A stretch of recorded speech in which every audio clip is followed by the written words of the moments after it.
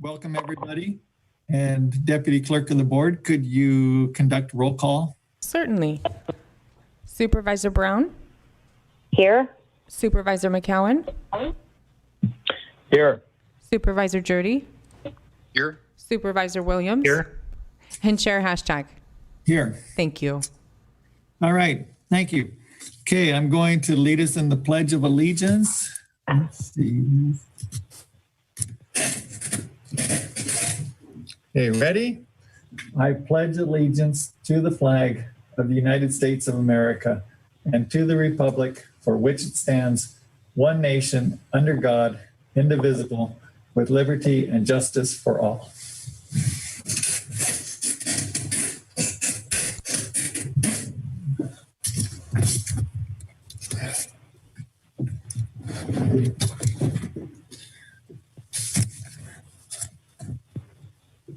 All right, I'm going to announce that in order to speak via telecomment, one must submit a speaker form online before 8 a.m. the day of the meeting. The link to the telecomment request forms can be found on both the first and last pages of the meeting agenda and on the Board of Supervisors website under Agenda and Minutes and Public Engagement. If you have submitted a telecomment request for either public expression or consent calendar, please call in now. Right. So with that, we're going to start the meeting. I just like to say for the supervisors, I'm going to try to go as best I can in order of calling on you when we're discussing an item so that we can include everyone and make sure it's orderly. It's a little more, it's difficult for me when I can't see all the supervisors, so I'll just go in order for those kind of comments. Okay, so agenda item number 3 is public expression. So we have one person who's called in for public expression. Do we have Christine Poremski Rodriguez on the line? No, Chair Hashtag, we do not. Okay. Okay, so then we will move on to agenda item number 4, which is the consent calendar. Deputy Clerk, has proper notice been established? Yes, proper notice has been established. Okay, so items 4H and 5H have been withdrawn at the request of the department. Okay, we're also, Supervisor Brown wanted to pull item 4E. Okay, so we will do that. And Supervisor McCowan wanted to pull item 4AA. And so we will do that, and we will hear that one later in the day. All right. We will go to item 4E. Supervisor Brown. Yes, Mr. Chair, thank you. And Supervisor Williams and I have sponsored this proclamation, and I believe Supervisor Williams is going to read it into the record. I would be happy to. Chair Hashtag, may I? Yes, go ahead, Supervisor Williams. Proclamation of the Mendocino County Board of Supervisors recognizing Glenn McGorty. Whereas Glenn McGorty has worked as the University of California Cooperative Extension Wine Growing and Plant Science Advisor since September 1987 to the present in Mendocino County. As an educator and applied researcher, he has conducted programs in wine grapes, nursery crops, landscape, vegetables, and specialty crops throughout his 33 years of service. And whereas during his tenure, Mr. McGorty was the Mendocino County UCCE Director from June 1993 to October 1997, and again served July 2017 to present. As the director, he was responsible for developing and administering budgets, spearheading community relations, managing staff, representing his office at Mendocino County Department Heads meetings and UCCE County Director meetings. And whereas he was co-founder and steering committee member of the Mendocino Bounty Showcase of local agricultural products, wine, value-added products, and food cuisine from 1989 to 1994. A founding board member and grant writer for the Mendocino County Promotional Alliance, 1996 to 2000. serves as the Technical Advisory Committee for the Ukiah Valley Basin Groundwater Sustainability Agency from 2018 to present, is a member and technical crop advisor on agronomics issues for the Mendocino County Industrial Hemp Stakeholders Group, 2019 to present. And whereas Mr. McGordy achieved recognition as a university lecturer both nationally and internationally, has been honored with numerous awards throughout his career, and as a county resident has volunteered his time to public service in the community, with the most notable being the Ukiah Unified School District Board of Trustees. He is a county farmer growing walnuts, olives, and wine grapes organically on his Spirit Canyon Ranch. And whereas Mr. McGordy has announced he will be retiring on July 1st, 2020, from his distinguished professional career serving Mendocino County as an agricultural advisor with the University of California Cooperative Extension. Now, therefore, be it resolved that the Board of Supervisors of the County of Mendocino hereby recognizes the dedicated work and service provided by Glenn McGordy and wishes him the very best in his retirement. Dated June 23rd, 2020, signed by Chair John Haschak. Supervisor Brown, would you like to add anything to that? Yes, I would. I've worked with him since 1986, different roles in my professional career. I've always enjoyed working with him, and I want to congratulate him on his service, professional service, and as the proclamation said, wish him his best in retirement. And I believe he is with us, so the clerk may want to bring him in. And I believe there's other speakers as well. Right. Good morning. Can you hear me? Yes, Mr. McGordy. Well, thank you, honorable board members. All I can tell you is that those 33 years went by extremely fast. And I have always told everybody I have the best job in the University of California, and I live in the prettiest part of the state. And I have the most interesting clientele and colleagues and people to interact with.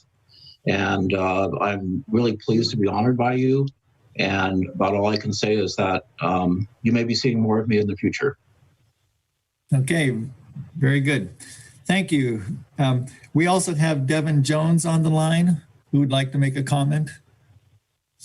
Yes, hi, good morning. This is Devin Jones with Mendocino County Farm Bureau, and just wanted to say thank you to Supervisors Williams and Brown for bringing this forward this morning to recognize Glenn McGordy. I won't reiterate, but just the fact that Farm Bureau appreciates the 30 plus years that Glenn has committed to the local viticulture industry and agriculture as a whole in Mendocino County, and we wish him the best of luck as he moves forward with his retirement. So thank you so much.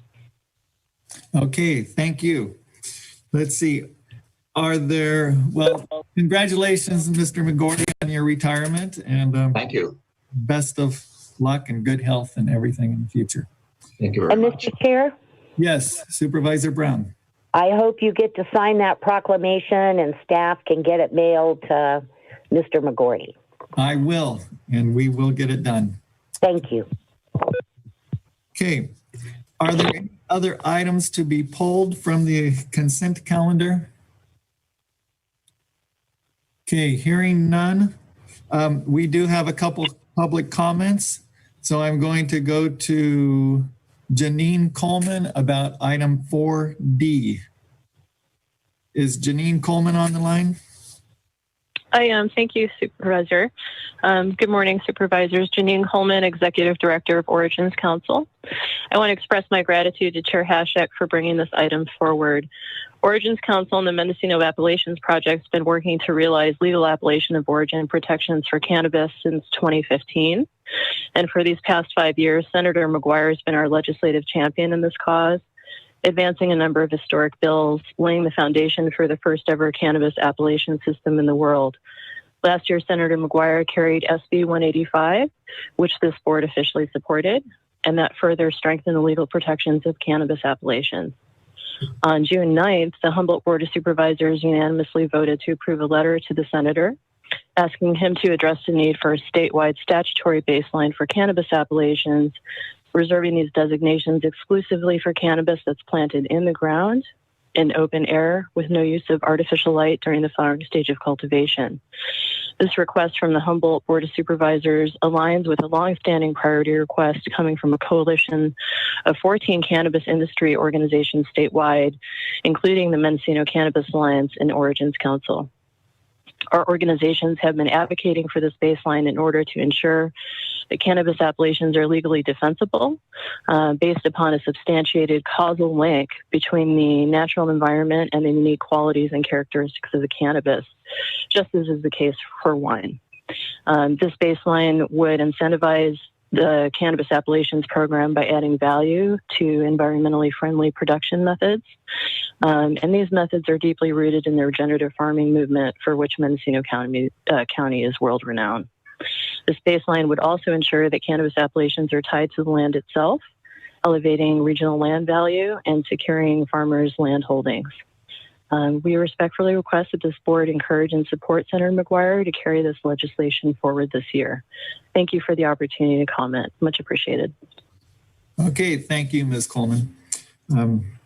All right, so hearing no other items pulled from the agenda, is there a motion? I'll move approval, Mr. Chair. Second. And it's been moved. I do have a comment on one item after we vote. Well, maybe before. Mr. Chair? Yes, Supervisor Brown.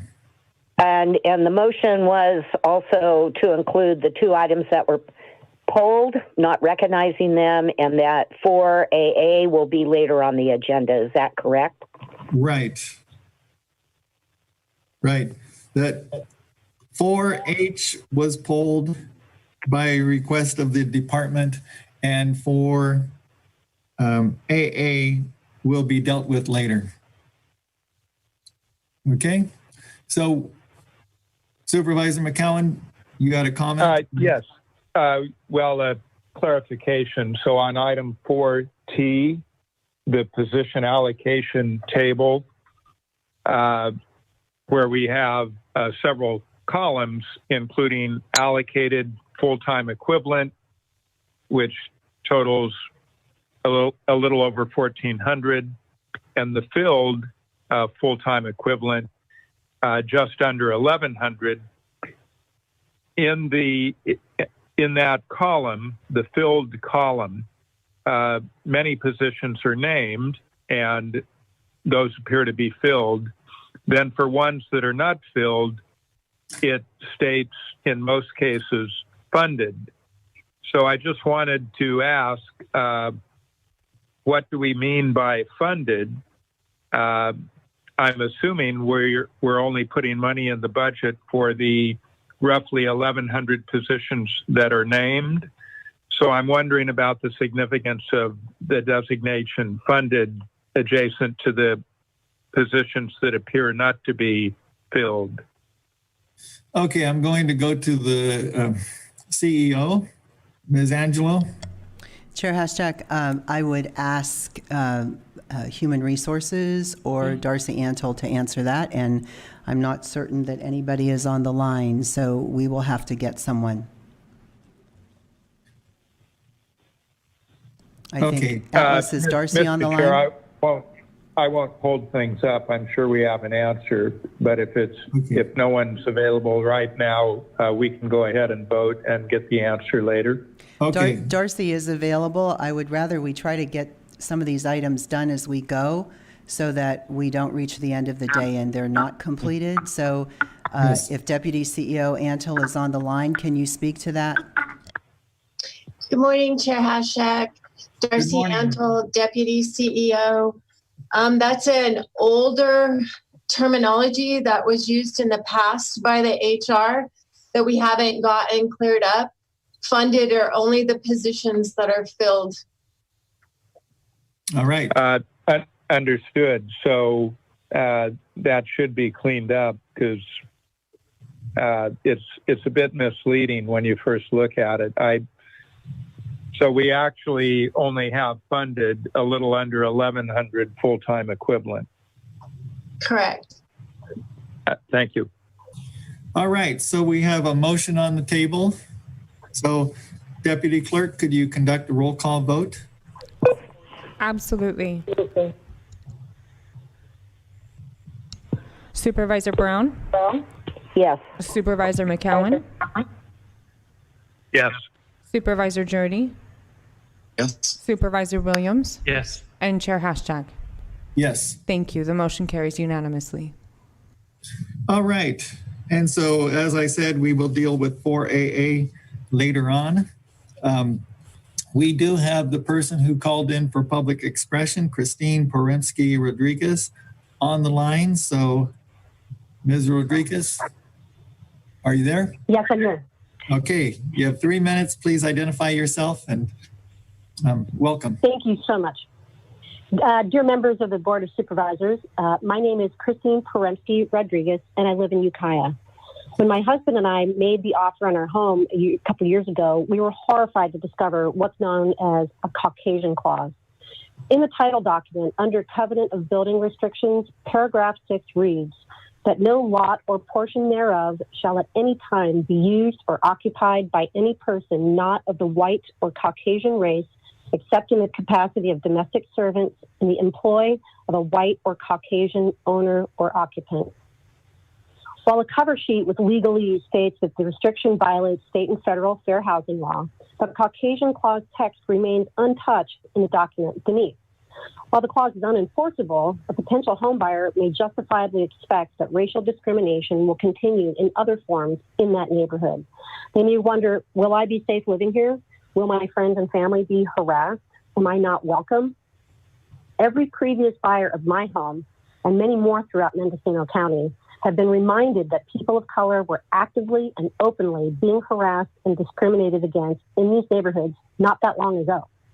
Seeing that hurtful language even today encourages people of color to walk away from the deal and go elsewhere. And this is exactly how that paragraph was always intended to work. My husband and I are taking steps to strike out the Caucasian clause in our title document, literally cross it out with a pen and file the new document in its place in accordance with California section 12956.2. While it's deeply satisfying to know that future buyers of my own house will see that this clause has not just been nullified by a faraway government entity, but specifically rejected by the seller, it's also disturbing to know that mine is just one property of many. Today, I cannot imagine the Board of Supervisors asking the Mendocino County Recorder to add a paragraph to home documents that would remind buyers of Mendocino County's history of segregated neighborhoods. But I can imagine the board asking to remove such a paragraph. What can we do as a county to address the systemic racism that is literally in our backyards? How do we firmly reject the sins of the past and communicate unequivocally that discrimination is neither tolerated nor celebrated, and that people of color are welcome here? If you'd like to hear more about my story, I invite you to listen to my June 19th interview on KZYX Radio, or read the story Caucasian Clauses in the Commonplace Journal. Thank you for your time. I love Mendocino County and look forward to seeing what we can achieve together. All right. I have a question. Thank you very much for bringing that up. Supervisor Williams. Yeah, if the caller is still on, can you tell us what year the Caucasian clause was added to the title of your property? Yes, it was added in 1949. Thank you. Okay. All right. And again, I appreciate that. Okay. Thank you. We're moving on to agenda item 6B. And since I was a co-sponsor of this item, I'm going to hand the gavel over to Supervisor Vice Chair Jurdy. Okay, thank you, Chair. So agenda item 6B is discussion and possible action, including direction to County Council to draft necessary framework, including preparation of a resolution and ordinance to establish Citizens Advisory Committee for law enforcement oversight and present said framework to the Board of Supervisors within 30 days. Sponsors are Supervisors Hashak and Williams, And at the outset, I'd like to say that I'd like to first have the introduction of the item from Supervisors Williams and Hashak. And then if we have the affected county departments, I'd like to hear from them and then go to board questions and public comment, et cetera.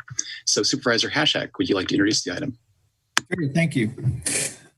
I have the utmost respect for our sheriff and the men and women who work in the sheriff's department. These are fine public servants, giving of themselves to ensure the safety of our communities.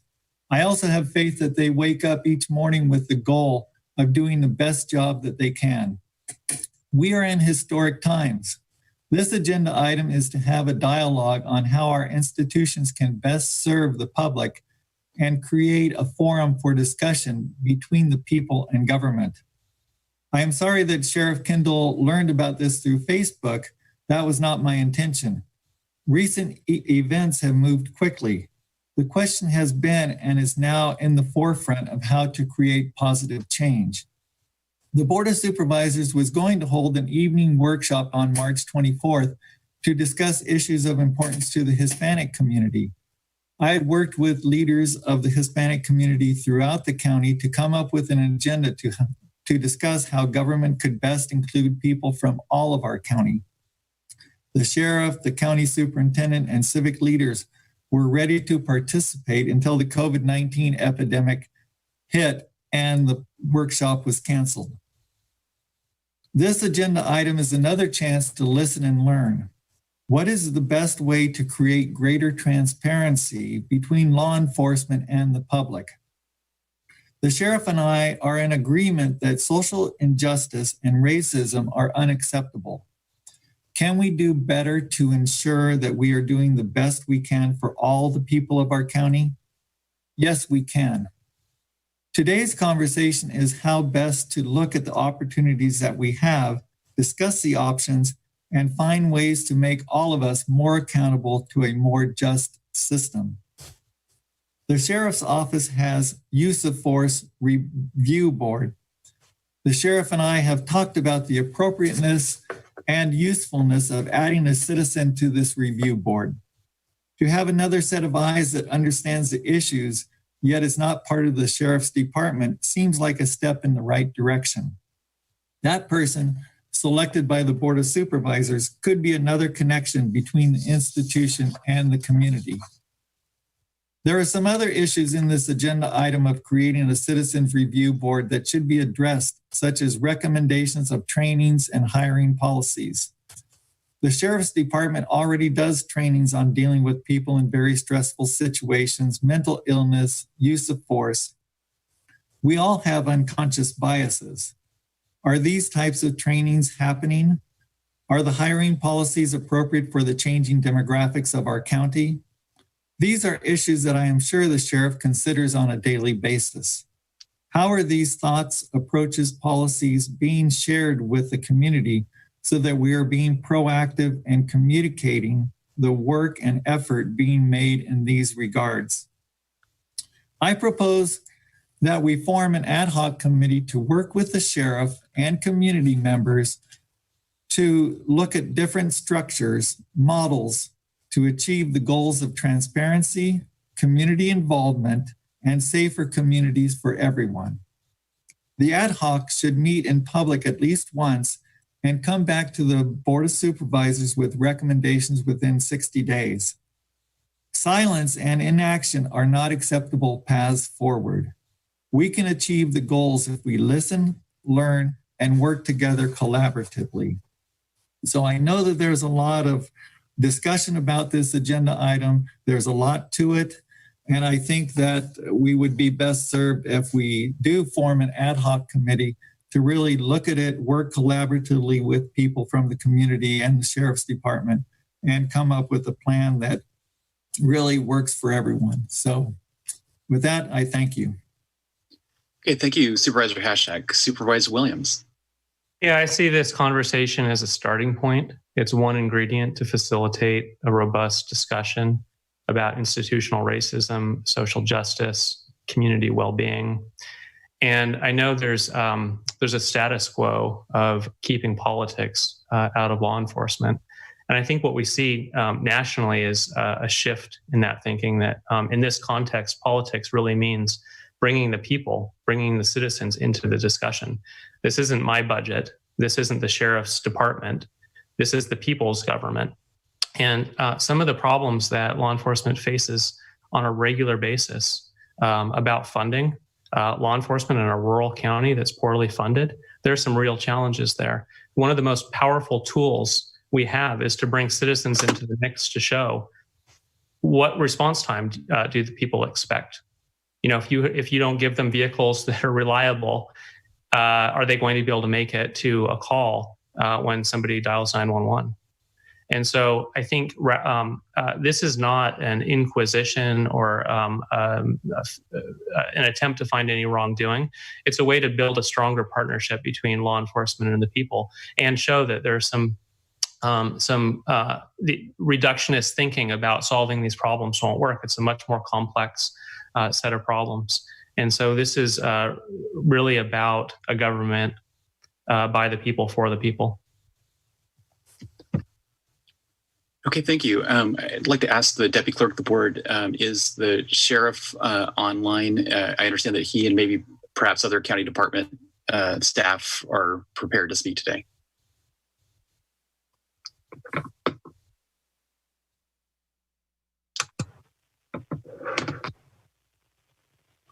Sheriff Kendall, are you on the line? Through the chair, yes. Supervisor Journey, I am online. Thank you.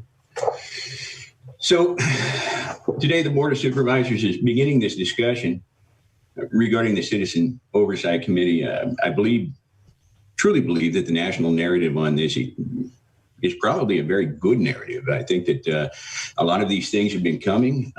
We've been working extremely hard over the last several years on several pieces of legislation that deal directly with transparency in policing. And all of these things have been very good for our communities and for the Sheriff's Office. The various Senate bills that came into play just last year took some of the vacuum out of the things that we do here. And let's face it, if we have a complaint on a deputy, a police chief has a complaint on an officer, up until this time, we haven't been able to show the work that we have done to be able to correct these things. And that vacuum, whether we like it or not, is going to be filled by what people believe based on what their thoughts and their experiences are. I hope everyone understands that I am absolutely not happy with the release of this on Facebook before anybody spoke with me. The matter that was presented was not in the spirit of collaboration with any transparency. It's easy to speak about transparency. It's another thing to actually exercise it. I don't agree with the proposed ordinance. It is a carbon copy of what they have in Sonoma County, which became antiquated in July of 2019. And I don't believe that it covers anything outside of the Sheriff's Office. If we heard from the caller a moment ago regarding the Caucasian clause. If this is truly a systemic issue, then are we going to also look at 100% of our county departments? Anybody who serves the public. I think that we should probably begin looking at it as a whole. Now, I heard Ms. Tognoli speak at the board, and then I heard her speak on KZYX radio. I immediately invited her to come sit down with me at the Sheriff's Office. And I can tell you that the moment she walked in the door, she walked in and basically said, I'm not here to complain about your deputies. I think you're doing a good job. I am here to help you to accomplish whatever you need done.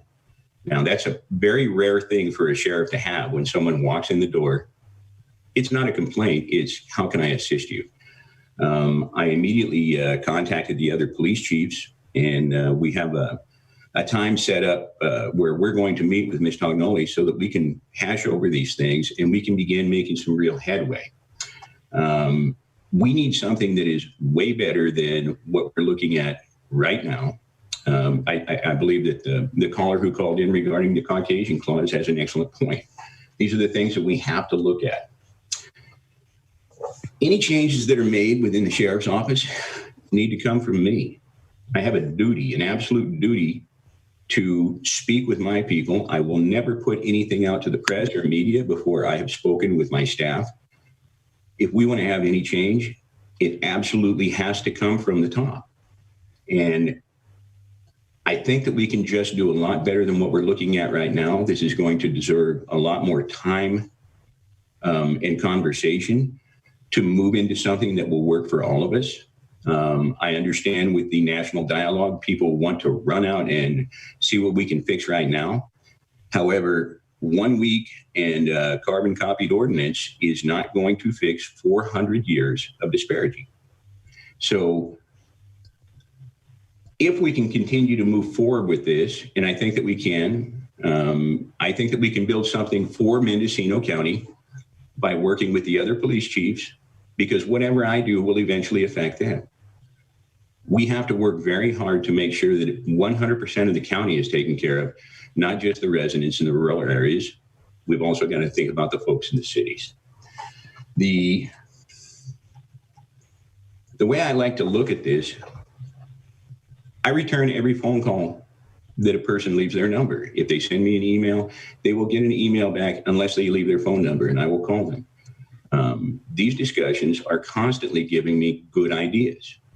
And the more collaboration that we have with the community, I think the better off we are going to be. However, that being said, when we have a plane crash, we don't invite people who are not experts in investigating plane crashes. The fact of the matter is, whoever we are working with on this needs to receive training so that they understand the subtle differences in laws. There are still things that I speak with our district attorney about, and he finds a lot of subtle differences. We have to be extremely concerned about that, because we don't look at these things and we violate rights. And whether we're violating the rights of the citizens or we're violating the rights of deputies, these are all still our people. So I think it's important that we come at this with eyes wide open, work together, and find something that will work truly for our county. I like to say, when it's raining in Los Angeles, I don't bust out my umbrella here. Thank you. Okay, thank you. I see the district attorney, David Eiser's also on the call. Do you have anything to share with the board and the public? I think you're muted. Can you hear me now? Yes, we can. Thank you. And thank you for this opportunity to address this. I want to be upfront about a couple things. First of all, racism has no place in Mendocino County in any way, shape, or form. What I'm concerned about in that regard, though, is that the board's processes should be deliberative and not be legislated from the evening news. So I think as we talk about this, you talk about citizens' involvement, I think you're overlooking some things. We have subject matter experts, the sheriff being one of the top ones in the criminal law area. If you have concerns, rather than posing a panel or the likes, why don't you ask him to respond in writing to what your concerns are? There's the 8 Can't Wait program that's out there. Why don't you ask him to address those 8 things? And then if you're not sure about what's presented, you have another citizen's input called the grand jury. You ask the grand jury. They're about to come into session starting on July 1st. That is nothing but citizens from all districts of this county that get together and provide public reports on what is right and what is wrong. In my memory, has there been examples of racism in Mendocino County? Of course. Deshaun Davis was shot by a man over in East Ukiah. In my professional opinion, that had elements of racism all over it. Mr. Ryan was 62 at the time, I believe, and is serving 21 years in state prison. When it comes to police officers, I recall that probably I think it was probably 1991, a Ukiah police officer by the name of David Richard was rolling drunk Hispanic men. I think what people don't understand is law enforcement does not tolerate bad cops. And so that case was fully investigated. by Ukiah Police Department, and with the help of undercover agents from the Department of Justice, he was convicted and he was put away. So I guess my question is that I've heard some supervisors say that they want to make decisions based on available data. And so I would like to have the data points that are underlying the local data points that are underlying this discussion from Chair Hashak and Supervisor Williams. Provide me your data points so I can review those in the context of my information, because I have a very full database on all law enforcement actions in this county. And so I can either confirm or show conflict in those data points. If we're going to make decisions based on verifiable data, then I want to know what that data is, and let's have a discussion. Also, the sheriff should have an ability to discuss that also. I just think that it's, we have to be careful. Well, it's always proper to have this discussion. I see no reason why we should not be having discussions about racism. But I think we have to also let the sheriff have an opportunity to address your concerns at the outset and not put in a bureaucracy before you are either satisfied or not satisfied with his answers. So I thank you for the opportunity to address the board and speak to the public on this. Thank you very much. Okay, I'd like to go to board member questions since we have both the sheriff and the DA on right now. Mr. Vice Chair? Yes, go ahead, Supervisor Brown. I have no questions, but I do have a statement about this agenda item when it's appropriate. Okay. Supervisor McCowan, do you have any questions for either the district attorney or the sheriff? Thank you, Mr. Vice Chair. Actually, I'd rather hear Supervisor Brown's statement first, if we could, if it's appropriate. Okay, sure. Supervisor Brown, would you like to give your statement now? Well, sure. I believe strongly that as a nation, we do need to examine and address racial prejudice at all levels in our country. It does not end there, because other prejudice do exist throughout our society. Religion, gender, and the list goes on.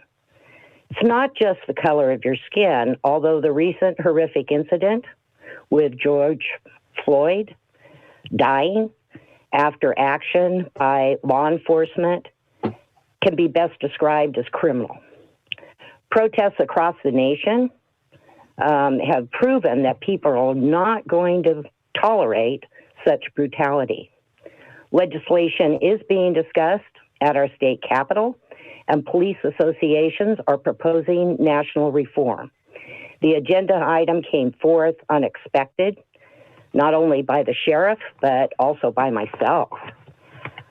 Furthermore, this agenda item is a slap in the face, a punch in the gut, or perhaps is better described as an action as was taken with the hold on George Floyd on the men and women of our county law enforcement.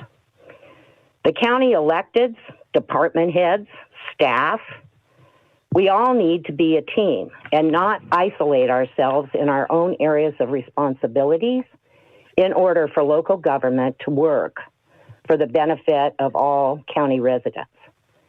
This county supervisor will not support this agenda item or even try to find some common ground on the proposed action. I do not believe there is an issue to be addressed.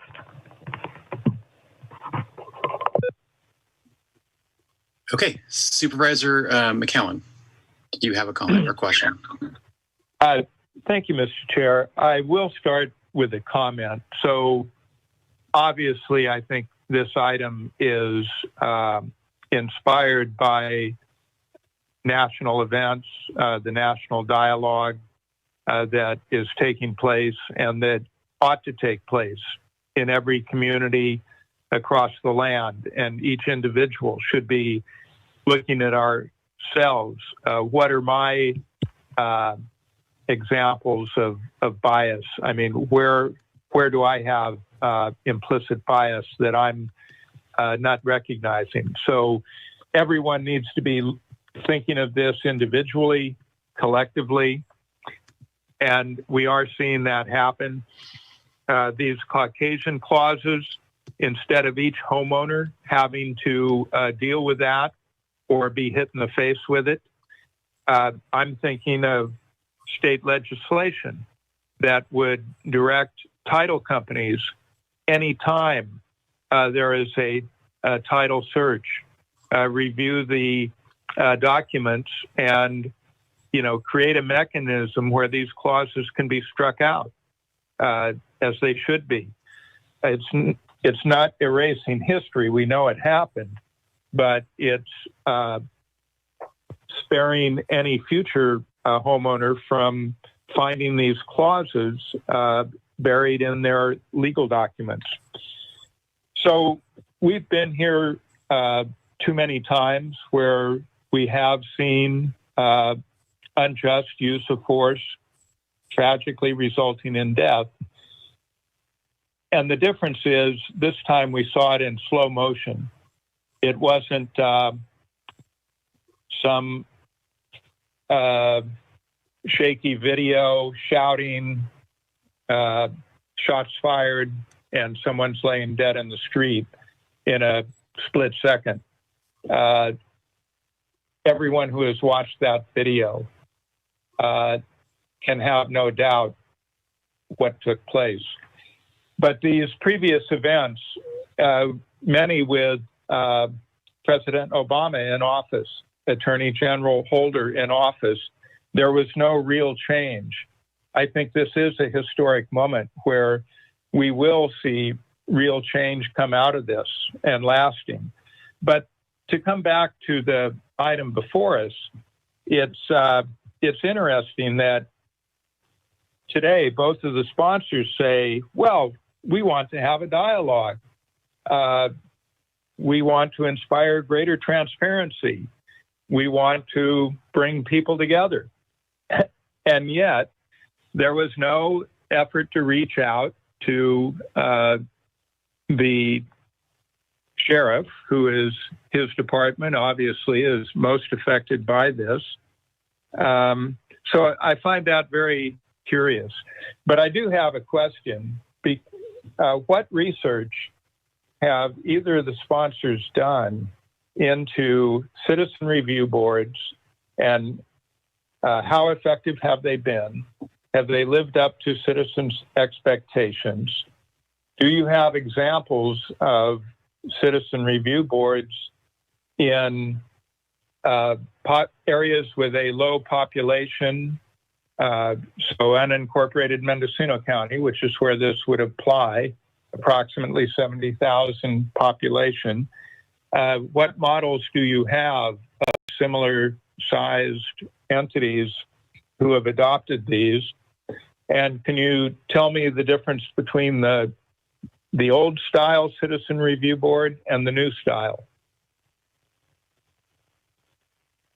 Okay, so that's directed at either Supervisor Hashak or Williams, if you would like to respond. Yeah, so there are a number of questions there. I see this as a composite, not an answer to strictly to recent national events. This is a culture change. The data is the people coming forward. We have citizens in large numbers asking us for change, that they want more engagement in the process, to remove division, to mitigate us versus them. And I think that's a powerful tool, bringing people into the process. The idea of using the grand jury, you're not going to have, I mean, we didn't mitigate a $5 million settlement over actions at the jail with the grand jury. The grand jury typically comes in when there's already a problem, when there's something in the spotlight to address. The idea of this committee is to mitigate future problems. It's a fiscally conservative move besides being socially responsible. It's about being preemptive and proactive about looking at the problems that we face in the justice system, in everyday law enforcement, and how can we mitigate those with the funds that we have. And I think that the sheriff is absolutely right about changes coming from the top. And in drafting this item, I want to read, there were 6 points enumerated. And I think these are really important because they've been overlooked in a lot of conversation leading up to this item. And I've stepped back because I wanted to wait to have this conversation today as a full board, not in other venues. And those items are: 1, this committee would not have the authority to change decisions made by the sheriff's office. 2, would not have the authority to decide policies for the sheriff's office. 3, would not impose discipline on any sheriff employee for any reason, would not conduct its own investigations, would not interfere with the performance of the sheriff's office, and would not compel by subpoena the production of any document or witness related to the sheriff's office investigation. The idea is exactly as the sheriff stated, that he is elected to serve in a capacity of setting policy and ensuring that we have law enforcement free of the bias of politics. That said, I think bringing people into the mix is a way to bridge division that exists in a way that the grand jury has not been successful at addressing. And I'd just like to add to that is that Sheriff Kendall and I did have a talk about the use of force board. And I think that there was some positive ideas coming out of that. And we've also had subsequent talks about like the public safety committee that they have functioning in Fort Bragg. And so there's a lot of good models out there. I don't think Supervisor Williams or I are tied to, the Sonoma County model or anything. We're trying to get this conversation started. And, I look forward to continuing the conversation, but certainly, no action is not really viable in this day and age. And I think that if we get together, we can work collaboratively and find something that will work for Mendocino County. And Chair, if I may add one additional comment. In the past, I've brought items that have been rather vague. And I know there's been some pushback from other supervisors, including Supervisor McCowan. So the idea of including a draft ordinance and draft resolution here was to give a little bit more of concrete indication of where this may be headed. But if you look at the action, this is not a first reading. The attached ordinance and resolution are supporting documents to convey a possible direction we could take this. The action is to work with council and stakeholders over the next month or so to perfect the idea, to come up with a model that is appropriate for Mendocino County. And so there isn't any intention to leave stakeholders out of the conversation. The goal was to first get board approval to begin working in this direction. We didn't want to have county council spend resources working in a direction that wasn't in alignment with board support. And so this is a very early conversation starter. Do we have a board majority that's in favor of continuing the discussion? Mr. Vice Chair. Go ahead. Well, I don't believe I heard an answer to any of my questions, so maybe I'll try them one at a time if I may. Do either of you have examples of areas with a population similar to Mendocino County where they have a police review board or advisory committee, and how successful has it been? So Supervisor McCowan, I really don't want to debate. I want to debate whether we should go in the direction of more citizen engagement rather than picking apart one particular fine point to, as an overarching example of what could work or what couldn't work. I just don't think makes sense. I think what's on the table today is we have a lot of citizens from around the county, from all districts, asking for more engagement. And they recognize that there's change nationwide. Some of that change is related to problems that we do not have in this county day to day that are very rare. But we have other problems. We have deputies who were difficult to retain due to the disparity in salaries compared to our region. And yes, we finally addressed that. And hopefully we do see more retention now and we can attract talent. But that's a conversation that could have happened much sooner with a citizens group. And a citizens committee looking at law enforcement would recognize it's very hard for the sheriff's office to retain people if we're paying far below market rate. And so I don't want you to see this as going after a problem that we don't have. This is this is a proposal for an ingredient that would better facilitate citizen engagement and attack problems early on.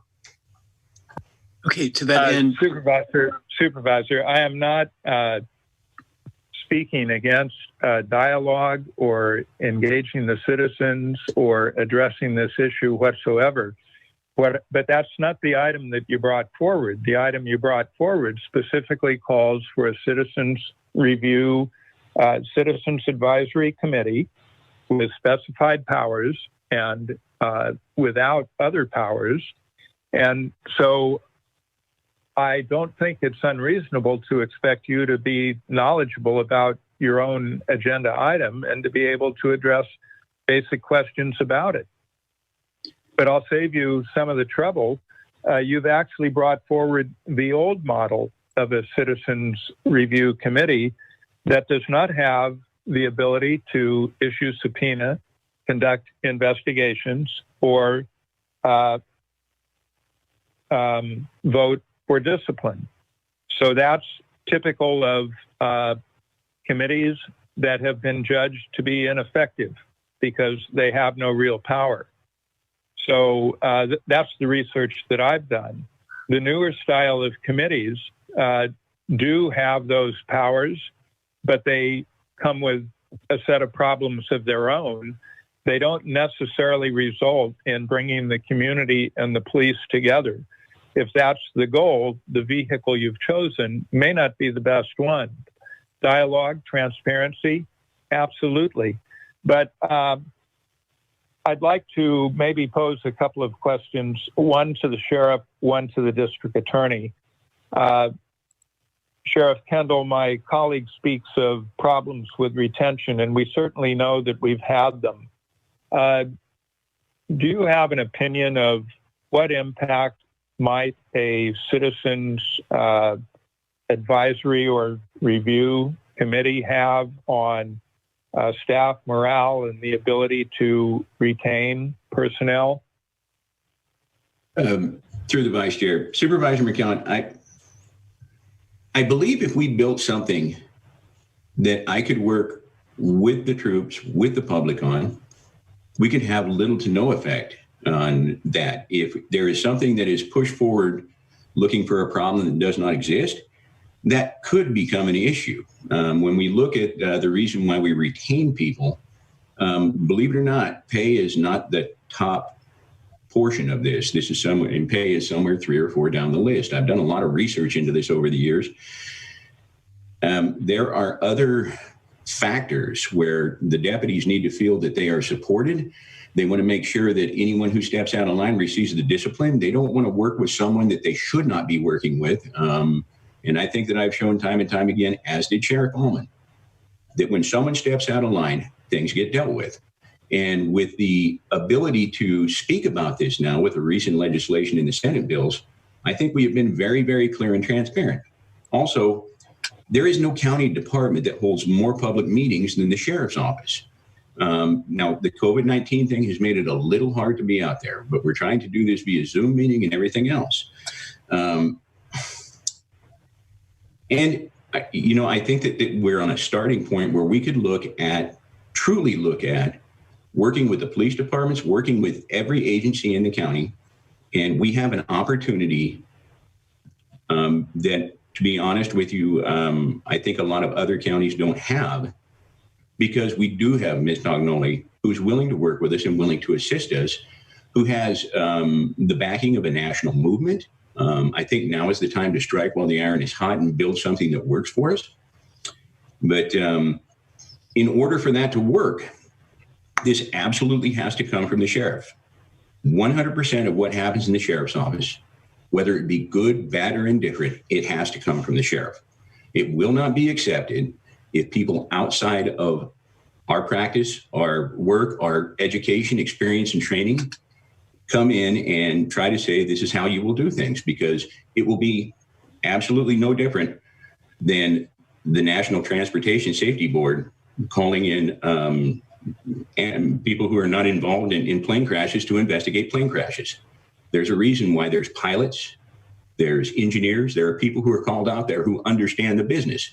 They don't go out and call out hairdressers and bartenders because, let's face it, if these deputies don't feel like they're being judged by true professionals, they won't accept it.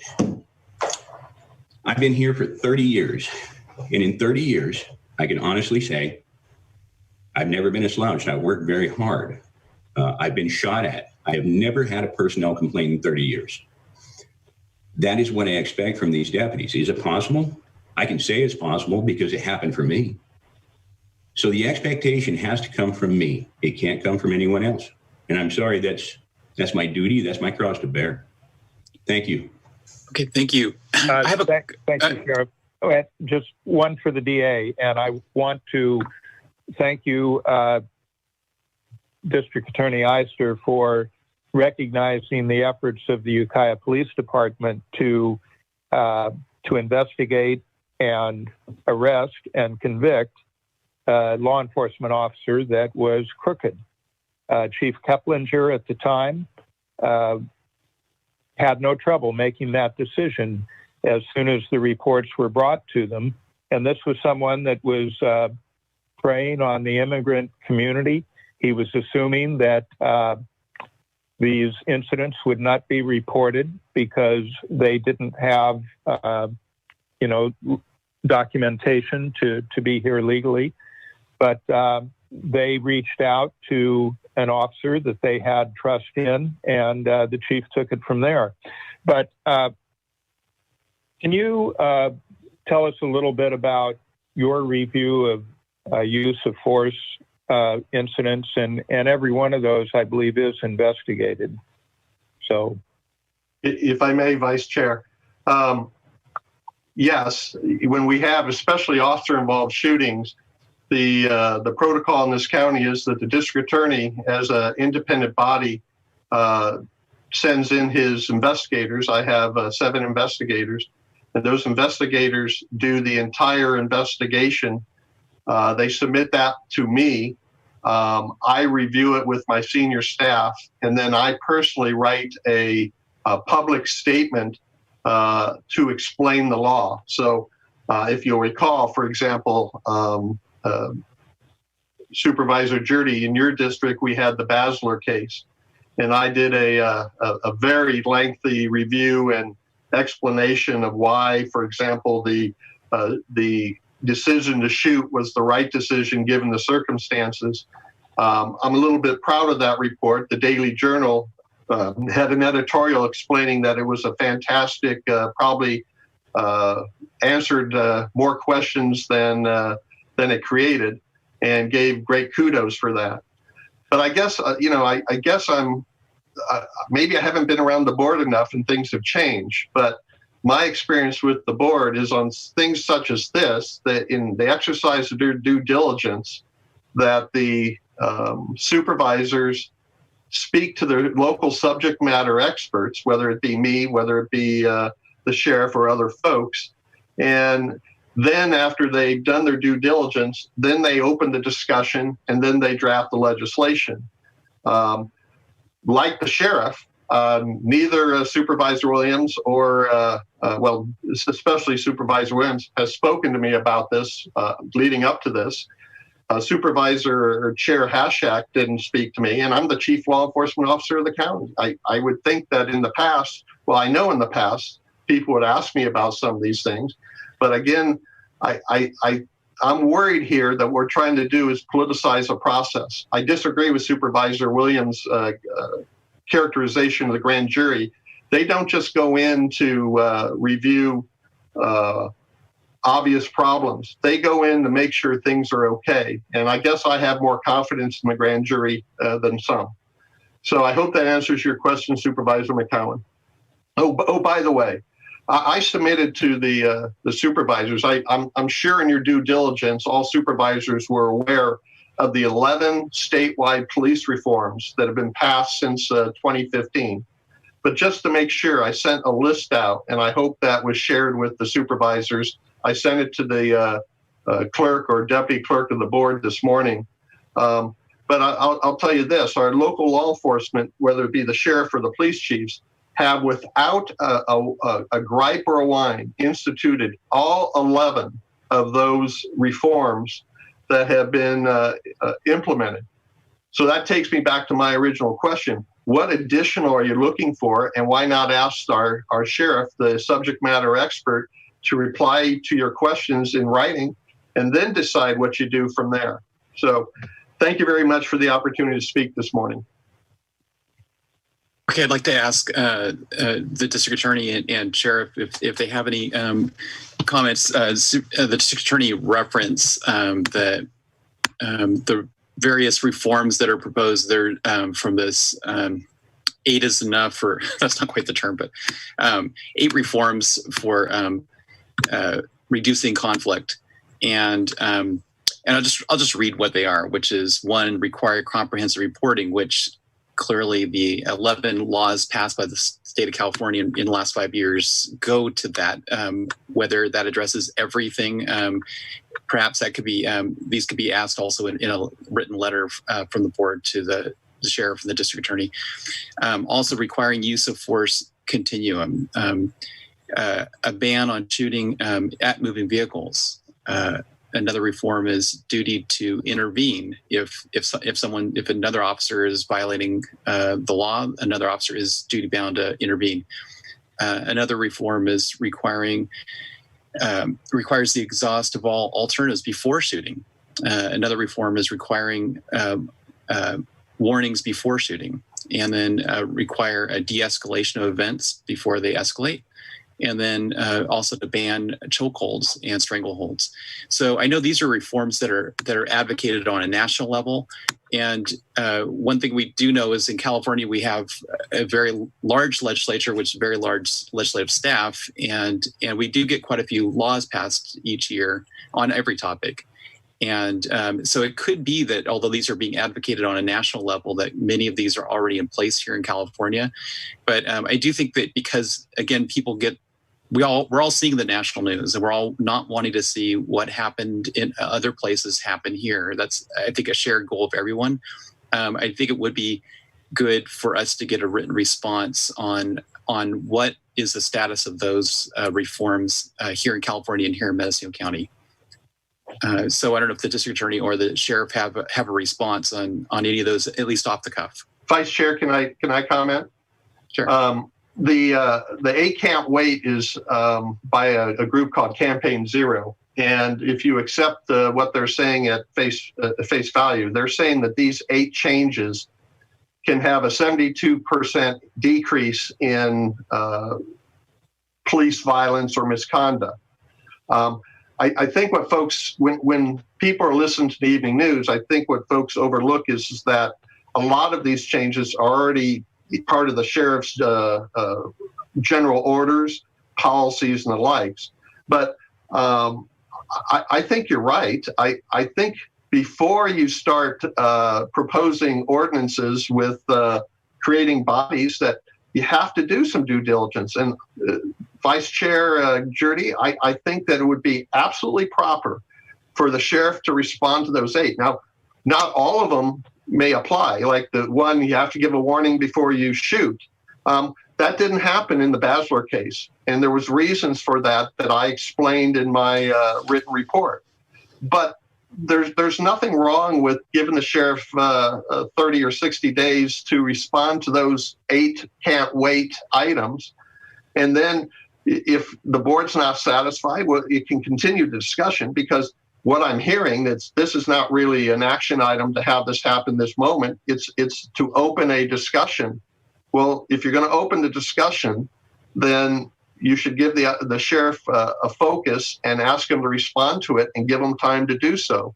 I think you'll be surprised that what happens in other parts of the country doesn't happen here because, one, we're different, we're more transparent. We have a sheriff that gets out and actually talks to the people. He has people, just think about going in to make an appointment to see the sheriff in the big cities. You don't see the sheriff, you talk to an underling. Around here, you get to talk to me, you get to talk to the sheriff. So give him a chance to respond. If it's a dialogue, let's open the dialogue and let him write that. And shoot, I'll help him on it. I have no problem with it. He doesn't need my help. He's very competent. But I agree with you, Supervisor Jurdy, that wouldn't be a bad starting spot. Okay. Mr. Vice Chair, if I may speak for a moment, please. Go ahead. And sure. This conversation is getting a little long in the tooth. However, I've received numerous emails on the 8 Can't Wait. Most of them very good people, some concerned people. However, they are not coming from Mendocino County, at least not many of them. I've been referred to as Commissioner Kendall, as Mayor Kendall. I'm not sure where these folks are, nor do they realize that perhaps California is quite a bit ahead of most of these things. When I reviewed them, I spoke with the Chief of Police. Most of our policies have dealt with these things years ago. Now, I can put together a very nice presentation for you about what we're doing. The only thing that is changing right now is that the governor's office has removed training on the carotid restraint. And I think that is what's being referred to as a quote unquote chokehold. There's some issues with nomenclature there. Back in the 1950s and 60s, there was some type of a move called the chokehold. That is not what deputy sheriffs or modern policing has been using. I believe that they're speaking of the carotid restraint. De-escalation, we are taught de-escalation from the moment that we start, whether it be in the jail or on patrol, but de-escalation requires cooperation. And when I step out of my patrol vehicle and a man steps out with a gun and begins shooting at me, I don't have time to give him a warning. I don't have time to go through 15 steps in the use of force. If I attempted to do that, my wife wouldn't get to see me again. The other issue with this, these people who work for me are real live human beings.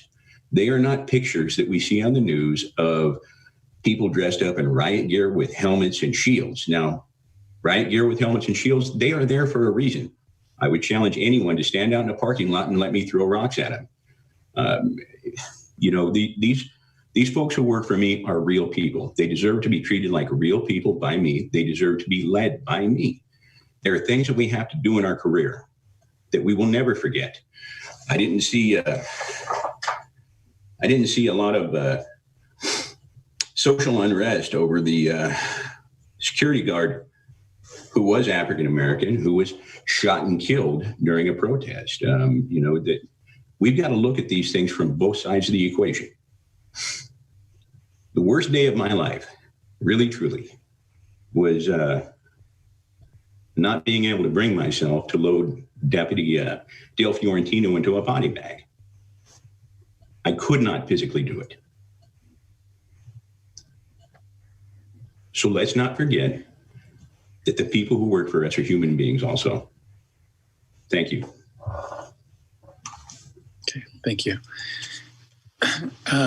If we don't have more questions from the board, we do need to open this up for public comment, and this might be a good time to do that. If so, Deputy Clerk of the board, do we? Mr. Chair, Yeah, I go might ahead. suggest that you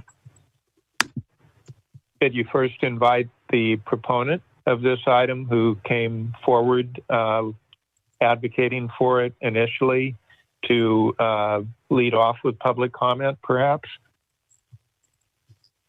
Sure, that would be Troil Tagnoli. And if she is on the line, could she speak first?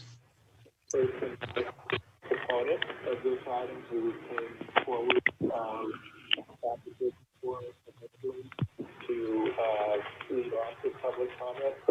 Hello? Yes, you're on. Oh, yes. Hi.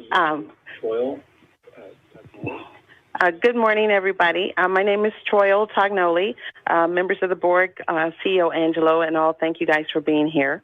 I'm calling in support of item 6B, the Citizens Advisory Committee. We demand that our policing agencies be thoroughly examined from top to bottom so that we may support them in the best way possible.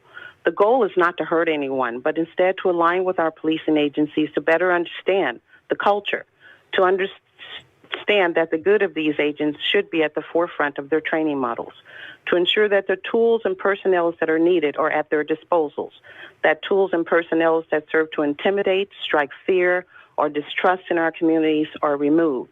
This alignment must have one common goal, a strong and unwavering commitment to transparency, for we all know the devil is in the details. Revamping our local policing agencies will be no easy task. We will be faced with a swell of resistance, opposition, and possible exodus. We must understand this, however, and we must still act. One cannot combat systemic racism and deny that policing is not at the top of that rung. We cannot either. We understand that many practices recently imposed on various departments like 8 Can't Wait is a great start, is not the finish. As a fact finder, I've heard little opposition from our local law enforcement community. Summarily, I've heard repeatedly the calls for help in addressing police cultures that have brought us to the forefront of this crisis by what we all witnessed, the tragic murder of George Floyd. Our little community is not immune to this witness tragedy. We need to move forward on this. Who knows the system better than those who are serving us? Let us support the source of our concerns, policing, with the targeted transparency tools we need. Let us not allow the conflict of how we get there prevent us from moving with the demands for change. We must move towards clear systemic change with all hands on deck, all boots on the ground. It's about accountability and evidence-based outcomes that we can all see and understand. Let's just get going on this. Let us work together in the development of crisis intervention tools and address the social ills that are plaguing our police departments. Mental health, drug addiction, poverty, wages, schools. Everybody calls the law. Let us work together in identifying legislation to revamp ProBar and Police Officers Association, giving the needed authority to those who need it the most, the chiefs and the people they serve. Let us work together in identifying officers who have been reinstated due to arbitration. In the words of the gardener, never let the weed go to seed. Let us work together in reviewing training practices, tools, and leadership, from the leadership with the top being the one who makes the decisions. Let us work together to resolve issues of inequity in hiring by grooming and accessing the diversity in our community. Let us work together in desegregating the local law enforcement data by race through a legitimate lens and evidence-based narratives. Review the outcomes and stop the disparities. We must support the examination of our law enforcement agencies. I ask that you do not let this moment go undone. Your legacy and the legacy of our community demands traction to this action that we can see and feel. I ask you today to support the ordinance. Okay, thank you. And the clerk of the board will be reminding speakers 30 seconds. They have 3 minutes. At 2 minutes and 30 seconds, the clerk of the board will be letting the speaker know that they have 30 seconds left, and then letting them know when their 3 minutes is up. The clerk of the board, we have a few other speakers on the list. Are any of them on the line? Yes, Atlas Pearson has the names. Next up to speak will be Fawnell Dale. Good morning, and thank you, members of the board. My name is Fawnell Dale, and I'm speaking today on behalf of the Deputy Sheriff's Association. The men and women of the DSA are dispatchers, patrol deputies, corrections deputies, investigators, and evidence technicians. Many of us were born and raised just a few miles from where we work. We are your neighbors. Mendocino County is our home. With this agenda item, I don't think it was your intent to marginalize or demoralize the men and women who serve our community. But Please consider that when an effort this significant is brought to the table with no discussion and no conversation to include all of the stakeholders, many DSA members who are people just like you feel that we have failed you. Ultimately, we feel the way in which this agenda item has been presented is serving to further divide our community and create an atmosphere of mistrust. So let's fix that. Please include us in the conversation. Our mission has always been and always will continue to be working in partnership with our community to keep Mendocino County safe. It is my hope that the Deputy Sheriff Association will be included in further discussion to continue and improve on this partnership. Thank you for your time. Thank you. And do we have another speaker? Yes, next up is going to be Beth Bosk. Hello, can you hear me? Yes, Beth, you will have 3 minutes. Thank you. Okay, Beth Boss from Albion, near tears, they're dripping out of my nose already. I'm looking at a screen that just a few moments ago had 5 white men, none of you under the age of 40.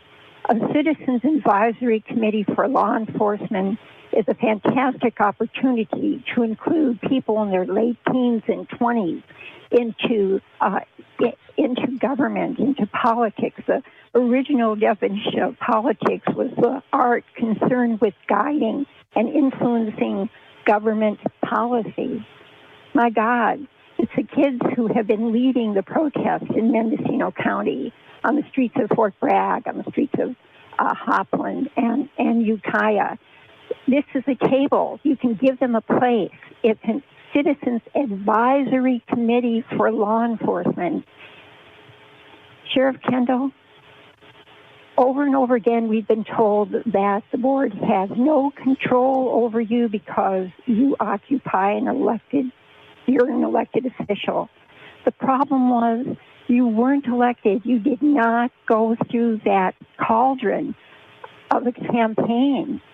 I mean, don't fear this. Please don't fear this. One-on-one contact with you has not been sufficient, is not sufficient. Allow a group of citizens,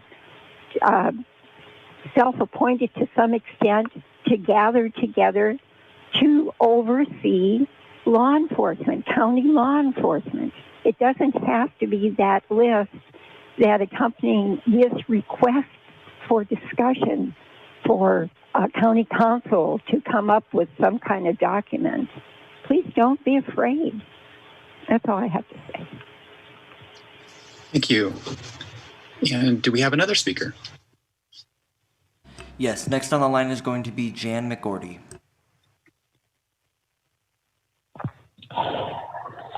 Greetings, supervisors and county staff. This is Jan McGordy. And in these challenging times of change and uncertainty, I'd like to acknowledge the dedication and perseverance of all of you who work to ensure the well-being of the people of Mendocino County. Racism is America's most challenging issue, and our future as a nation depends upon addressing it. So I applaud the discussion that is beginning here at this board meeting. That said, I am proud of the citizens who advocate for a police advisory committee and support this initiative wholeheartedly.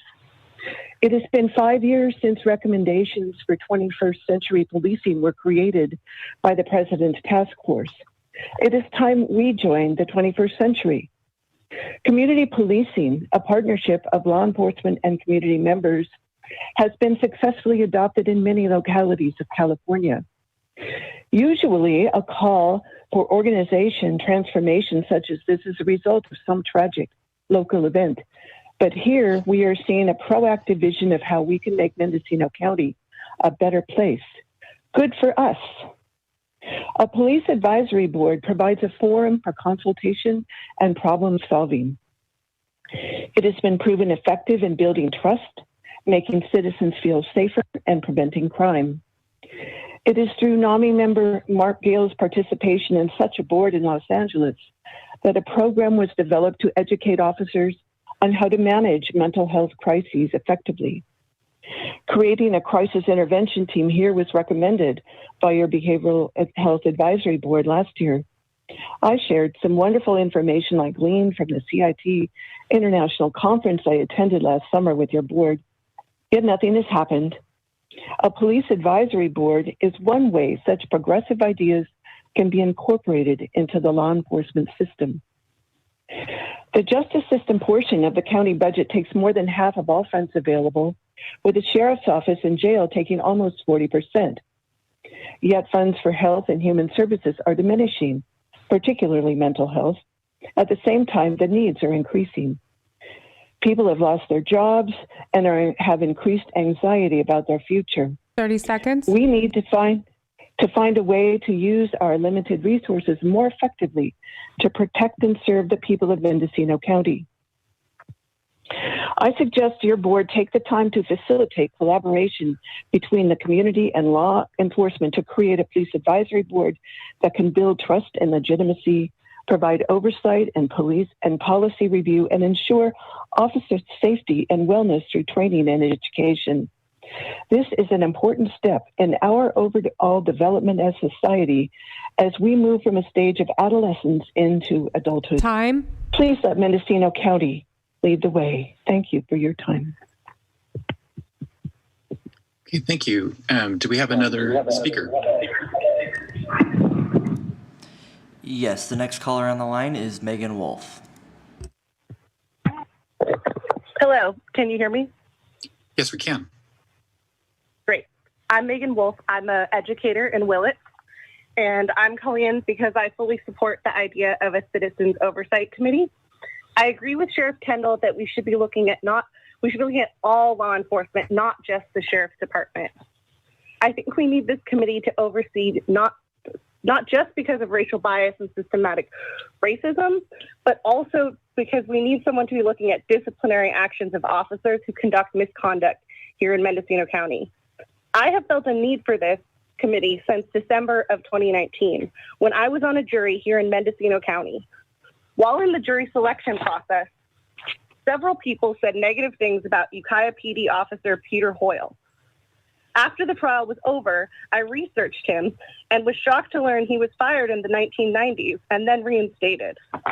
In 2010, he entered the wrong home in Willits during a drug raid, and he threw a woman on the ground using excessive force, causing her serious injury.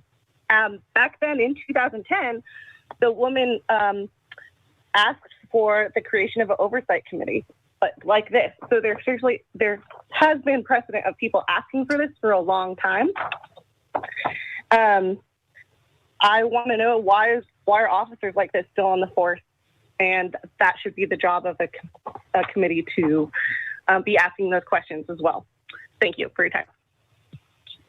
Thank you. Do we have another speaker? We have 3 more people signed up, but none of them are on the line. Okay. Supervisor Brown, are you trying to speak? Pardon? Oh, on Zoom, it looked like you were trying to speak, so I guess not. No. If we have no other speakers, I'd like to just sort of try to get us to focus on where it sounds to me like we do have a significant agreement among everybody who's spoken, and try to focus on moving forward on areas where we have agreement. I'm hearing Chair Hashak talk about future meetings with the sheriff and district attorney and other law enforcement to understand what are the options that could be developed by the sheriff, by the district attorney, by the board, by all parties together. And it sounds to me like there's a path forward in that. And based on public input, does either the sheriff or district attorney have any kind of final comments for board deliberation? I do, through my share. Go ahead. I believe that we've had some good legislation come down the pipe, and the reason why none of the police chiefs and myself have ever been opposed to any of these things is because it is helping us to serve better.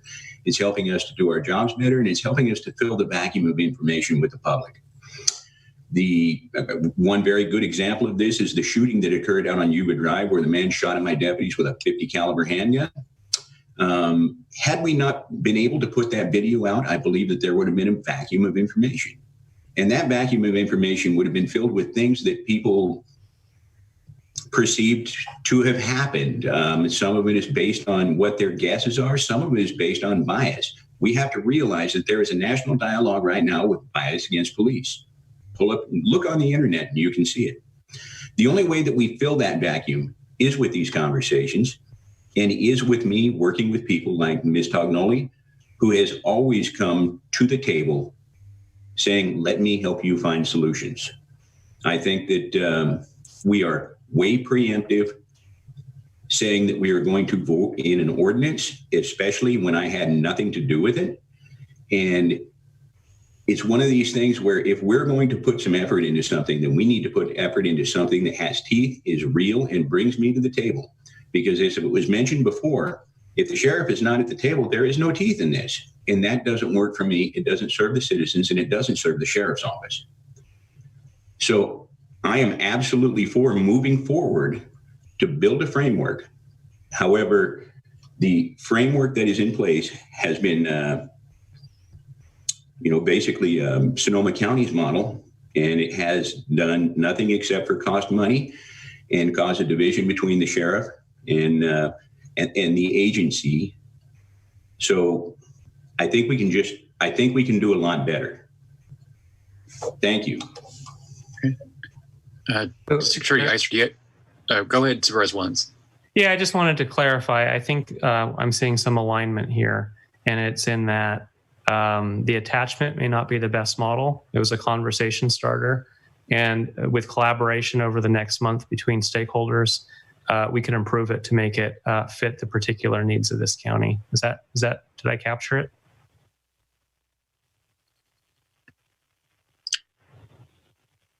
Well, I'm not going to speak for anybody but myself, but with COVID and all the extra responsibilities we have, 30 days might be a little bit tight for anybody on something as big as this.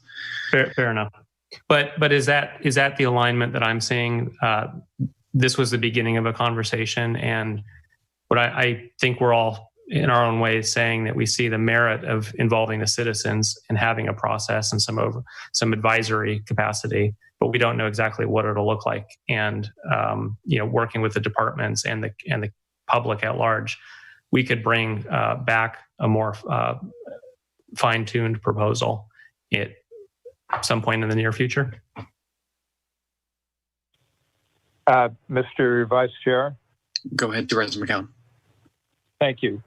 Well, I appreciate all the dialogue, and I appreciate your comments that I think there's a lot of commonality in what we're all saying. There's obviously areas in which we disagree. The proposal before us does not appear to have been well thought out. Another point that I think the sheriff actually made is the expense involved. Looking to the Sonoma County model and how that's played out, it has been expensive. It is expensive, and it hasn't necessarily had the results that people might be looking for. I'm concerned about this model. There's no financial analysis to go with it. We're going to hire a director. We're going to have a committee. Who's going to staff the committee? What are going to be all the expenses involved with that? We don't know. There's nothing to evaluate here. Another really important consideration, this review committee would only apply to the sheriff's office personnel and to the unincorporated area. We have no authority to impose this on other law enforcement jurisdictions in the county. So I think giving direction, as you've been suggesting, Mr. Chair, to have this come back and maybe 60 days is more appropriate, and see what the law enforcement agencies and the public, and possibly a couple of supervisors could come up with, holds more merit. I would actually move that we form an ad hoc committee of Supervisors Williams and Jurdy to work with Sheriff Kendall, other law enforcement agencies, and the public. And I specifically am thinking of Troy Tognoli, but I would not limit it to that if other people are identified that should be participating in the conversation, and see what sort of Mendocino model can be developed and report back in 60 days.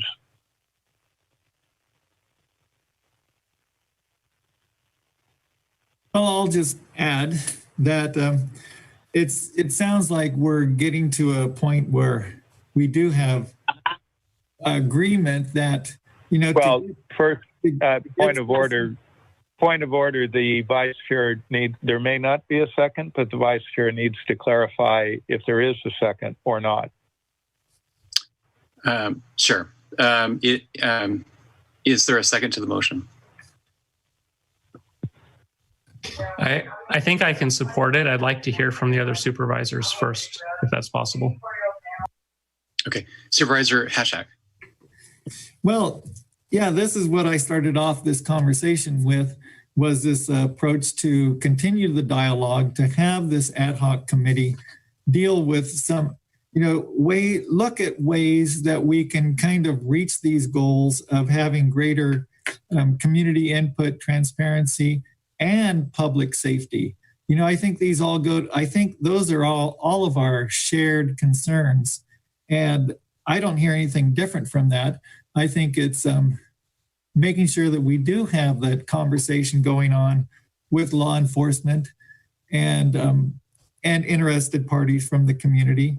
And so I'm certainly approving of the ad hoc committee, and I would certainly like to be part of it. So I think that it's a good way forward. And I appreciate the conversations I've had with Sheriff Kendall, and look forward to conversations with the DA Eister about this too. Mr. Chair, if I may inquire, just so we understand where we are procedurally, did Supervisor Williams second for discussion? I will second it for discussion.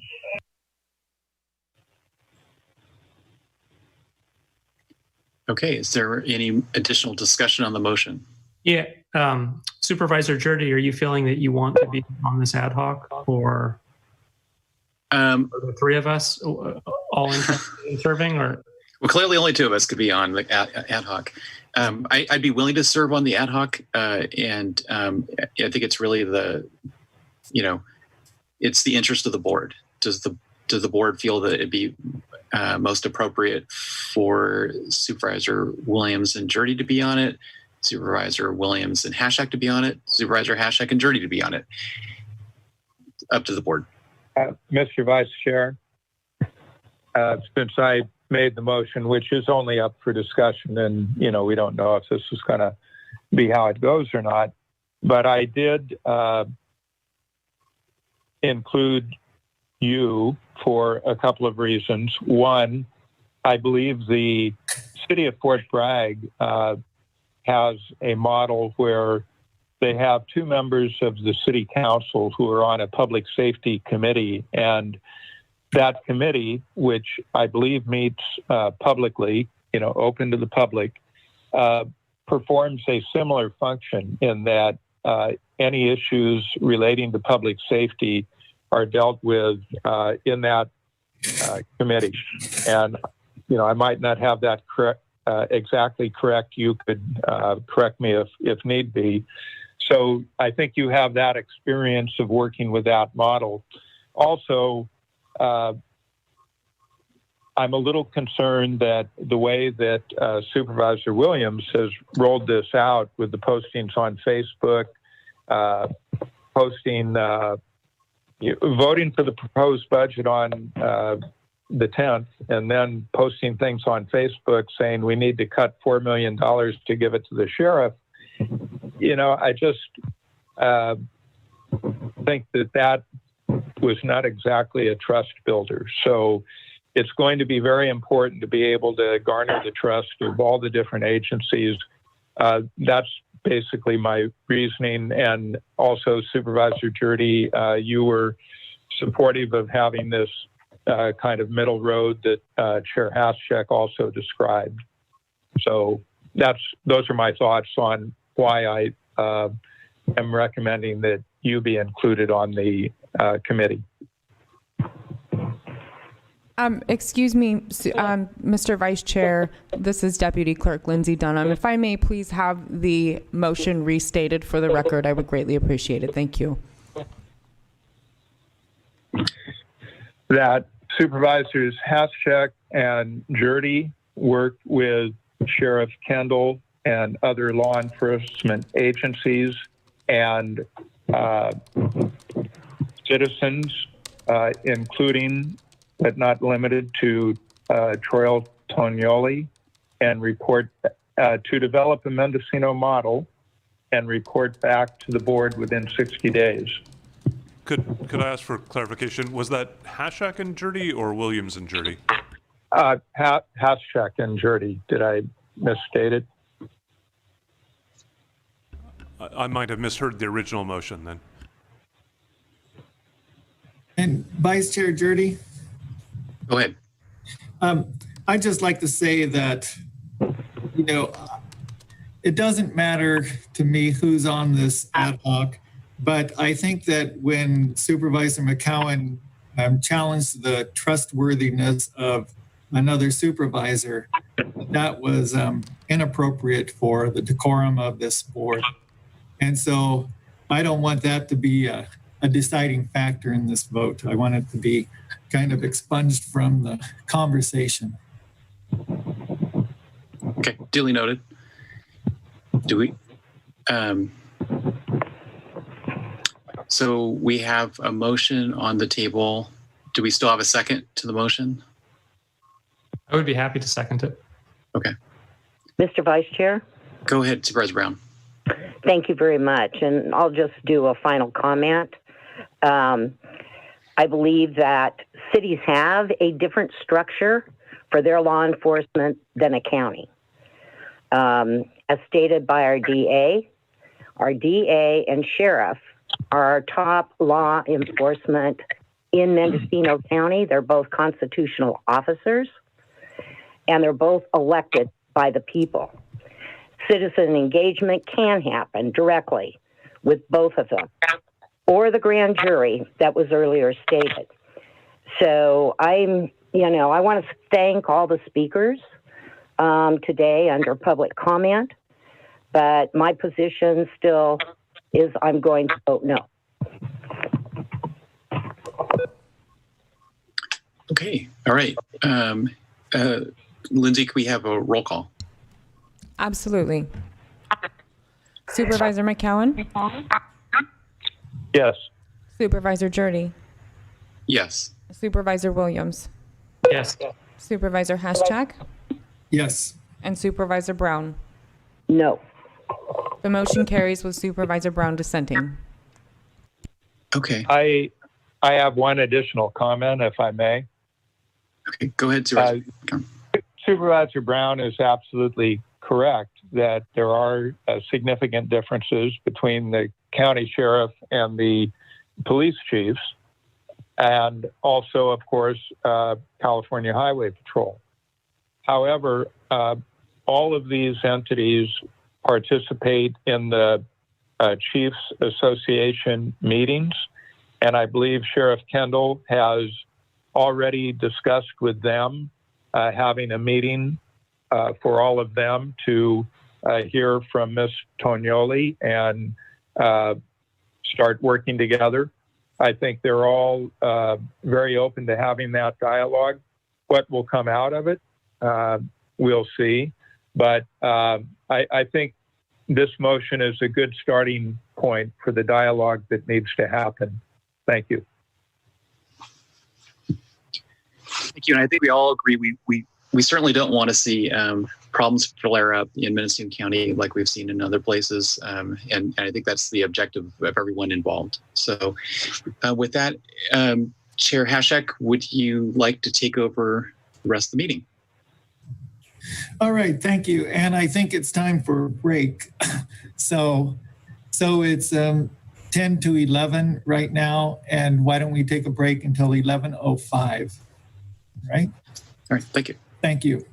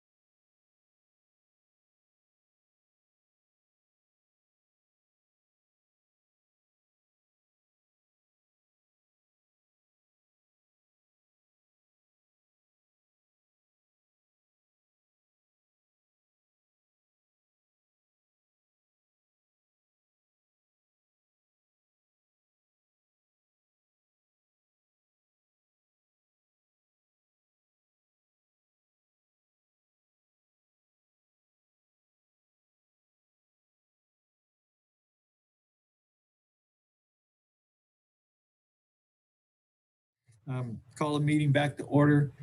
We're on to agenda item number 5A, discussion and possible action, including adoption of resolution approving the Mendocino County final budget for fiscal year 2020 to 2021 in accordance with the auditor's summary tabulation sheet.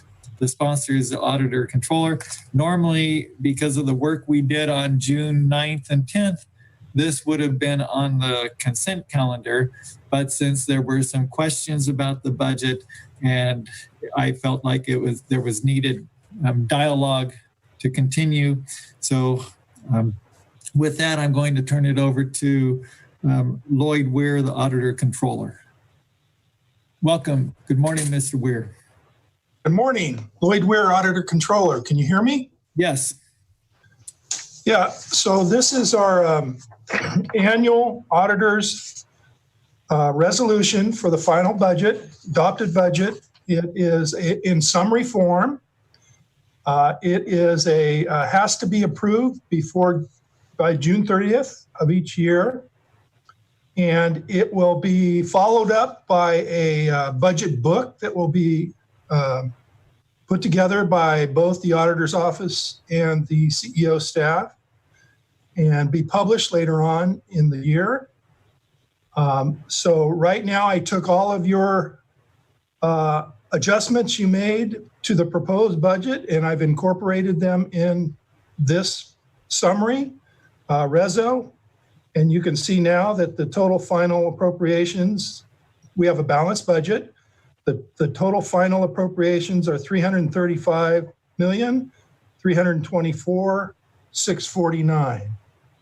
Also, just for additional little information, there's a summary page that's attached. I don't know if it's on your reso or not, but just kind of itemizing some of the increases and decreases from the previous adopted budget.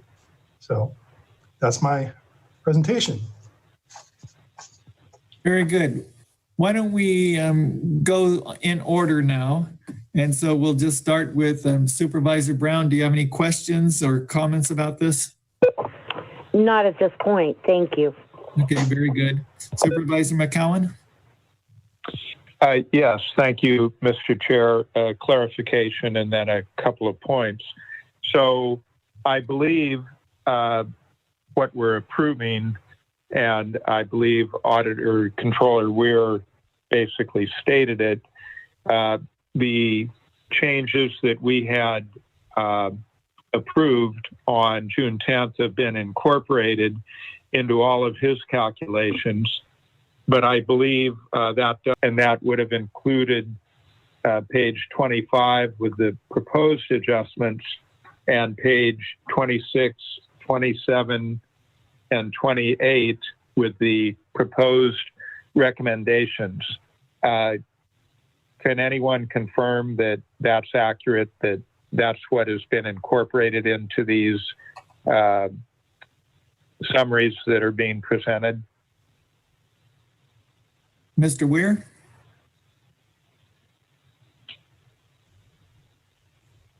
Yes, Lloyd Weir, auditor controller. We waited until the CEO staff, auditing budget staff, incorporated all the adjustments onto our adjustment sheet that was then forwarded to our office. So I'll let Darcy confirm that those pages were included in her adjustments that were sent to me, and if so, those are in there and ready to go. Okay. Chair Hashak, Darcy Antle, Deputy CEO, that is correct. The pages 25 through 28 is what is included in the adjustments sent to Auditor Controller to make his final budget for you today. Very good.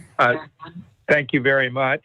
And then included in the proposed adjustments on page 25, the Resource Conservation District for $25,000, which is being included under land improvement, the Arts Council for $25,000, which is being included under the Cultural Services Agency.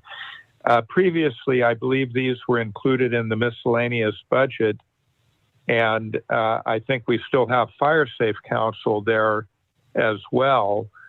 And I think these outside agencies that we fund, it's easier to keep track of them if we do keep them all included in the miscellaneous budget.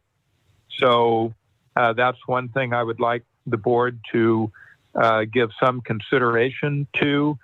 Should these funding for these all of the outside agencies be consolidated into the miscellaneous budget unit? And then I have one other point that I'd like to raise for the board to consider.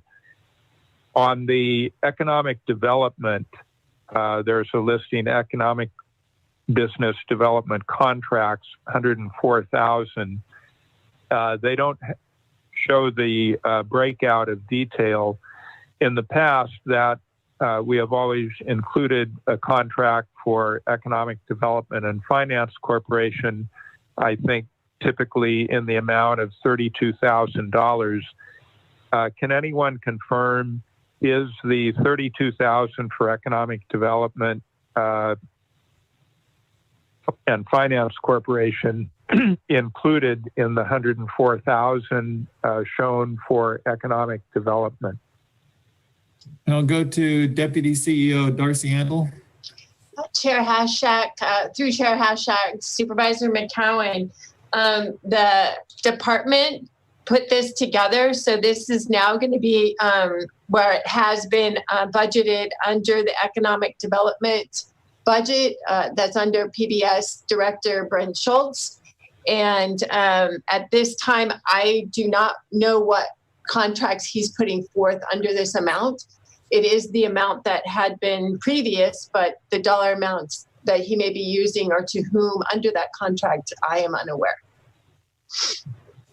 Thank you. Perhaps we can get clarification before we conclude the item. I would like to make sure that we are continuing the funding for the EDFC at the standard level, which again, I believe is $32,000. Thank you. I support that, Supervisor McCowan. Thank you, Mr. Chair. Okay. I would support that too. So a comment about, Supervisor Jurdy? Supervisor Chair Hashak, so it may be that a majority of the board wants to continue that same $32,000 allotment, but Supervisor Williams and I are serving this year on EDFC, and we were expecting to bring forward a later agenda discussion on this. The board may not be aware, but EDFC, the executive committee, had gone out and recruited an executive director, adding a third position. They've historically had two positions. They were adding a third position, and so we have questions about whether or not, if they are able to fund the two positions without our $32,000 and continue making loans, we're questioning the validity of adding a third position at EDFC. Okay, so that would be an agenda item you're bringing forth. We were expecting to bring something back, in a future agenda. In the meantime, it was our expectation that EDFC would be paid on a monthly basis based on their historical, the county's historical contribution. Okay. And if I could tail on that, I think it was about 6 months ago that this board gave direction to do an analysis of our relationship with EDFC relative to the cities and industry. And I'm not suggesting that we cut it, but I'm suggesting that we make the decision about funding and its trajectory based on the findings in that process. And what we have in place today, hasn't had, made sense in 1995. Perhaps we need to rethink it, or perhaps it's still right, but we at least need the analysis. And so, I'm in agreement with what Supervisor Jurdy said, that I think it's a month to month while we're waiting for that report. Okay. Well, Mr. Chair. Again, Mr. Chair. I'll defer. Supervisor Brown. I think it's important that we understand now this should have been brought up during budget deliberations, but to have this change, I think EDFC is a very different beast than West Company. But we're approving a budget now, and we're not just having it out there. This should have been brought up previous to budget deliberations. So if I can get clarification on that, if we have $104,000 budgeted for economic development, Supervisor Brown, you'd like to make sure that that is clarified about how it's going to be broken up? Correct, Mr. Chair. Okay, thank you. Well, and Mr. Chair, unless you've reconsidered based on the comments of our colleagues, we have had 3 supervisors express support for that line item, including $32,000 for EDFC. The board did give direction for the executive office to do an analysis of the effectiveness of EDFC. I think we gave that direction quite some time ago. It hasn't come forward yet. I also heard that potentially we're engaging a very well-qualified individual to do this analysis, but at a cost of $23,000. So we're spending, if this is correct, we're spending $23,000 to see if we're getting our money's worth for $32,000. I think we all did support having a review of EDFC. I believe they supported having the review. Let's find out. Are they benefiting economic development in the county or not? But in the meantime, I don't think it's equitable to hold up their contract and have this air of uncertainty over them.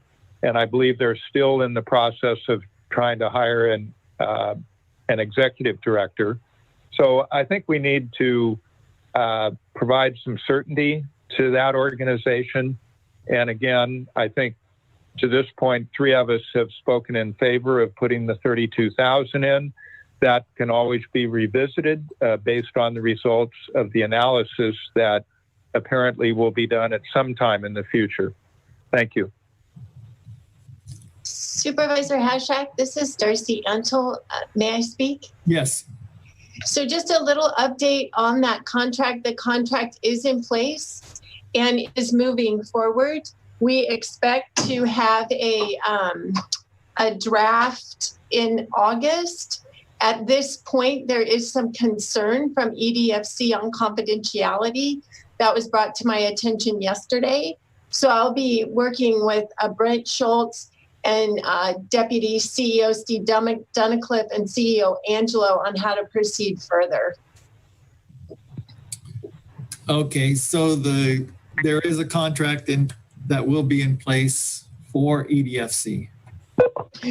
No, this is the contract for the audit. I'm sorry. Oh. The contract of the audit is in place and it is moving forward, but there's a couple of concerns about confidentiality of clients that just came up. So we'll be working through with the group on that, how to proceed. Okay, thank you. Chair Hashak, this is Lloyd Weir. I just went in and looked into the details of the budget, and there is a line in the promotion budget for the $32,000 contract with EDFC. So it's in there. Specifically for EDFC? Yes. Correct? Correct. Okay, thank you. Mr. Chair, I would just like to verify what is the cost of this audit. Deputy CEO Antle? Yes, I'll have to look at that and I can get back to you shortly, Supervisor Brown. Okay, Supervisor McCowan. Thank you, Mr. Chair. So I just wanted to verify with Auditor Controller Weir that you'll be making payments according to the contract that is included rather than some month-to-month schedule. Is that accurate? So this is Lloyd Weir, Auditor Controller. I'm not privy on the details of the contract. Whatever it says in the contract, how to make payments is how the department will probably proceed. Thank you. Well, I again would like to provide certainty. So before we conclude this item, Mr. Chair, perhaps we can come back and see if the board wants to direct that we do have a 12-month contract with EDFC for $32,000. Thank you. Okay, Supervisors Williams and Jurdy I've heard talk about a 6-month contract with EDFC, and you obviously both have some ideas about EDFC moving forward, and you're going to bring this item. So how do you think we proceed on this? If the board, and this is my first year on EDFC, if the board wants to proceed with a 1-year contract with EDFC, then that's the will of the board. I have concerns that that the agency is expanding to hire a 3rd employee, and it may have visions of itself that are more grandiose than I have for the agency. Personally, I see its role as making loans, and I think that's a 1 or 2 person operation, not a 3-person operation. The Arcata Economic Development Finance Corporation out of Humboldt County, which serves 6 counties, does not need money from the County of Humboldt or the City of Arcata or any other agency to make loans. They make loans based on the proceeds from those loans they pay for their staff. If EDFC were to focus on that and just stick with focusing on loans, I believe they would not need a subsidy from the cities or the county, if not now, in the future. Okay, so we do have a majority supporting the $32,000 going to EDFC. So, and thank you, Mr. Chair. I'd like to make one more point. Economic Development Finance Corporation is a joint powers authority. It isn't just Mendocino County. I believe the 4 cities of Mendocino County are also all participants in that. So again, I think we should, and then as to, I'd like to respond to the comparison to the Arcata Economic Development entity. They're not necessarily of the same scale. And if EDFC believes that they can expand and be more effective and do more things without seeking any additional funding from us, that's a good thing. And as they're able to grow their portfolio, ideally, and I know this is the long-range goal, they would be able to function without any further financial assistance from the county. So I think thus far there's no evidence that the $32,000 is not a good investment. If we get the analysis back and it says something to the contrary, I think it'd be appropriate to consider that information at that time. Thank you. Chair Haschak? Yes, Supervisor Williams. For clarification, could I ask staff, is EDFC a joint powers?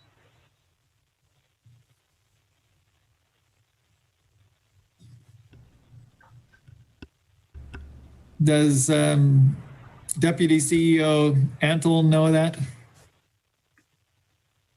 Through the chair, Darcy Antle, Deputy CEO. I have done my research back to 1995 that has been looked at with Steve Dunnicliffe and myself. We have not found that documentation in our records here. So I can't speak to that today. All right. So we do have agreement about how to move forward with that line item. And Supervisor Haschak, to Supervisor Brown's question, the amount of the contract is $23,600, not to max that. That's the maximum amount of the contract. Okay, thank you. And Supervisor Jurdy, do you have any comments about the budget? Questions? Yeah, thank you. Taking a big picture view of the budget, I just want us to keep focused on the big picture here. You know, that this is, I think, a very successful budget for the county. The fact that in spite of the economic contraction that was forced on us by COVID, the county, it has a balanced budget. We're not dipping into reserves. We're not adding to reserves, but we're not dipping into reserves in any substantial way. And we are able to fund the second year of a 3-year pay equity contracts with all county employees, and move forward on a number of things. We're going to continue with the SB1 funds of paving additional roads. We have new revenue conservatively estimated at $600,000. It could well be closer to $1 million in campground TOT collected this coming year that will go to the fire departments. That'll be a lifeline to all the small fire departments because they'll all get equal amounts regardless of their size. And we continue with our existing funding to other funding to fire departments that have been historically in the budget, and especially ramped up in the last 4 years, including an equitable distribution of the Proposition 172 funds to the fire departments, which the public safety fire funds. So I think, you know, this budget in big picture is really a breath of relief that the people of Mendocino County are going to be well served, and they're actually going to see expanded services in many ways, which is pretty remarkable given the economics of the country and the world right now. Right, Supervisor Williams. I have a question for the auditor. I've heard a theory that in our budgeting process, we can expect we may spend in excess of a budget category, but we shouldn't worry because Lloyd will find a few $1 million at the end of the cycle. He always does. I know in the good years that's been the case. Is it safe for us to be making that assumption when we budget, that there will be some excess in the millions to cover any spending outside of our budget? Yeah, through the chair, Lloyd Weir, Auditor Controller. I would describe in the years past, coming out of our recession, the county's performance has been amazing. We all pitched in, all departments, and we basically recovered from the recession and were able to build our reserves. And you're correct. I was reporting out growth in our major tax areas of property tax, sales tax, TOT, and now the new one, cannabis, has really driven the fact that we were able to have carryover above and beyond what we had projected. However, I am hesitant going into this next couple years that we can count on that to continue. I think we still haven't seen the effects of this fourth quarter. As you know, many of our taxes revenues come in quarterly. So we need to wait and see what the effects on the economy has done to our sales tax and our Prop 172 tax, and also our TOT. That's going to be a major hit. So we right now are projecting to come in with the $500,000. This board instructed the increase in the cannabis to go towards the general reserve. And so we're starting out the year with a zero carry forward at this point. Now, once I close out the books, and you know that happens in early September, there may or may not be an additional amount of carryover that we can then decide how to distribute. But right now, there's no assumption that there will be any carryover. Thank you. All right, so we're left with a lot of unknowns going in with this budget. Like Supervisor Jurdy, we do have something to celebrate with this budget, but at the same time, we do have so many variables out there with the state and federal contributions at stake, and then we don't know what's going to happen with our sales tax, the TOT, the other revenue sources that we have. So we have a budget that's balanced now, and we will certainly be revisiting it at the first quarter. So with that, let's see if we have public comment. I think we had one public comment.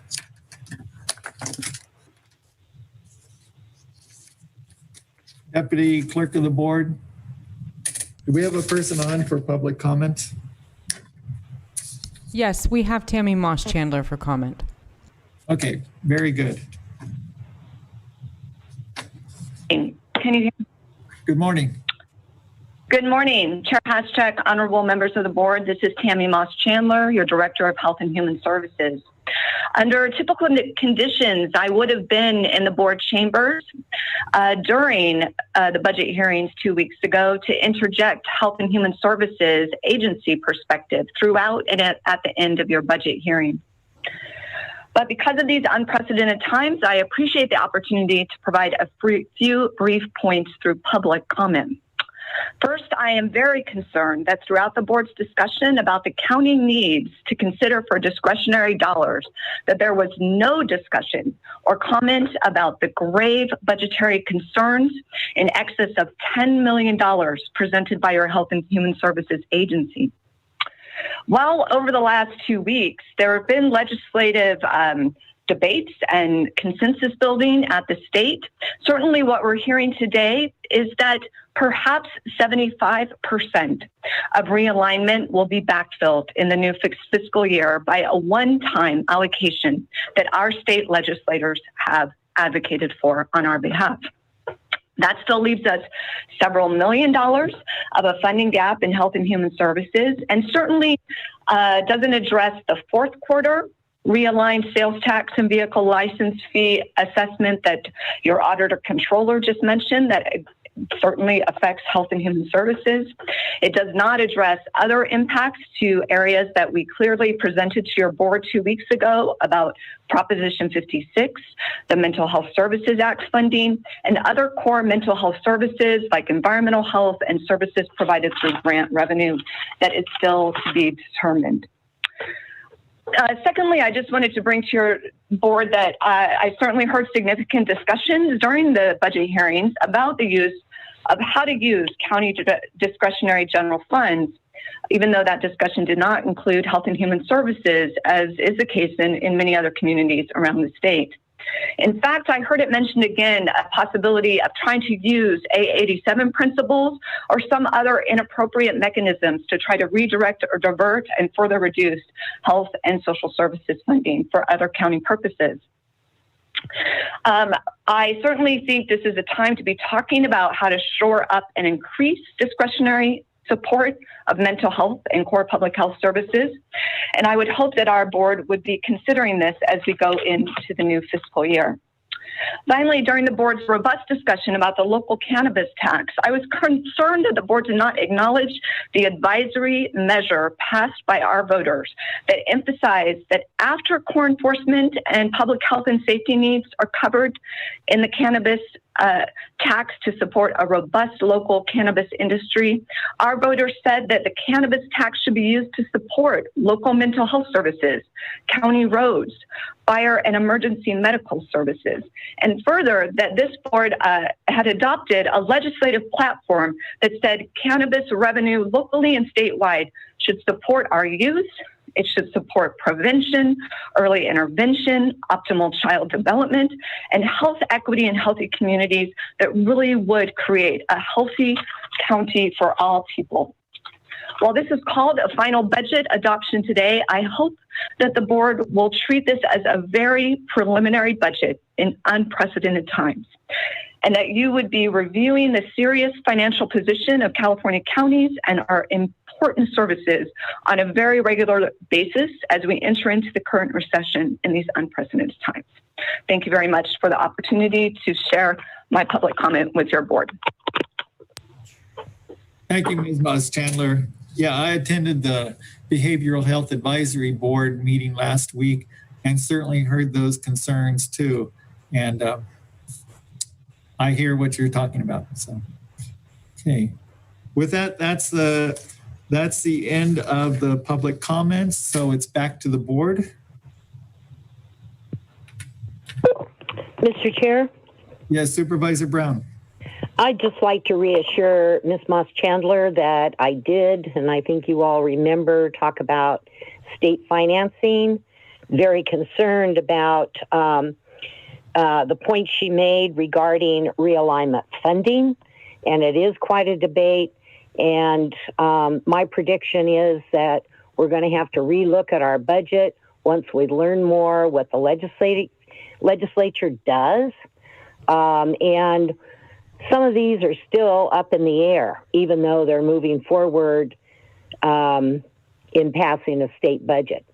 But I just wanted to make those points. Very concerned about the realignment funding and where that's going to come from. If it's one time, we're going to be in very difficult situation another budget year down the road, or several. Thank you, Supervisor Brown. Okay, so I'm looking for a motion. I would like to move the recommended motion to adopt, and I don't have it sitting in front of me, but it is the recommended motion, and I hope I get a second. I will second for discussion. All right, so it's been moved and seconded. Any further discussion? Yeah, I have a question about Williams. Yeah, for the CEO. Seeing the concerns raised by our HHSA director and the real reality that state financing could affect us in a big way, how do you see continued execution of the hiring freeze? Would it be appropriate to hold off on all hiring at this point, given the CEO Angelo. Thank you, Chair Haschak. Well, first of all, thank you for the question, Supervisor Williams, and I also want to thank the Health and Human Services Director, Tammy Moss-Chandler, for her passion and her expertise in working in health and human services. I think we are all very much concerned about behavioral health going forward. I do know that there is approximately $1 billion at the state level. I think Supervisor Brown also spoke about this, that will not be called realignment backfill at this point, but most likely will be. So, and I think that Tammy mentioned 75%. So it still is a hit to us and other counties. So it's something that we do have to watch. I think regarding the hiring freeze, I will say this again, Supervisor Williams. Departments that are non-general fund, particularly like child support, the library at this point, health and human services, we don't stop hiring for positions that will not seriously impact the general fund. However, in the case of, let's say, health and human services, and if Tammy wants to comment on this, she can, I leave that decision up to her whether she hires or not. Regarding, in general funded positions, we are allowing hiring of some general funded positions if they are considered mission critical. An example is the sheriff's office, for one. I did approve 4 deputies for the sheriff's office. And what I've asked of Sheriff Kendall, and I don't know if he's listening or on the line, but I've asked Sheriff Kendall to certainly move forward with hiring his sworn staff. I'm not stopping him from hiring deputies, which I don't think this board would want me to do, but not to hire administrative staff. And that would be very common with all of the general funded departments. So long answer, but it really is, we are moving forward with the hiring freeze. We do have a hiring freeze. I am not saying no to all positions. There are very specific positions that, certainly non-general fund, certainly if a department head determines a position that's mission critical. But right now, yes, we are working under a hiring freeze. And can you give us an approximate figure on what 25% would translate to in general fund dollars for the county? As far as, are you talking about if we had like a 25% vacancy rate for all the general No, I was funded? getting back to the one-time backfill of realignment. Oh, for realignment, I would have to look at either my deputy, Darcy, or Lloyd to give us that figure. I apologize, I don't have it at my fingertips, and I don't know if either Darcy or Lloyd can speak to that. It would be 25% of realignment, and maybe Tammy could also speak to that. So if the board is willing, let's see if one of our experts can tell us that. So I'd start with Darcy or Lloyd, and then Tammy. Well, I think Tammy may have Ms. an answer. Chandler? Thank you, Chair Haschek. Thank you, CEO Angelo. This is Tammy Moss-Chandler, Director of Health and Human Services. For Health and Human Services, 25% of our realignment that comes into Health and Human Services, that's realigned sales tax and vehicle license fee, is approximately $2.5 million. I could get you the exact figure, but that's a very rough estimate. And I wanted to just further iterate, while I have the opportunity, what CEO Angelo said about the hiring freeze.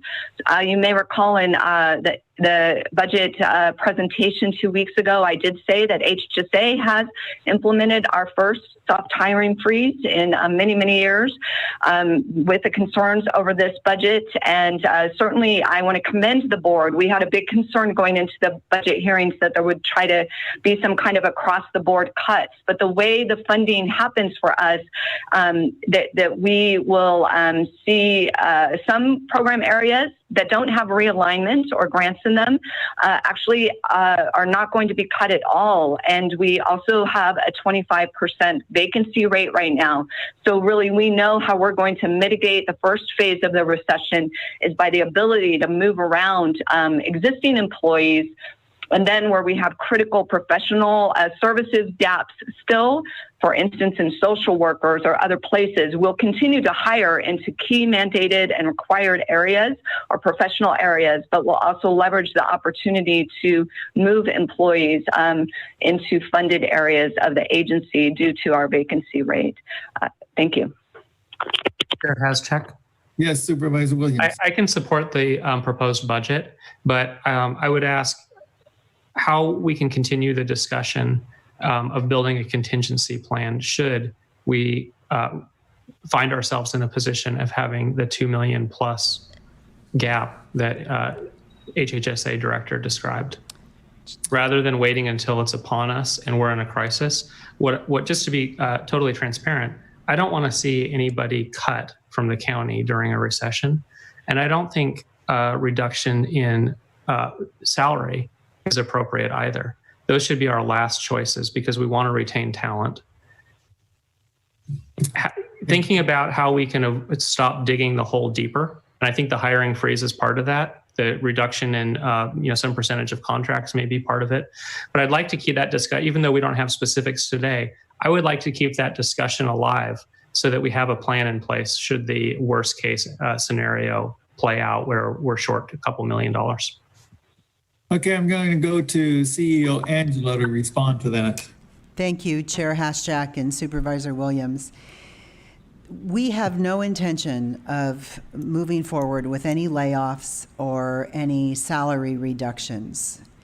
And I think that that was something that we did discuss during the budget and also during the 3 months before this month when the board was having budget workshops. In order to do even one layoff, by the way, and I know Supervisor Williams and Supervisor Haschak, you're still new to this type of process within the county system, but in order to do even one layoff, that has to go to the board. So there could be no layoffs of county employees without this board knowing it and approving it. And I think that this board, including yourself, Supervisor Williams, has made it very clear that in this time of a recession, a pandemic, possible fires, PSPS, everything else that we've experienced, that we do not want to create a greater hardship for our employees. So, when this budget was developed and when you approved this budget, it was very clear that our employees are our greatest asset and is number one, and that we are touching everything else, the reduction in our contracts, the reduction in the 2000 series. All of those actions lead us to where we are today with a balanced budget. Now, going forward, let me remind this board and the public that we bring this budget back to the board every quarter. This budget will be back in October. It will be back at mid-year, third quarter, and fourth quarter. This board has an opportunity to readjust this budget at every step. And so that's where we are. If we know come the fall, one, we will have our closeout of that the auditor brings forward, and two, by the fall, we should know what's happening with state funding more so than we know now. So we will have an opportunity to take a look at Health and Human Services, specifically behavioral health, what their funding is, if there is a deficit, and this board will be able to make those decisions. Regarding contingency and putting more money into contingency or in reserves, if by some chance, and I'm not planning on this, but if by some chance there is additional money in a fund balance at the end of the year, this board will have the opportunity to determine what to do with that. I would remind this board that the $5 million that we have used to cover the salary increases for our employees was because this board had the wisdom to put that money aside so we would be able to pay for our salary increases. So one would hope, if the auditor does his magic and does have money at the end of the year, that this board would put that money aside for either reductions in funding elsewhere or keeping it for salary increases going forward. So I realize that's a long answer again, but I hope I've answered your questions. Thank you. All right. Mr. Chair. Yes, Supervisor McCowan. Well, I appreciate the very comprehensive answer by CEO Angelo. And I would just comment, however, that with regard to the magical powers of our auditor controller, it actually results more from prudent projecting of revenue. So historically, the revenue projections have been a bit conservative. I believe on the theory, it's always better to shoot low and have additional money come in than to stretch the projection and fall short. So over the last 7 years, the fund balance closeout has never been less than $4.4 million. That is likely to be different for the current fiscal year based on the impact to the economy of the COVID response. So, we'll see how that shakes out, but I'm optimistic we will still see some fund balance carryover. The proposed or projected revenues have been adjusted based on what the auditor controller knows to date. So, I think it's likely that at first quarter we will hear that there's some additional funding that the board can consider how it wishes to allocate it. And I believe that's essentially the process that Director Moss-Chandler is calling for also. As we move forward in the budget year, don't forget about it, and I'm sure we won't. To the motion, I'd like to clarify one more thing. On the proposed recommendations, one of them is direct Sheriff's Office and jail to appropriate $750,000 to overtime line items. And I believe our discussion as a board on June 10th, that was $750,000 total. to overtime. And I'll concede that likely will not cover the full cost of overtime for the full year, but I think we put a conservatively low number there, and we give the sheriff something to work for so that he constantly keeps his pencil sharp. But I just wanted to confirm that is $750,000 total between sheriff's office and jail. Is that accurate? And that would go to Auditor Weir? I think it goes to, or Deputy CEO Antle. Okay. Deputy CEO Antle, through the chair, that is listed in each budget. So budget unit 2310 for Sheriff's Office, 750,000, and for the jail 2510 is 750,000 in overtime for fiscal year 2021. Thank you, Mr. Chair. I don't believe that was the discussion of the board. I'll concede that the way that it is phrased here could be read either way. It says sheriff's office and jail to appropriate $750,000 to overtime line items. I think if the intent had been that it be to the jail and sheriff each, that it would say to appropriate $750,000 each to overtime line items. And again, I do believe the board discussion was for a total of $750,000. I think we need to clarify that point. Chair Haschak. Yes, Supervisor Williams. Yeah, I think under generally accepted accounting principles, one is to budget for all anticipated costs.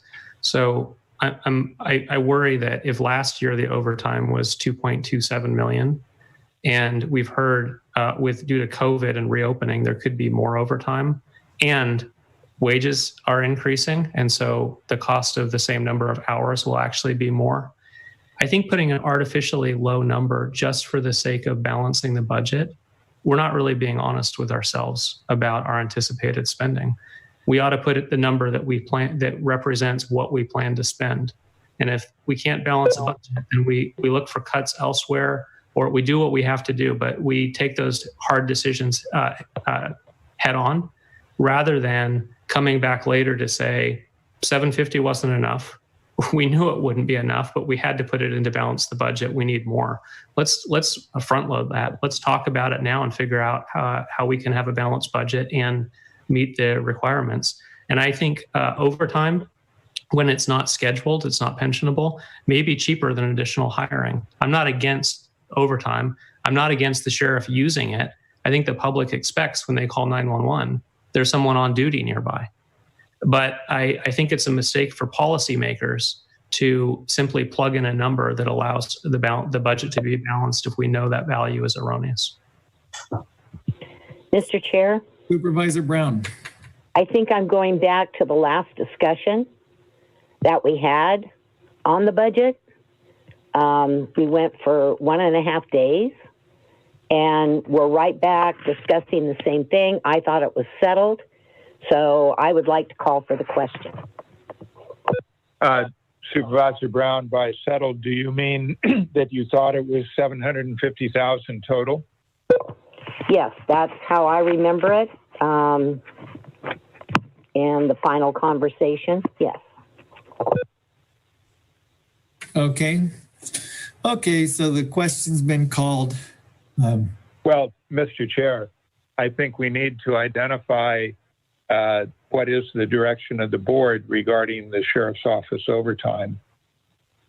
Well, I thought we were in agreement that it was 750,000 that we had agreed to. Total? Right. Thank you, Mr. Chair. Chair Haschak. Supervisor Williams. Can we get some assurance that that 750 is what we plan to spend? We can live within that budget for the year. Yeah. Well, I don't think you can get reassurance when you have an emergency that happens. Okay, Supervisor. And I think that was explained at the budget hearings.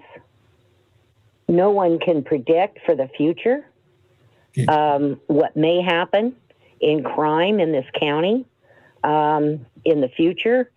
So, I don't think we can predict it, Supervisor Williams. Okay, and we have CEO Angelo, and then we're going to have the vote because the question was called.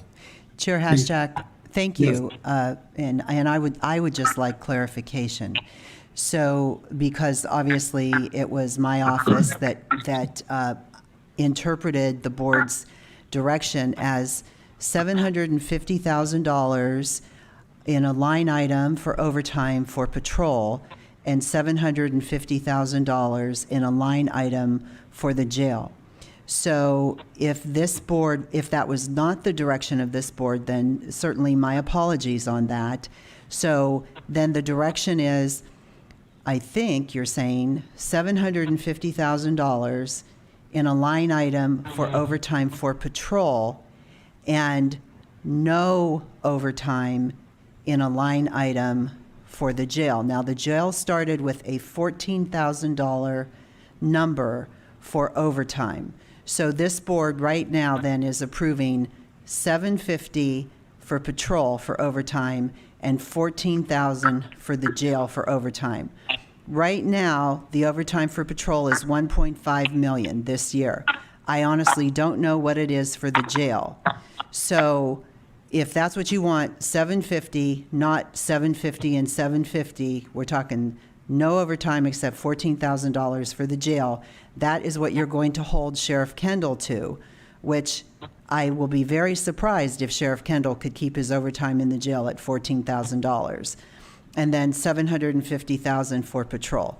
I just need clarification for the motion. Is that what you are directing? Okay, let's go through quickly and see what each person's recollection is, because mine is unclear. Well, Mr. Chair, I believe three of us have said our understanding is the $750,000 is the total for the sheriff and the jail. I would suggest that the executive office and the sheriff meet and decide what number goes into which budget. So the total would be $750,000. I think we can count on them to collaborate on what number do they wish to put in which budget unit, so long as the total is $750,000. I think that's the board direction. Well, I'm going to rescind my direction on that, because if the CEO's office is saying that they had it in both categories, then for the sheriff and the jail, patrol and jail, then I'd like, maybe we should come back after lunch and get clarification during lunch as to what it is, unless people have a clear understanding. I'm sorry, Chair Hashtack, this is Lindsay Dunham, Deputy Clerk. We have a motion on the floor. Right. Okay, but it's probably Supervisor Brown, you called the question, right? That is correct, Mr. Chair. Okay. And do you feel like we should have clarification on this issue before we vote? I think so. We need to come to some conclusion that we all understand. Okay. Supervisor Jurdy, do you have an understanding of this issue? Yes, actually, I think that what staff performed, which was to increase the overtime as much as they could, $750,000 for patrol, $750,000 for the jail, was their attempt to follow our direction to make those as realistic, as achievable as possible for the sheriff's office. And given the fact that they presented us a balanced budget that achieves that, I don't know why we would go backwards. And the question would then be, where would we redirect the nearly $750,000 in the jail overtime to some other part of the budget? I think the proposal we have in front of us is the one we. Right, Supervisor Williams.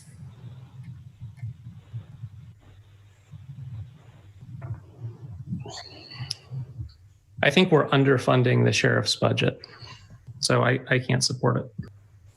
Okay.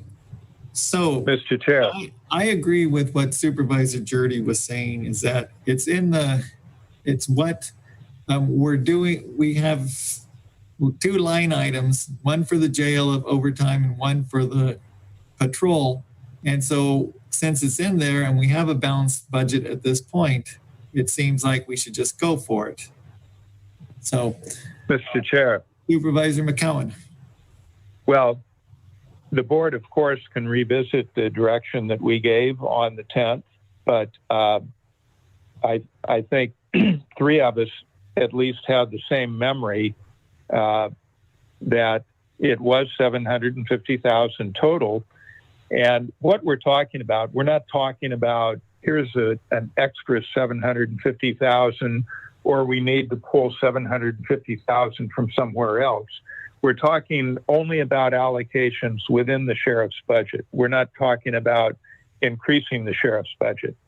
And I just spoke inclusively of the sheriff and the jail, and that's how the board traditionally has spoken of these 2 budget units. We say sheriff, we mean sheriff and jail. So, I do think our direction was clear on June 10th. Where would the 750 come from if you put another 750 onto overtime? I'm concerned that may come out of salaries for new hires. So, okay. I'm a little concerned about that. I want to say one more thing. Well, we have the sheriff's budget. The sheriff's budget is underfunded. It's always underfunded. It always runs over, and it's always zeroed out at the end of the year. And we still wind up with a fund balance the last 7 years of 4.4 million or more after zeroing out all of the departments that were over budget, which is not limited to the sheriff. So I think it's perhaps not the ideal, but it's the way that we've made the budget work historically without cuts to other departments. I saw a posting on Facebook. Okay, Supervisor, cut juvenile hall $1 million.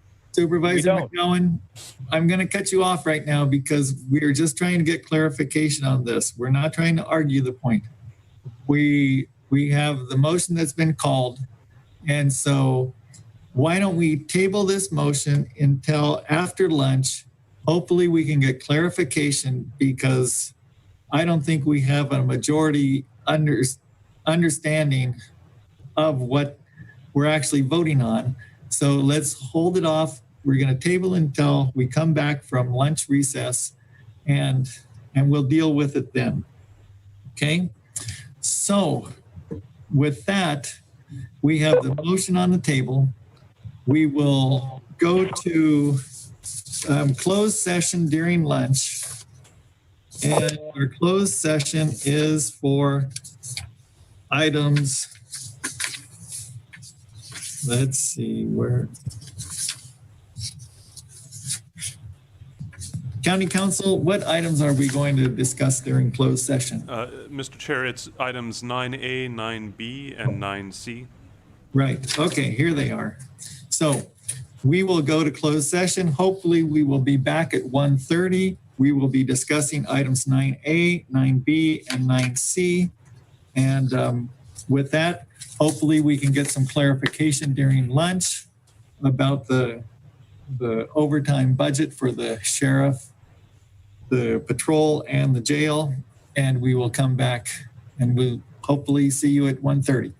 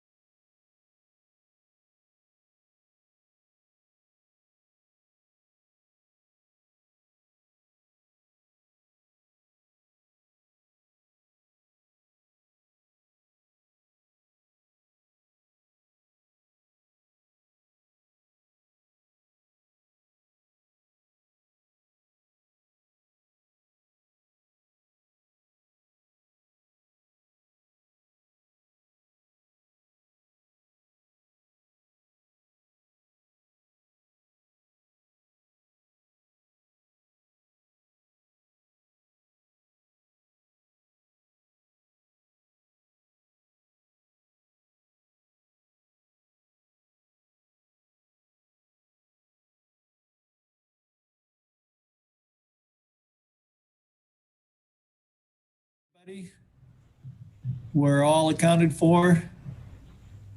Okay, I can see that. Before we get started, I'd just like to say that because of the time constraints, we're going to rearrange the agenda a little bit. And so we're going to take the items that are time sensitive and deal with them first. So with that, I'm going to shift items 5F, 5G, 5I, and 5L to the end of the agenda. And if we have time, we'll come back and hopefully we'll get to those items. But we need to deal with some of the other ones today. So with that, we'll continue on with our discussion of item 5A. And we were looking for clarification of the amount that was set aside for overtime for the sheriff's patrol and the jail. Mr. Chair, if I may. Yeah. And I got a report out from closed session. We dealt with items 9A, 9B, and 9C, and in each case, direction was given to staff. Thank you, Mr. Chair. And I also just wanted to clarify that the motion on the table at this point on item 5A is a motion to, I believe it was by Supervisor Brown, was to take the recommended action. The recommended action was to adopt the budget as presented, which did include the $750,000 in the jail overtime. And I think there might have been a little bit of confusion as to the nature of the specific motion that was on the table. Now, as Supervisor McCowan pointed out, if there were changes that were to be made to modify that $750,000, they might not be of tremendous weight since the change would be internal to the same budget unit. But if the board does want to take some action to change that direction, and I don't know that we're going to have complete clarity as to the prior action that was taken by the board. There was some confusion among the board and among staff as to whether that meant 750 in both patrol and the jail, or 750 divided between the two. But if the board does choose to leave out the 750 for the jail overtime, would simply need to modify the motion to be directing staff to go ahead and adjust the schedule to reflect that change. And we may need a little bit of clarity as to what exactly that change would look like, but the modification would be internal to the same budget unit, is my understanding, and CEO's office might be able to clarify that a little bit. So we're just going to need some clarity from the board as to which direction the board wants to go on that. Well, we have a motion on the table, and so it seems like we should vote on it and then see where we are with it. And it was called the motion. Point of order, Mr. Chair. Supervisor McCowan. Thank you. The maker of the motion and the maker of the second believe clearly that the board discussion and direction was $750,000 total for the sheriff and jail overtime line items. So I believe that's the motion that Supervisor Brown made. That's the motion that I seconded. I raised the issue for clarification because in a conversation with a deputy CEO prior to the meeting, I was informed that they had a different interpretation. So I thought it important to clarify that point so that we do all know what we're voting on.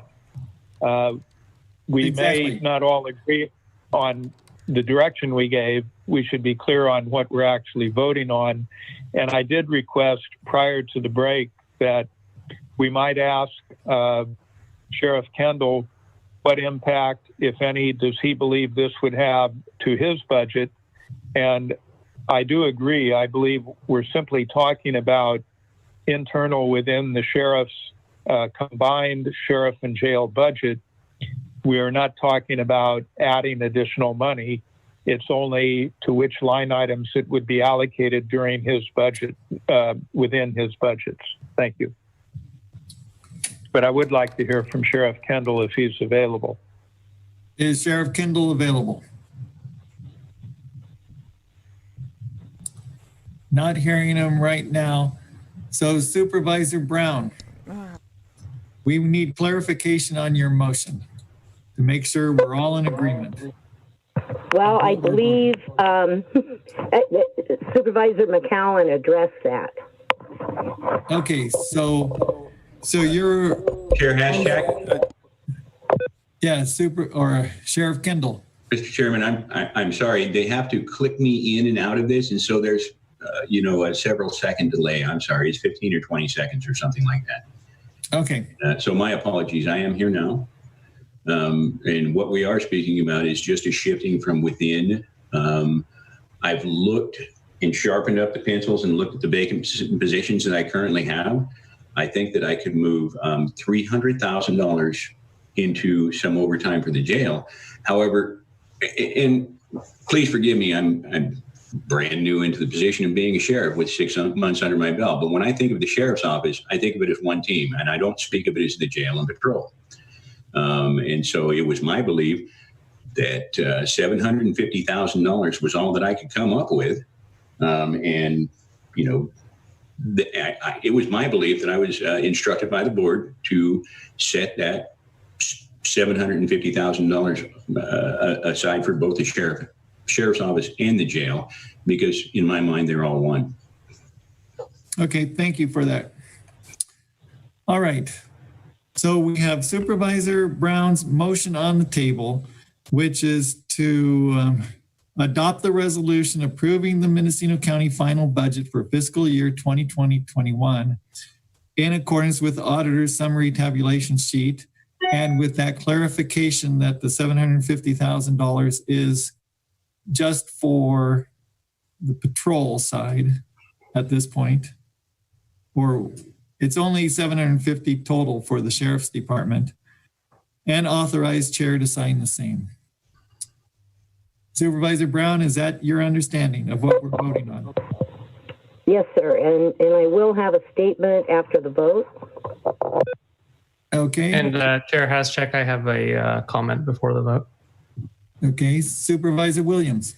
Yeah, regrettably, and with all due respect, I see the method at hand of not including anticipated expenses as a budget gimmick that obscures the true cost of operation and thwarts our obligation to plan effectively.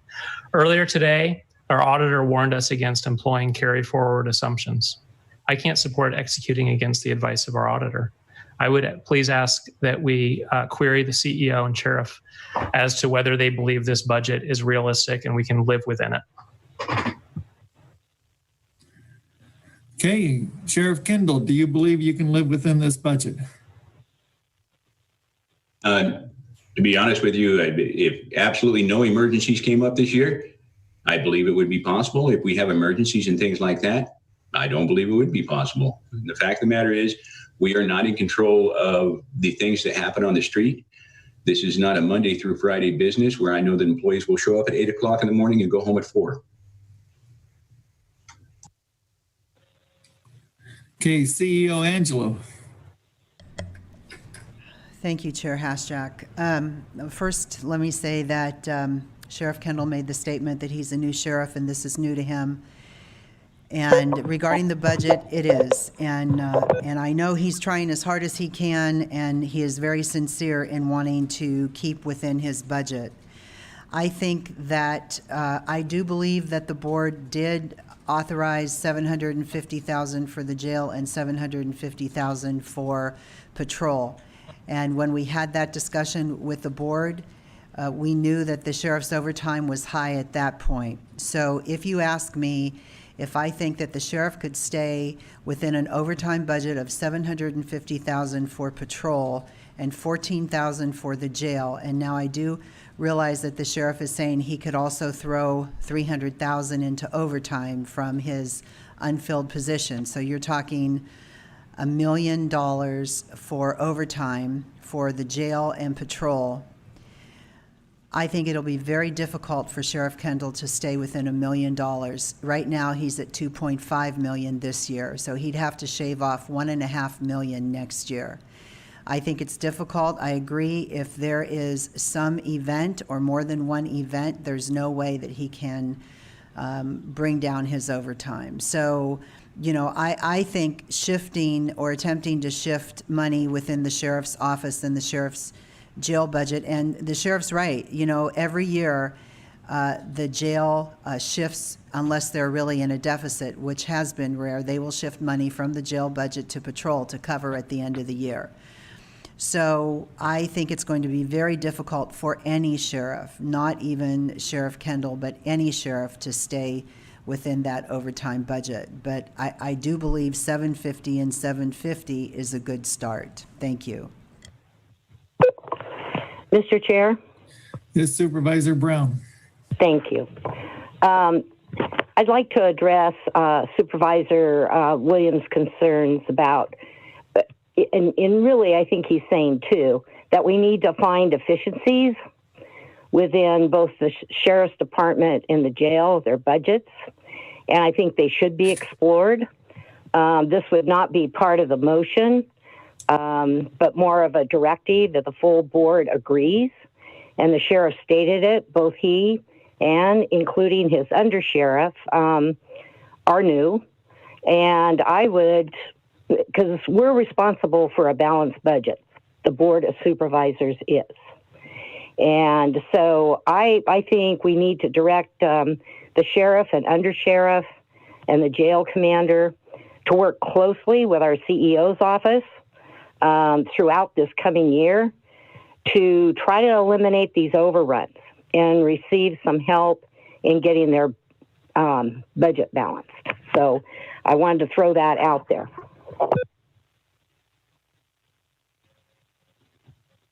Mr. Chair. Yeah, Supervisor McCowan. Thank you. I'll also point out we have another item on the agenda related to conversion of the sheriff's training room, the Donovan room, to a courthouse. I believe the sheriff is very optimistic that that will result in significant overtime savings. I think perhaps in the range of $500,000. So again, I don't say that the sheriff will come in under budget. That is not realistic, and it hasn't been for 20 years that I've been following this, because the overtime, there's structural overtime built into it, and then as indicated, there's no control over what crimes may be committed that drive significant overtime. So I think the approach we're taking to put overtime in there, to follow the direction Supervisor Brown has given, and also being mindful that the conversion of the Donovan room will result in significant overtime savings, is a prudent approach and far preferable to considering cuts to juvenile hall, roads, etc. So I think what we have is appropriate. I would appreciate one final clarification from Sheriff Kendall. Was he saying he had found $300,000 to add to the $750, or is he still at $750 for both? If we could clarify that, we may be ready to vote. Sheriff Kendall. Through the chair, I had suddenly more open positions due to several things going on, but that's the only place that I can find that $300,000, and that would be in addition to the $750. Chair Haschak. Thank you. Okay, Supervisor Williams. Today I've heard if we have a carry forward, maybe Lloyd finds a couple $1 million. We're counting on that for dual uses, both to cover the overtime that we know we will incur and to cover the HHSA realignment gap that we believe is coming. And so I'm hesitant to support a budget that leaves essentially the next board in a position of scrambling over an unbalanced budget. We can call it balanced because we make it work in the spreadsheet today. But practically anybody who looks at it sees these numbers don't work. It's not realistic. And I appreciate the opportunity to give a comment before we vote. Okay, so I think we have the issue clarified, and we're ready to vote. One final clarification: the fund balance, the closeout fund balance of a minimum of 4.4 million for the previous 7 years is after all deficit budgets, including the sheriff, are zeroed out. So that's after all of the over budget departments, and it's not only the sheriff, are zeroed out. We have still historically had a minimum of 4.4. I don't expect it to be that high this coming year, but I expect it to be there. All right, we're going to vote. So, Deputy Clerk of the Board, could you conduct a roll call vote? Absolutely. Supervisor Williams? No. Supervisor Hashchak? Yes. Supervisor Brown? Yes. Supervisor McCowan? Yes. And Supervisor Jurdy? Yes. The motion carries with Supervisor Williams dissenting.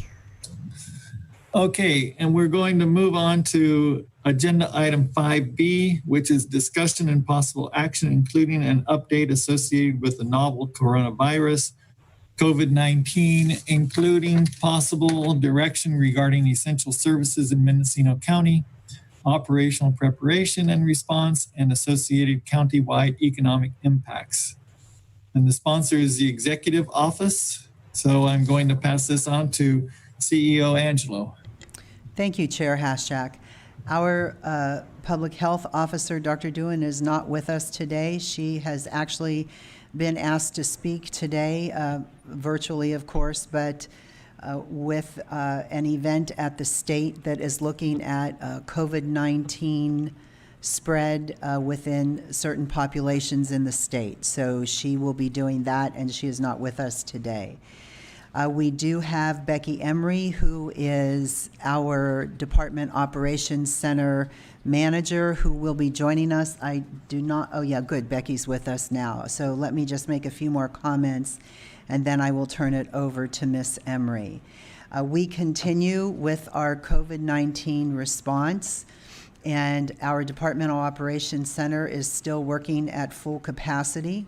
We continue to have the support from Lieutenant Shannon Barney and Brent Blazer, our OES coordinator, as far as the Emergency Operations Center and any additional resources, along with communication with state OES.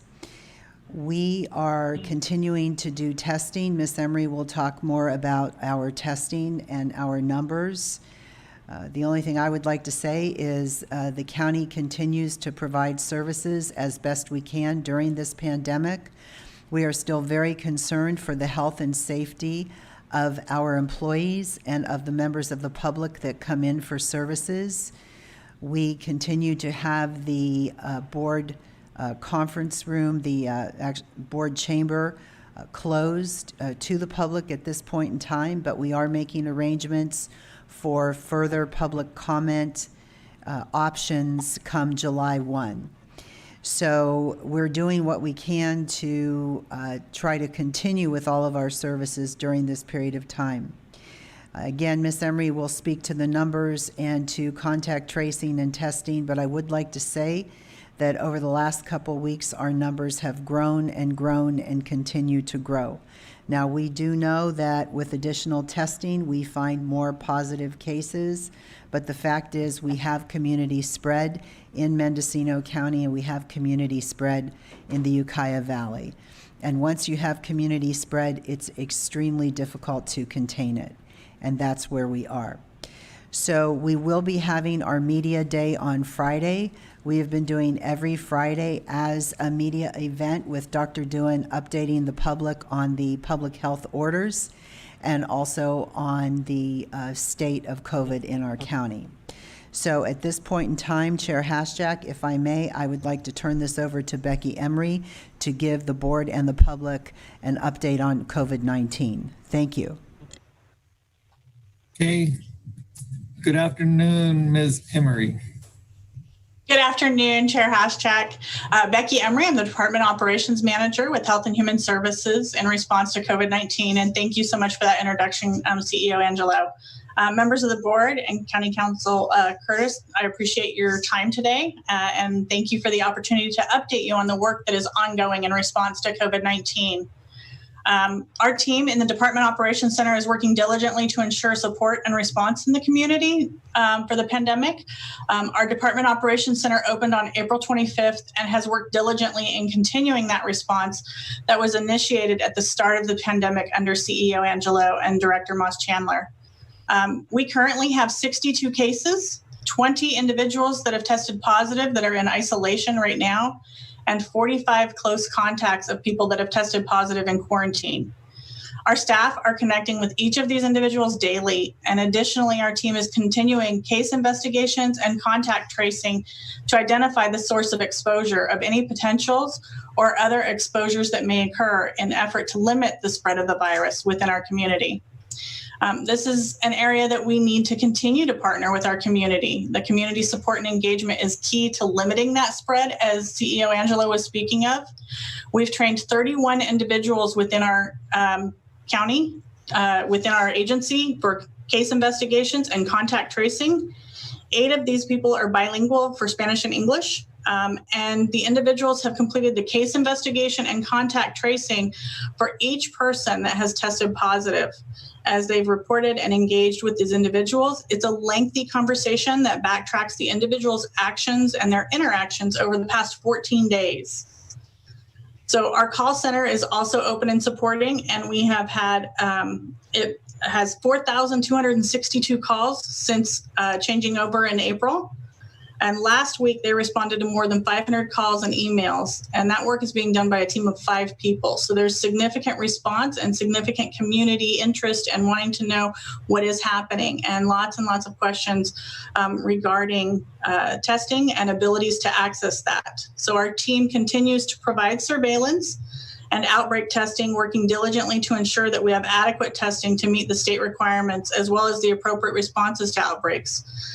Through public health effort and collaboration, we have tracked and worked and completed a lot of surveillance. Over 9,300 tests have been done in Mendocino County. We've engaged with OptumServe for those efforts as well. And again, this was with support and significant effort from CEO Angelo and our health officer, as well as Senator Mike McGuire. And then also one of the other challenges that we've had is lab access. And so OptumServe has been able to assist with that in processing now 132 tests a day, as well as allowing for up to 12 walk-ins. So they have 144 that they are now processing. Additionally, Adventist Health has been a key partner in providing lab support for our first responders that have been exposed to COVID or exposed to individuals that are believed to have COVID-19. And so we've had great partnership there in being able to get test results quickly for those first responders. I'm pleased to report as well that we have been able to access limited time resource for surveillance testing in our rural outlying areas through UCSF. And we are partnering with local clinics to provide testing today in Fort Bragg through Mendocino Coast Clinic. Tomorrow we'll be in Laytonville, partnering with the Long Valley Health Clinic. Later this week in Boonville with Anderson Valley Health Clinic. And we are working to partner for the South Coast as well, and working through those details still. These tests are surveillance, and they help us the surveillance tests help us in identifying outbreaks and monitoring for our community. And so it's really important, and it's a key piece of knowing where we're at in our community and the community spread that has occurred. We continue to work and follow the health officer's guidance and partner with her in response. The public information is a small but very mighty team, updating information regularly on the website, the social media, press releases, and creating infographics. Our goal is to ensure that the well-being and the health of our community is maintained to the best of our abilities, and that we are keeping our community informed. And our public information has done a fantastic job of getting information out in a method that is easily understood. To this end, my ask of you is support in urging people to get tested, to continue to limit their interactions, to wear masks anytime they're in public, and washing their hands regularly so that we can try and contain this to the best of our abilities. And that closes out my report. All right, thank you. Then next we'll have Deputy CEO Darcy Antle. Chair Haschak, do you want to hold questions until the very end, or do you want them first? Yeah, I was going to try to hold them. Okay. If that's all right with the presenters. Okay. Deputy CEO Antle. Darcy Antle, Deputy CEO, through the chair. I've continued to work closely with Mary Alice Williford, who is the Finance Section Chief for the DOC. At this point, the COVID-19 response has exceeded well over $5 million in expense, with approximately, in addition, a $2 million reduction in our tax revenues. We have FEMA obligation letters for 3 of the 5 projects that we have, totaling over $1 million. To date, we continue to see the hours put into the COVID response increase roughly 2,000 per week, for a total of 50,176 total hours. That's regular overtime and CTO. Obviously, that is led by the way from our great public health team, which over 14,000 hours have been put into COVID. Our projects continue to grow in the amounts as the work we continue to move forward. Our Great Plates delivery of food is at 1.5 million, and it is projected to end on July 10th. Under the leadership of Kelsey Rivera, we are continuing to hope for an extension into August on that timeline.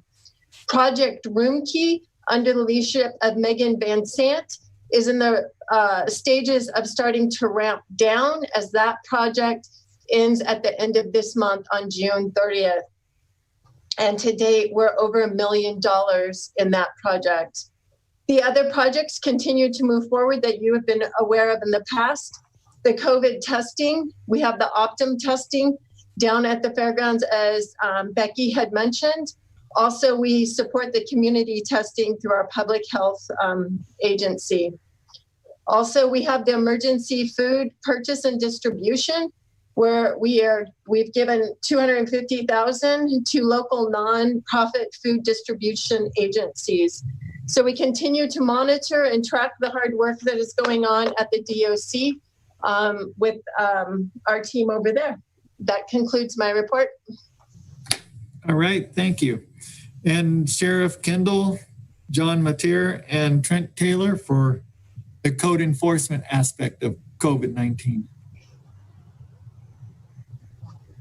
Chair Haschak, this weekend we had a pretty good push starting after the governor's new guidance. I had several deputies down in Mendocino, including myself, on Saturday, and deputies made 26 contacts. I made 6 for a total of 32. Most people were pretty compliant, were wearing their masks and whatnot. There were a couple of people who had to be educated on, when you move past people on the sidewalks, we appreciate you keep them on. One of them explained to me that he had a very uncomfortable mask. On Sunday, we had a notice of violation and several more contacts. I see the notice of violation, and I was provided a copy of it. I'm not sure what prompted that. It must have been someone who was not wanting to comply, but based on looks like where he's from, he probably did not understand what the rules are here. I was in contact with the Mendocino maskers, and they have been making masks. We're working to get those masks out to our deputies in order to provide the public with them. If we come across someone who doesn't have a mask, I want to make sure that the deputies have them to provide to the public. It's been a very good group. They're doing some good work for us. And then we've had some work done down on the South Coast, and I'm sorry I don't have the stats on that because of the time of night. I didn't get stats on it given to me. So I've got one of our bailiffs over in the Mendocino area, I believe all week. And until such time that the courts open up, then we will continue to provide some support on that. And when we have those personnel available. Okay. Is John Matera on the line? Okay, Trent Taylor. Yes, Trent Taylor, Planning, Building, Code Enforcement. Very brief update. Code Enforcement continues to work on about a dozen active complaints at any given time. And our investigations are a little more in depth because they have to do with businesses and housing. The housing complaints have fallen significantly with tourism opening up to the degree it has. And our primary complaints now are with a few businesses that are operating and not complying with the health order, either by way of their self-certification and plan or just haven't done those things yet. So we continue to work on those few in-depth investigations. We have one enforcement action that's ongoing, and that's the one we talked about last week. Other than that, we continue to get a few complaints. Primarily, all of our complaints are on the coast. We received one complaint in the last week inland that we're dealing with. And then some of the complaints are actually going into the city jurisdictions. So we're actually working with them to supply that information and some guidance. And then the law branch, or SIU, continues to handle all the complaint logging and dissemination. We expect that things will be about status quo, at least for the next several weeks. And we'll probably be having to issue maybe a few more NOVs. We're still currently just issued the one NOV and one citation so far. And that's all I have. All right. Chair Haschak, if I may. Yes. So I apologize. Chief Martyr is actually responding on a complaint, I believe. And so he is working through the DOC, oversees the law branch for us. He has 5 men that are working for him as well on the SIU team. And this is unique for Mendocino County in that we have pulled in our special investigation unit under Health and Human Services to assist in the enforcement. And in the follow through, they have been doing the initial responses on all of the complaints that have come through the call center and triaging those to other areas as needed, including working with Trent Taylor for code enforcement, which has been a great partnership. I know that we have worked diligently in making sure that those responses are of an educational nature, very much aligning with Sheriff Kendall's intent for the public, and working to ensure that people understand what the orders are, rather than trying to push a hard enforcement, but really educate and partner with our community to help keep them safe. I know the investigations unit has diligently been working both on weekends and during the week to make sure that they have a presence and are supportive to the community on the coast as well as inland. All right, thank you. So we'll go to questions, and we'll start with Supervisor McCowan.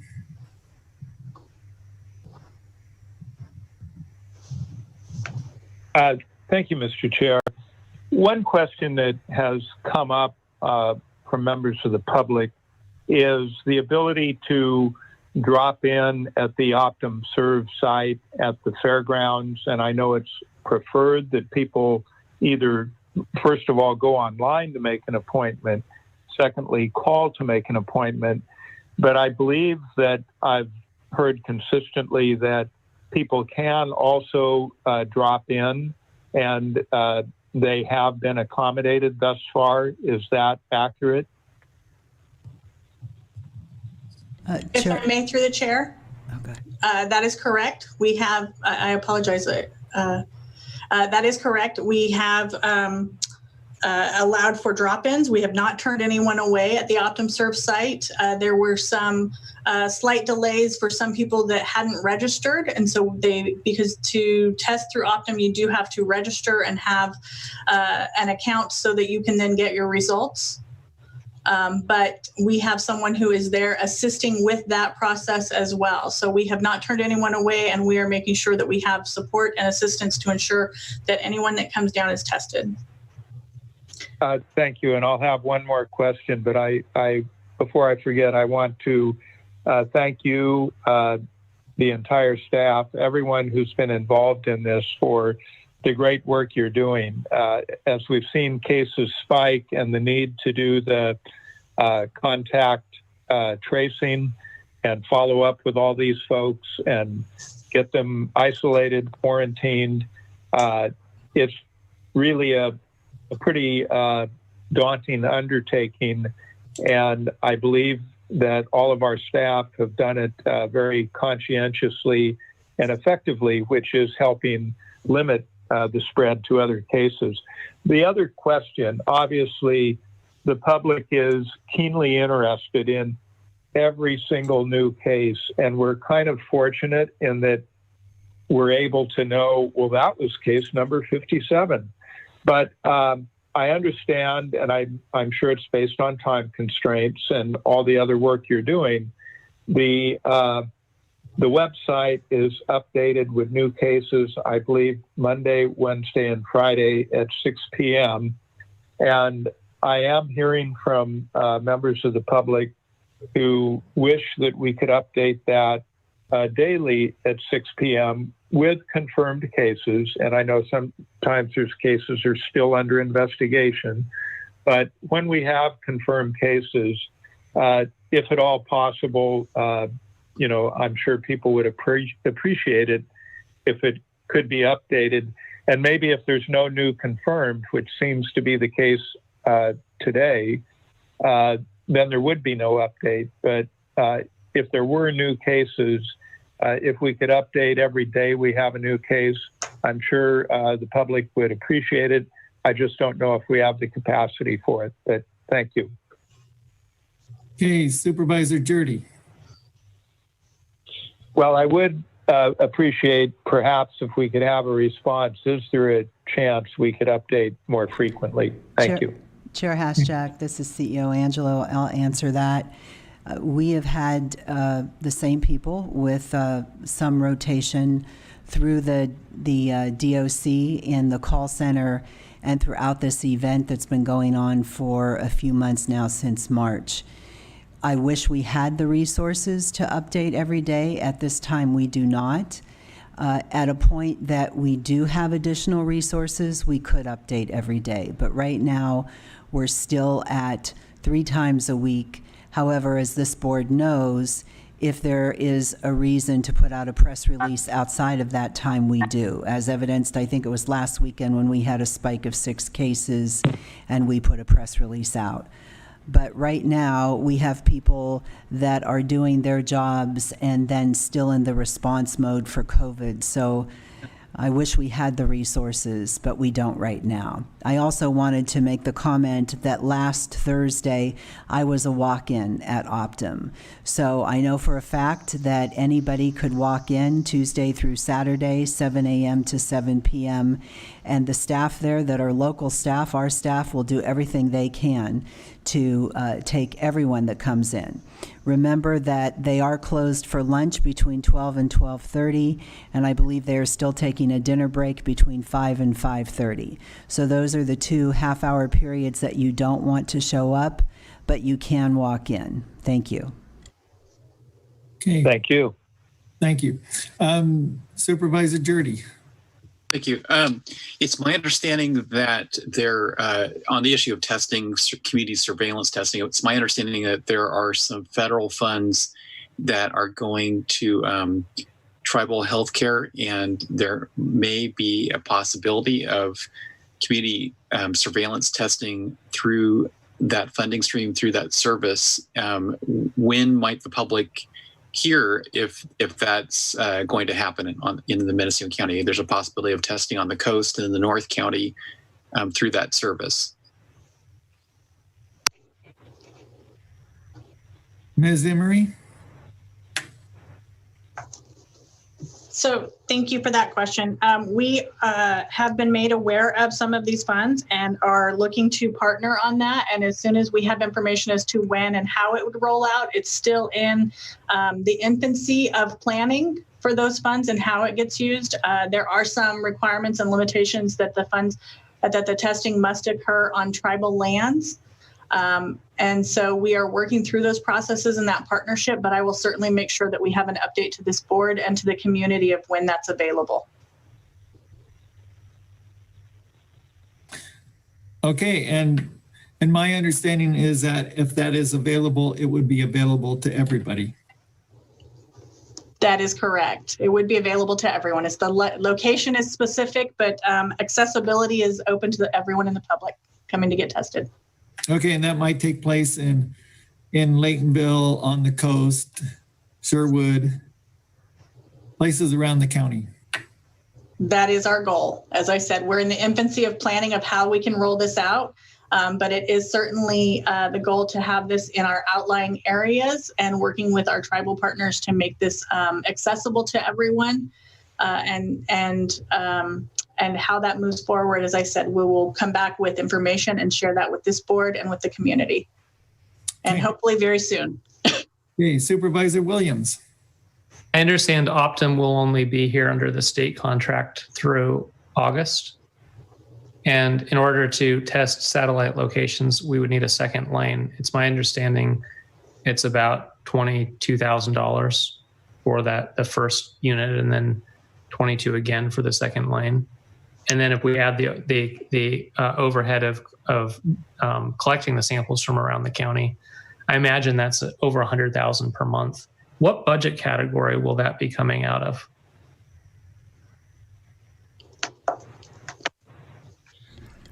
Chair Hashjack, that's a really hard question. I would like to take that question for Becky, if that's okay. This is CEO Angelo. The quick answer to that right now is I don't know what budget unit that would come out of. We have been informed, as you know, that we have Optum through August 30th at the with the state paying. My hope is that come early to mid-August, we will be notified by the state that they will continue to pay for Optum through September or October. If not, we will be working with our Deputy CEO, Darcy Antle, who has been our recovery finance guru, actually, and she will assist us. I don't know if it will come out of disaster recovery or which line item at this point in time and which department that money will come out of. So thank you for the question.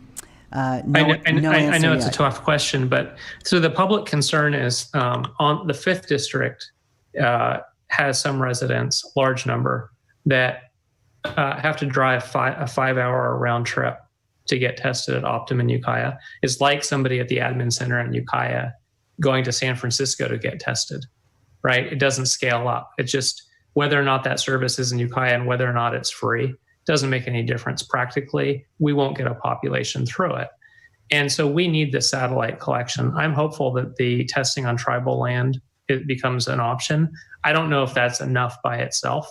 The other surveillance testing we've talked about in the remote locations, I understand that's a one-time. We have a finite number of tests we can perform, and it's a fairly small overall count. And so I think it's appropriate for us to talk about how we're going to finance the long-term testing. COVID will not be over by September 1st. We may be testing for the next year, and we need to test the entire population, not just the Ukiah Valley. How do we plan to pay for that? Or should we at least give a board direction to staff to plan for it? We don't know how we're going to pay for it, but we know we need continuous testing, and we need it throughout the county.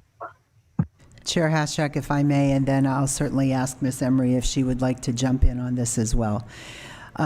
You bring up some very good points, Supervisor Williams.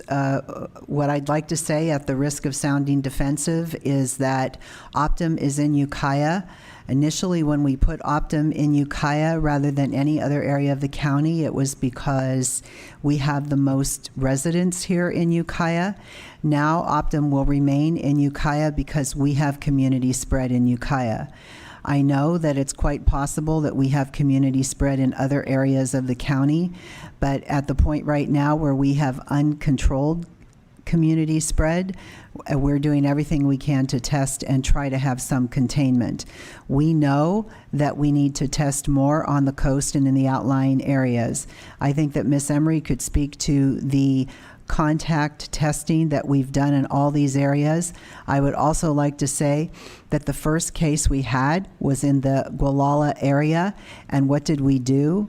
We tested in Gualala, we isolated in Gualala, we did contact tracing in Gualala. If we saw that in any other area, whether it's a coast or whether it's a North County region, we would be doing the same thing. You know, Becky could speak to her staff and her team that responds in the outlying areas. But to answer your question around funding, we certainly will know more at first quarter, and we will begin to discuss that with the board at first quarter. Again, my hope in doing this for the last 4 years, Supervisor Williams, I can tell you that when you have an event like this that's statewide and the state starts talking about how they're not going to pay and local government has to pay, it takes a long time for the state to do that because they know that not only Mendocino County, but 57 other counties need their resources. So I'll believe it when I see it that August 30th will be the last day that the state will pay for Optum. One last point, irrespective of whether the state stops paying for the existing Optum at the end of August, we need that second lane for testing the remote areas of the county. We have tourists packing the coast today. We know we will have cases. And the idea of sending lodging industry employees over to Ukiah just doesn't work. And so why are we waiting to order that second lane? Shouldn't we be doing it now? We have the population base to utilize it. Supervisor Williams, as you know, we have been working on getting that second lane on the coast. We have our staff right now working with OptumServe, attempting to get a second lane that this county will pay for. We are working on that without having any identified funding. So when it comes to the coast and the necessity for testing on the coast, we do understand that, and we're doing what we can. Short of having a contract with Optum today, which obviously we don't, it will take some time. Regarding the tourists on the coast, I believe that's why the health officer has worked with you and Supervisor Jurdy and County Council as much as she can, along with the tourist industry on the coast, to try to have some public health order out there that will work and to still allow some reopening. You know, I agree with you, and you're the one who has identified the number of tourists that show up in Mendocino County every month. We know that's a challenge, and we know that with each person that comes into this county, we run the risk of them bringing COVID-19.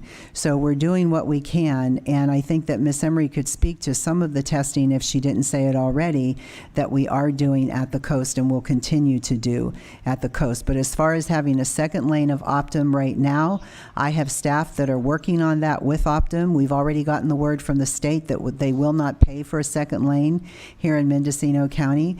We've talked about a second lane of Optum in the coast means 132 tests a day for 5 days during the week. And I have been assured by people on the coast that you can make those numbers. We're doing everything we can to get an agreement with Optum to do testing. And Becky, I don't know if there's anything you'd like to add. So if I may, through the chair, I would say yes, that we have certainly reached out to try and get a second lane of Optum. We've sent the request to the testing task force at the state. We have reached out to Optum through, I know Darcy Antle has worked very diligently to try and make that. Some of the other staff have been working on it. We've put our request through our MOAC. We have reached out to CDPH, the California Department of Public Health. So we have made significant outreach to get the second lane from Optum. The state has maximized the lanes in their contract that are available, and so that's not a resource that's currently available to us through the state at this time, but we have asked even to be considered if they decide to reassign any of those lanes. So we are working very diligently to that effort. And that's part of why we pursued the contract with UCSF to be able to do surveillance in the outlying areas, even though it's been for a very short, or it's a short window. We recognize that there is a significant need for surveillance on the coast and in all of our outlying areas. not just South Coast or North Coast, but, we have rural areas in Laytonville also, throughout Mendocino County. We are a rural community. So absolutely, there is a need for additional testing. To that end, I know that we have been partnering very diligently with the clinics who also have received funding for testing. And so we have been encouraging people to access the clinics for those tests as well.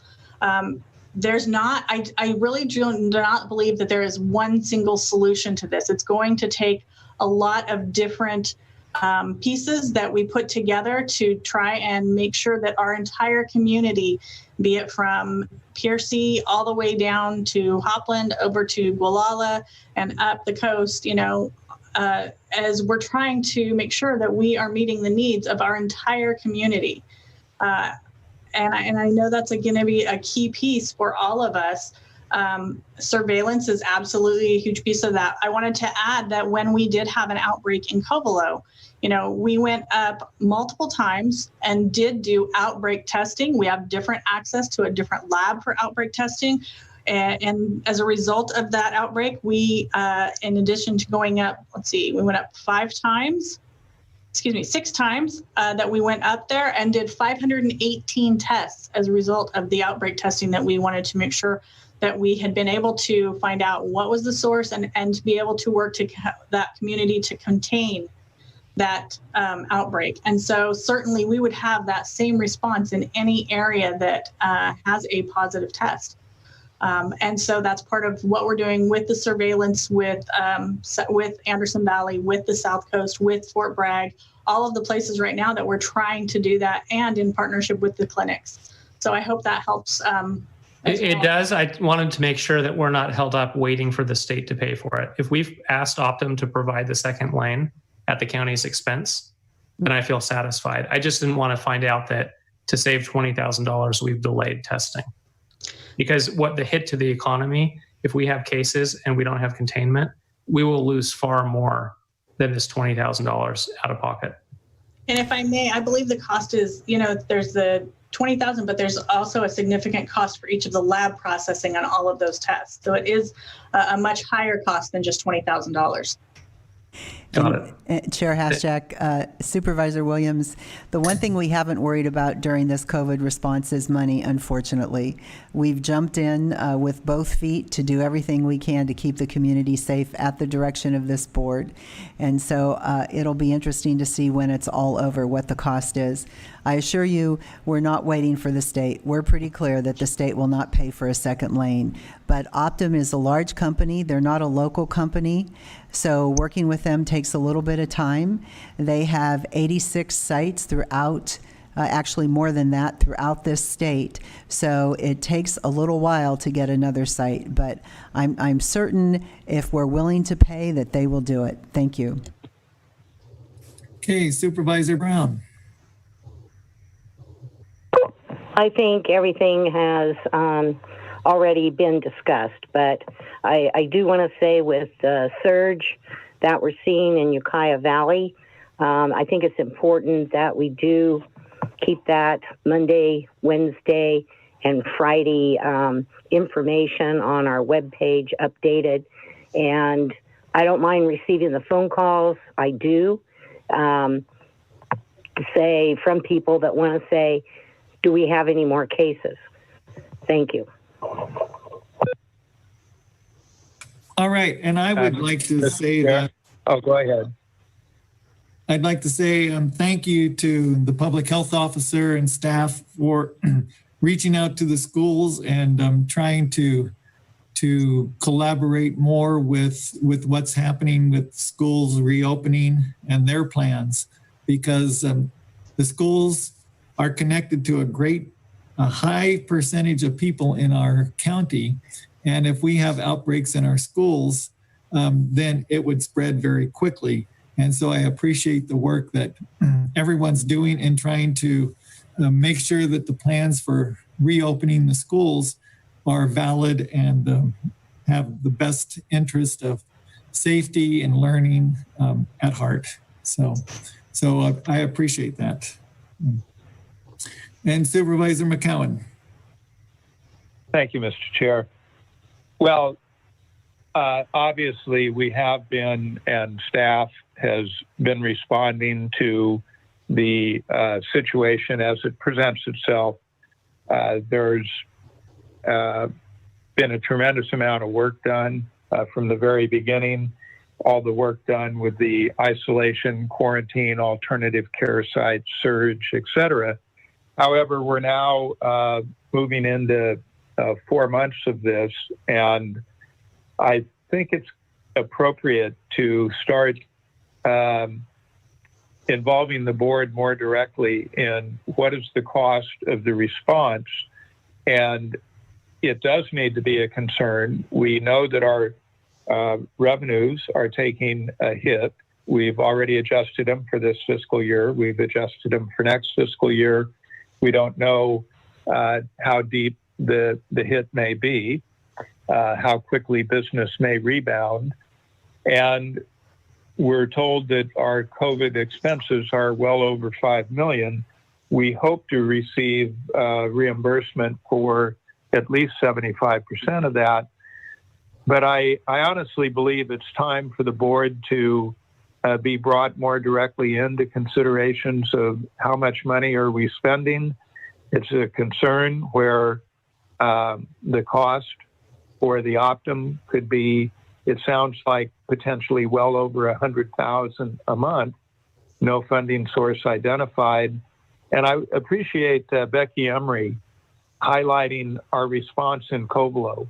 So when that outbreak occurred, staff, public health officers, CEO Angelo, all of our public health staff immediately went into action, worked with the state, and I believe, as detailed by Becky Emery, we got the testing that we needed. We responded appropriately. I think we succeeded in containing that outbreak. So, you know, we've shown that we can have a rapid response to rapidly evolving events. And I'll just leave it by underscoring, I think some of these expenditure decisions need to be brought to the board. And I understand there's times there's an emergency, you simply have to act. But in terms of our longer range response to the COVID emergency, I think we need to be seeing a little more detail before the board. Thank you. Chair Hashjack, if I can make one more comment. I think that if we entered into an agreement with Optum, that would have to be approved. I mean, I could certainly enter into an agreement, but it would have to be approved by the board because it would be a cost that would be over the authority that a department head or the CEO has. So, you know, I think that when it comes to large expenditures, that the board absolutely would have to be the final authority on that. So I just wanted to say that because given that we have been talking about Optum, getting a second lane, the cost of Optum, and if we have to pay for Optum ourselves, we would be talking about close to $50,000 a month. That would have to be an expense that the board would approve. Now, we would hope that we would get reimbursed. I'm not sure that we would get federal reimbursement for that. That remains to be seen. So I would just like to say, Chair Hashjack, to assure the board that if any other board member has concerns about the money that's being spent on the pandemic response, that certainly there's more information we could bring to this board. But as your CEO, I would not want to hold up a response that could mean something that would be life-threatening until we got a response from this board. Thank you. All right, and so it's time for public comment. Deputy Clerk of the Board, do you have any public comment on this? I didn't have any on my list, so. No, there's no telecomment. Okay, very good. So is there any motion or action that we need to do with this, or? Are we all right with accepting it, the report? Just accept the report. Thank you. Okay. Well, thank you everyone who's presented today, and thank you for your work on this. Thank you. Okay, and moving on to item 5C, which is discussion and possible action regarding amendment of rules of procedure to address allocation of meeting time for agendas. The sponsor is the County Council, Christian Curtis. And would you like to introduce this? Yes, thank you, Mr. Chair. So this is simply a proposal, and I'm asking the board to give me some direction here.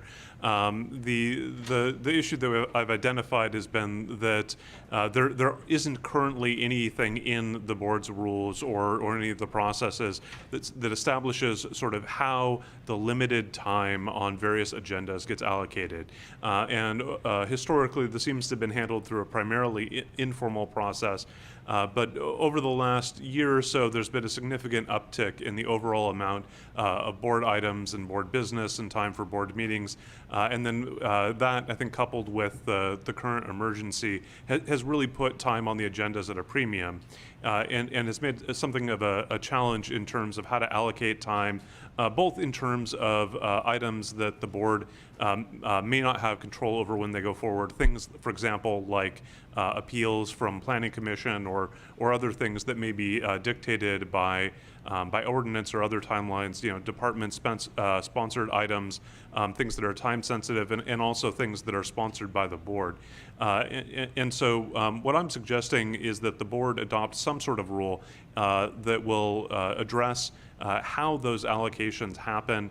I outlined in the memo that you'll see attached to the board packet sort of 4 rough models that I've seen out there. The first is just to put everything on the agenda, and then if you don't get to it, you don't get to it.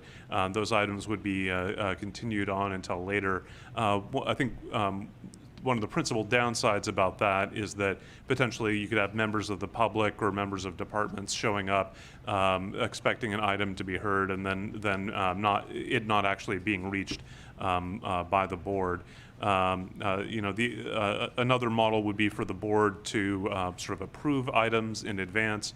One example that I point to there is that Tehama County, now they only do this for the items sponsored by board members, but rather than department-sponsored items. But Tehama County has a system where at the end of each meeting, they sort of ask if any board members have any items that they want to have added to the agenda, and then they take a vote as to whether they're going to add it, and then they can sort of decide, which meeting that's going to go on, if it's going to be the next one or somewhere down the road.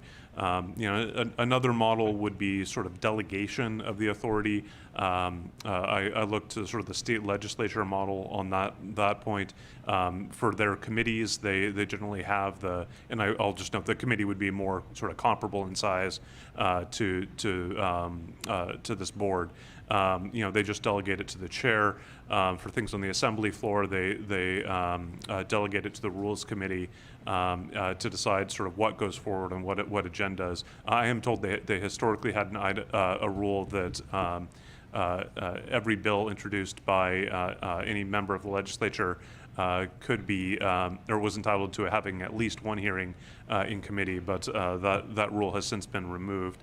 And then finally, there's the possibility of sort of rationing or allocating time. You could potentially divvy up the time among the various meetings.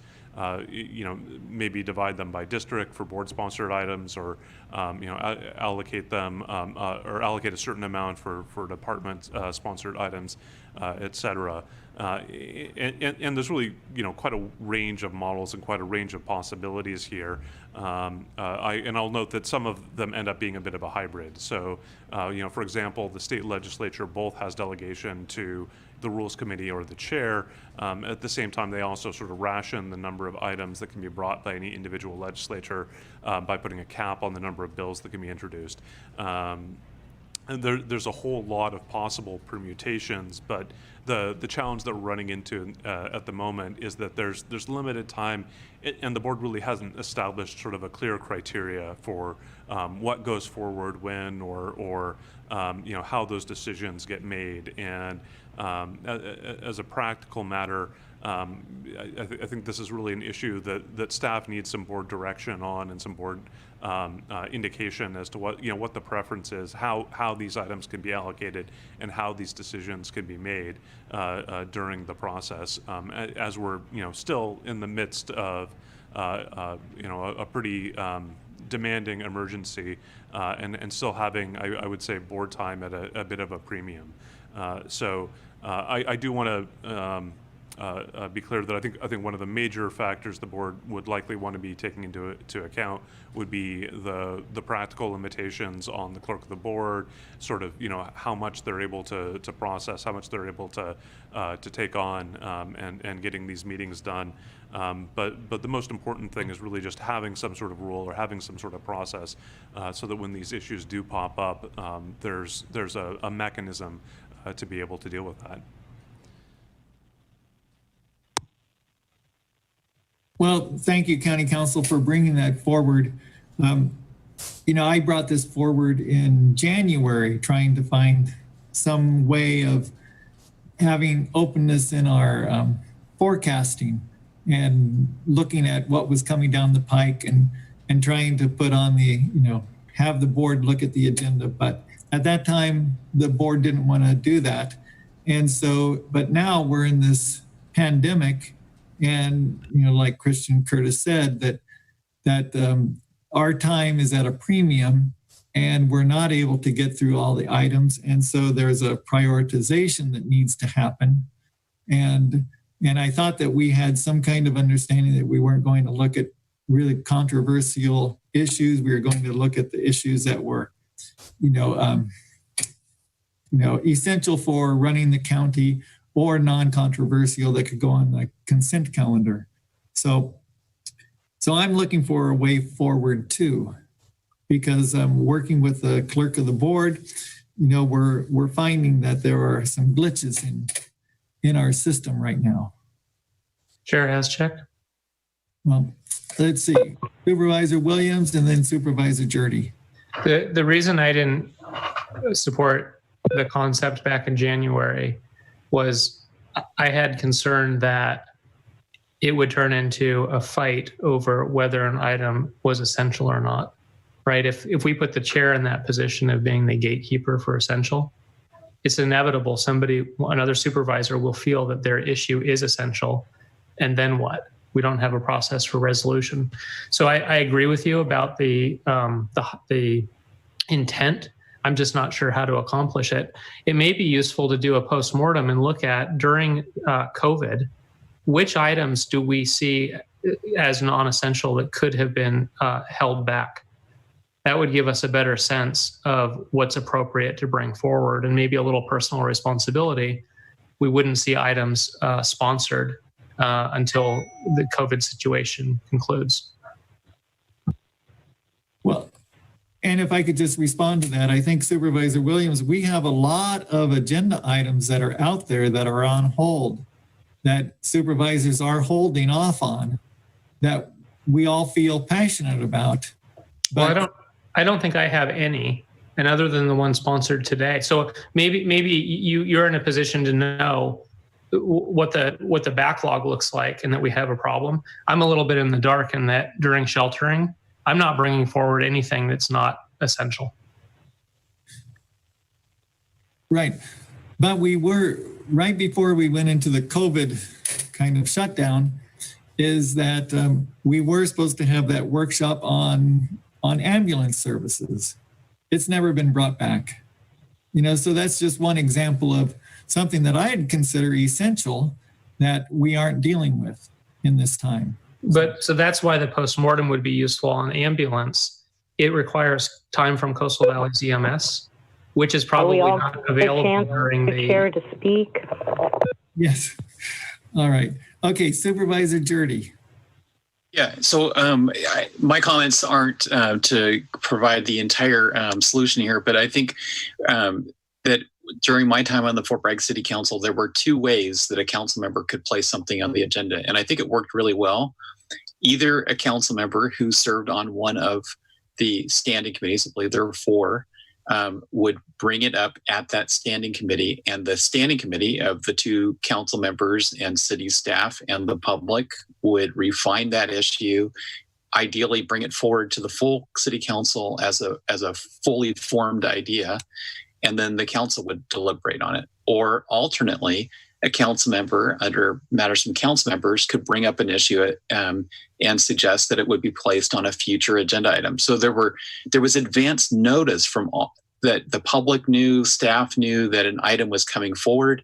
Everybody had a chance to get some input to it, or at least enough people could. And I think that's really the best way to move forward ideas so that they come onto the full board's agenda, usually with at least two council members, or in this case, two board members supporting it. And oftentimes you would have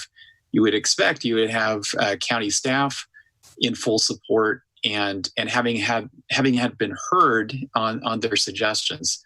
So I think whatever we do, I would like to see us looking at that as the two ways that things would get on our agenda, either because we all serve, or four of us serve on standing committees, and we would be putting things on the standing committee agenda, or we would be bringing things up at one of these meetings.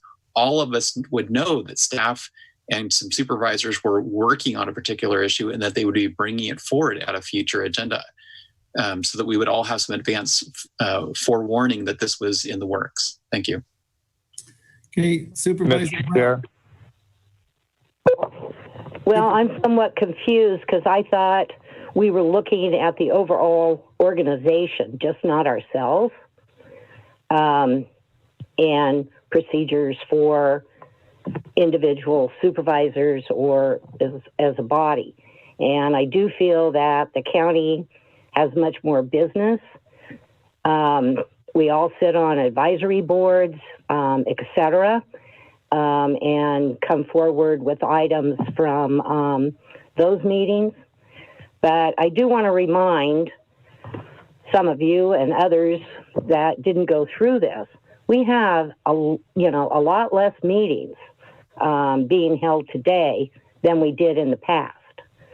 And we used to meet every Tuesday. Now, when we downsized the staff in the clerk of the board's office, we understood about all the work that goes into preparing an agenda and all the work that needs to be done after an agenda and after business has been completed. So we were being responsible to the clerk and not to deputy clerks and not to overburden them with meetings every single Tuesday. And I will say that even at that time, when we had them every Tuesday, most went well past 5:30 at night. But I just don't see the problem now. And I think a way to solve that is to have more meetings.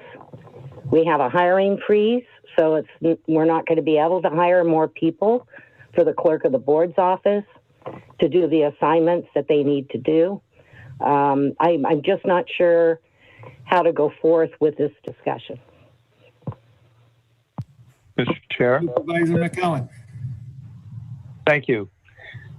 Well, I'm agreeing with most of what I have heard, except I certainly don't want to follow the state legislature model. I don't think that'd move us very far forward. I'll point out that during lunch, I did type up some suggested changes to Rule 14, which deals with agenda procedure. I don't think I have, so if you refresh your iPads, you'll be able to pull that up. Staff has posted it, and thank you very much to our staff for getting that up on zero notice. It's probably longer than it needs to be because I didn't have time to make it shorter. It may not cover every point that needs to be covered. Primarily, I think it's capturing the current process that is somewhat informal, but it's a process that we've been using. If you read the item, I think you'll you might believe that, yeah, that's generally the way it works. I've plugged in a couple of new things, such as putting a time limit on how late a board member can get an item in, because right now, on occasions, case specific, staff has worked with me to get an item on the agenda as late as Wednesday. And that does put a burden on staff, and it's really not fair to them.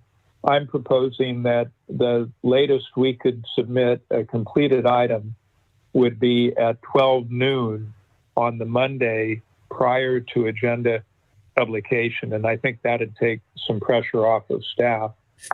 Also, for items that affect another department that a board member is submitting, I'm suggesting that that item be routed to the department at the same time that it's submitted to clerk of the board, executive office staff. So that'd be 12 noon Monday, returning it in to the clerk of the board. It's being transmitted to any department that would be affected. And also, I'm suggesting, and I'll give credit to Supervisor Jurdy both for the last point and for this one, but I'm suggesting that board member items also include a fiscal analysis, just as we expect from other departments. And, our agenda summary provides for that. I'm also calling out that it clearly identify both for other departments in the board what the general fund impact is, because whereas they usually do call out the budget unit, they don't always clearly indicate here's the general fund impact, although you can do a little research and get to that.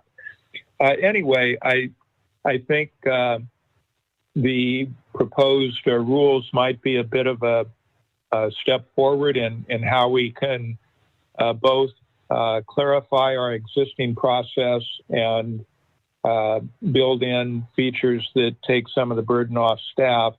And as Supervisor Jurdy noted, items could be brought forward by board members, or they can bring an item up during board meeting, during supervisor reports. We sometimes do that now, or we'll hear public comment, and sometimes we'll say, let's have an item on the agenda. Anyway, the memo I've submitted is food for thought.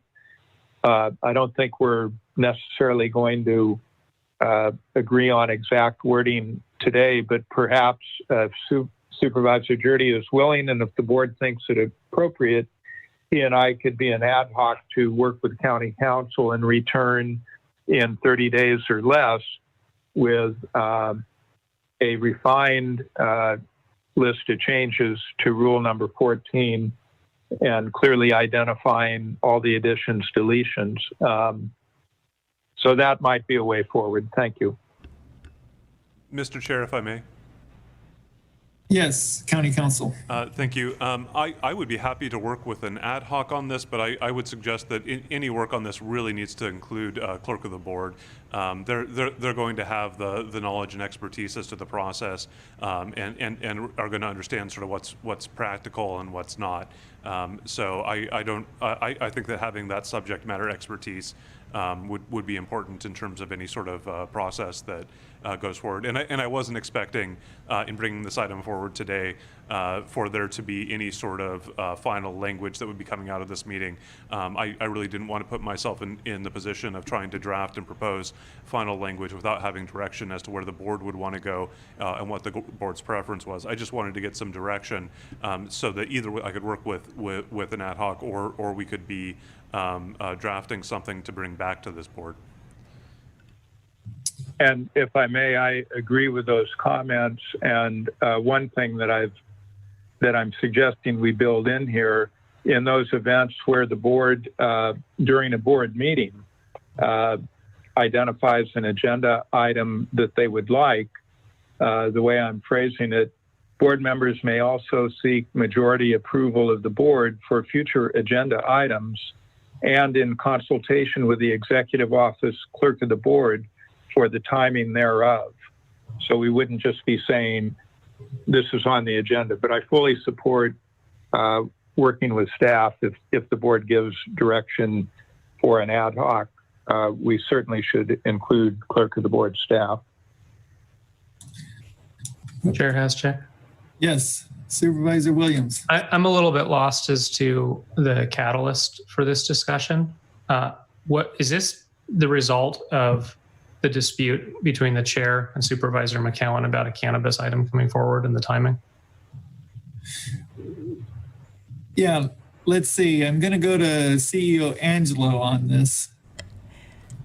Chair Haschak, thank you. I don't know if it has to do with this, but. Thank you. I actually just wanted to make a couple comments. I support what Chief Counsel Curtis is attempting to do, which is to give our process more structure and actually some consistency, because I can tell you, as your CEO and as your clerk of the board over the last 10 years, that there are a lot of gray areas in our process. I would ask, though, that this board consider, as we move forward, what is the actual problem you are trying to resolve.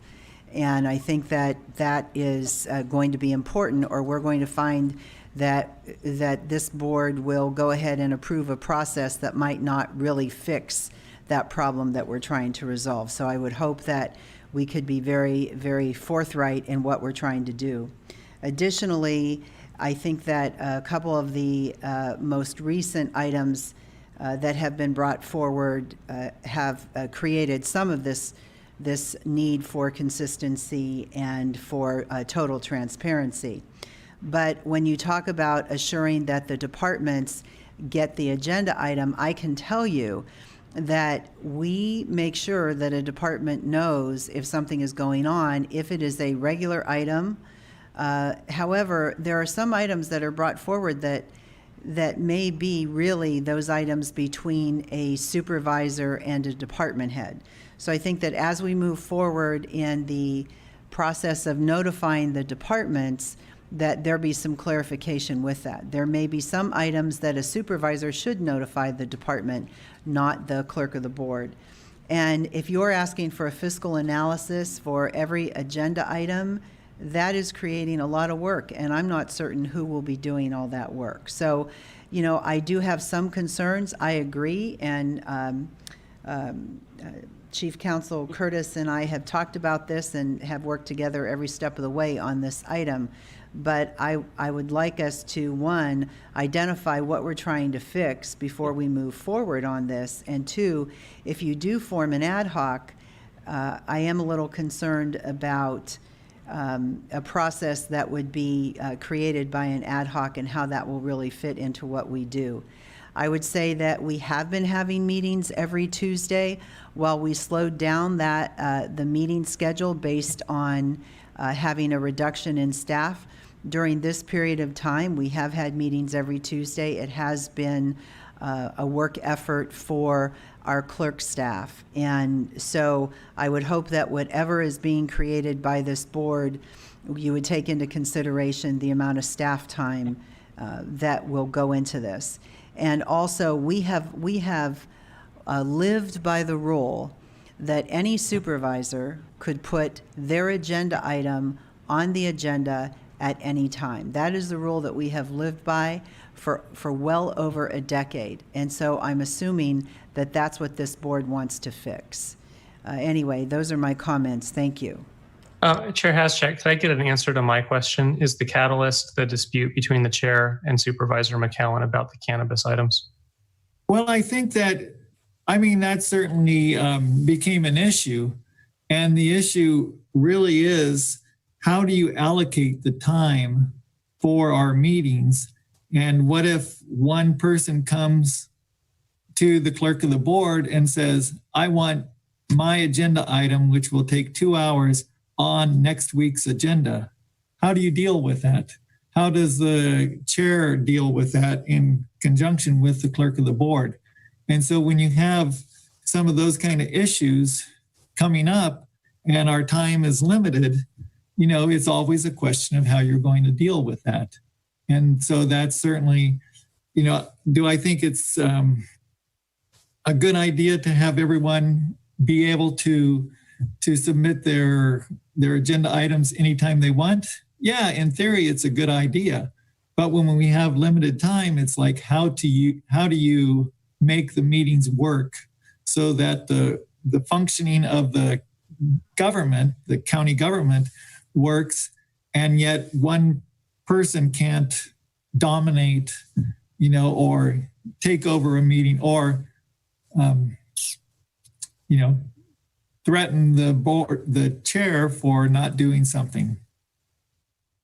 So that's kind of the issue. Mr. Chair, if I may, just briefly, and I think we need to move past this, but the issue between you and I wasn't a timing issue, as you candidly stated when you described your thoughts on why my item was pulled a bit ago. But regardless of how that went down, I think we need to move beyond it. And I would like, and I do think that was the trigger for having this discussion, which, given the COVID response and the many critical issues pending, it's a little odd that we have to have a rule change item, which is taking some discussion, and if we follow through with it, will require a future agenda item. But with regard to some of CEO Angelo's comments, the language for fiscal analysis is currently in Rule 14, but it's not really an in-depth analysis. It's really just what is the source of the funding, what is the impact to the current fiscal year general fund, just what is there now. The change is that what I'm proposing, and again, this was actually Supervisor Jurdy's idea, each supervisor bringing forward an item would be required or expected to provide that same detail. This isn't something staff would do. This is something that each board member would have to do for their item. Likewise, my intention is not that staff would be responsible for transmitting the agenda item to the affected departments. That would also be the responsibility of the board member bringing the item forward to do that simultaneously with sending the item to the clerk of the board. So I think it's a good question. What is the problem that we're actually resolving? And we have had a lot of items and a lot of meetings, and I think it's a concern, as the chair notes, that some items that are deemed critical have been delayed. For instance, the ambulance workshop, although as it came forward to the timing of that item, my perception is it became a bit less clear what might actually come out of it. But it's a critical issue. We do need to deal with it. I think a critical issue is to review and ideally approve the Mendocino County Strategic Plan for Homelessness. Again, that's a critical issue facing us. There's a range of other items that have been pushed off, but they're on forecasting. The ambulance issue, the Strategic Plan for Homelessness, aren't on current forecasting through September. So, managing our agenda in COVID is an issue. And I think aside from what I'm suggesting for what I think are reasonable clarifications of Rule 14, we probably at our next agenda meeting should have a discussion of what items do we want to prioritize? Review the forecasting. When do these items need to come forward based on hopefully a consensus of the board? So, I think the issues we're solving, we're clarifying the rule and the procedure. And then I do think we need to prioritize what items we're going to be taking and when. Supervisor Jurdy. Yeah, Chair, I'm hoping we can move this forward and go on to our next item. I would be willing to serve. I second the motion. I'd be willing to serve on an ad hoc committee with Supervisor McCowan to work on these ideas to clarify the process for board members' submittal of items and to clarify the prioritization of items going onto our agendas.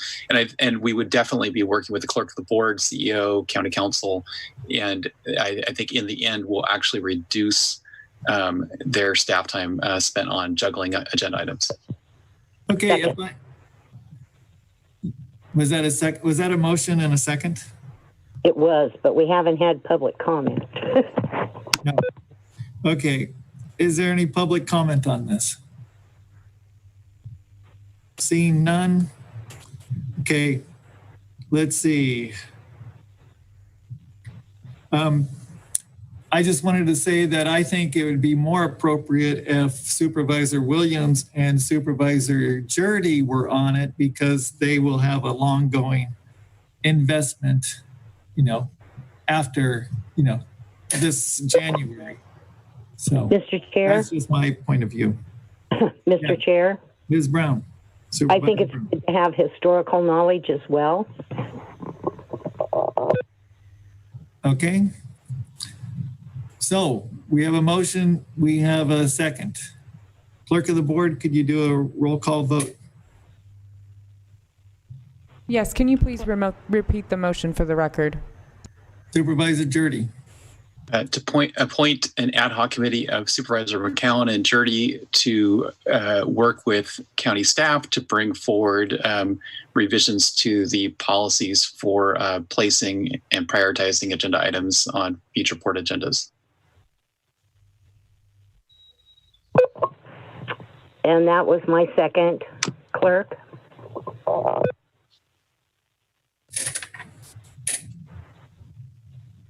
Got it. Okay. Here's the roll call vote. Chair Haschak? Yes. Supervisor Brown? Yes. Supervisor McCowan?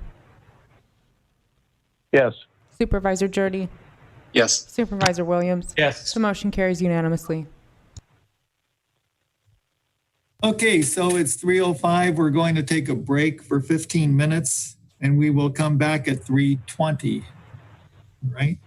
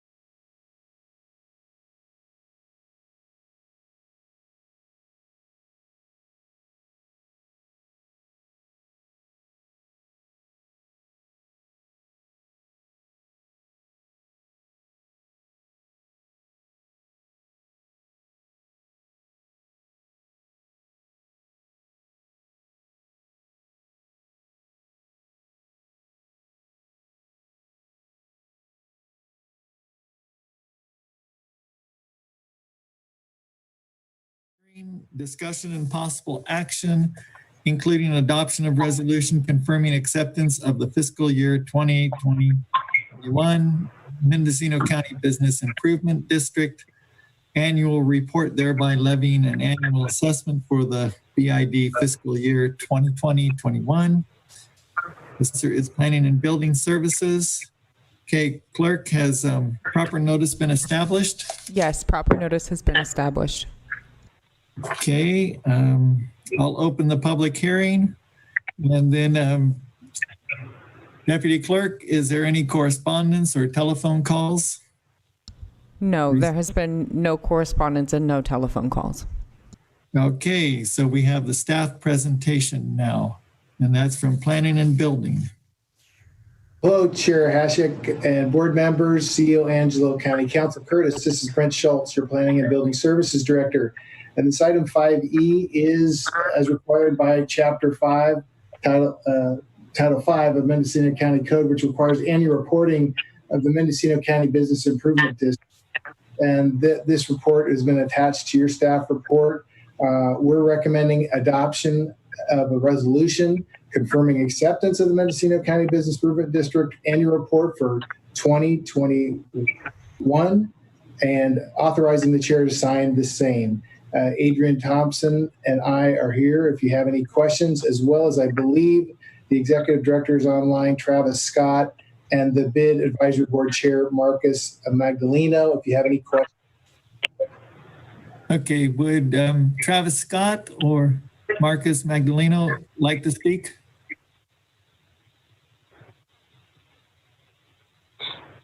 I'm here to address any questions. This is Travis Scott. I'm here to address any questions that may be come up. Okay, thank you. All right, are there any questions? We'll go down the line from Supervisor Jurdy. Yeah, so this wouldn't be in the report, but Travis, I know that during the time that the lodging was shut down, your board had you furlough your employees. What's the status of your employees at Visit Mendocino? The status of employees is there is me as a full-time employee and one part-time employee, 24 hours. And is there some discussion by your board about some sort of gradual ramping that up again, or what is the plan? Sure. At this rate, there is no talks of bringing anybody back on with the amount that we are projecting loss this year. There won't be room to bring any staff back. So we have changed some of our daily operations so that the marketing duties can be handled in-house by myself with some assistance of the part-time employee. Okay, thanks for the update. Okay, sure. Supervisor Williams. No questions. Okay, Supervisor Brown. No questions, thank you. Supervisor McCowan. No questions, thank you. Okay, so let's see, is there any public input, Deputy Clerk of the Board? No, there's no public comment. Okay, are there any final remarks from the staff? No comments from staff, Chair. All right. Without any further questions, we'll close the public hearing. Matter is now. I move approval. Second. Board of Supervisors. Okay, so we have a motion from Supervisor McCowan, a second from Supervisor Williams. Any further discussion? Okay, Deputy Clerk, could you do a roll call vote? Yes. Supervisor McCowan? Yes. Supervisor Jurdy? Yes. Supervisor Williams? Chair Hashchak? Yes. And Supervisor Brown? Yes. The motion carries unanimously. Okay, thank you all.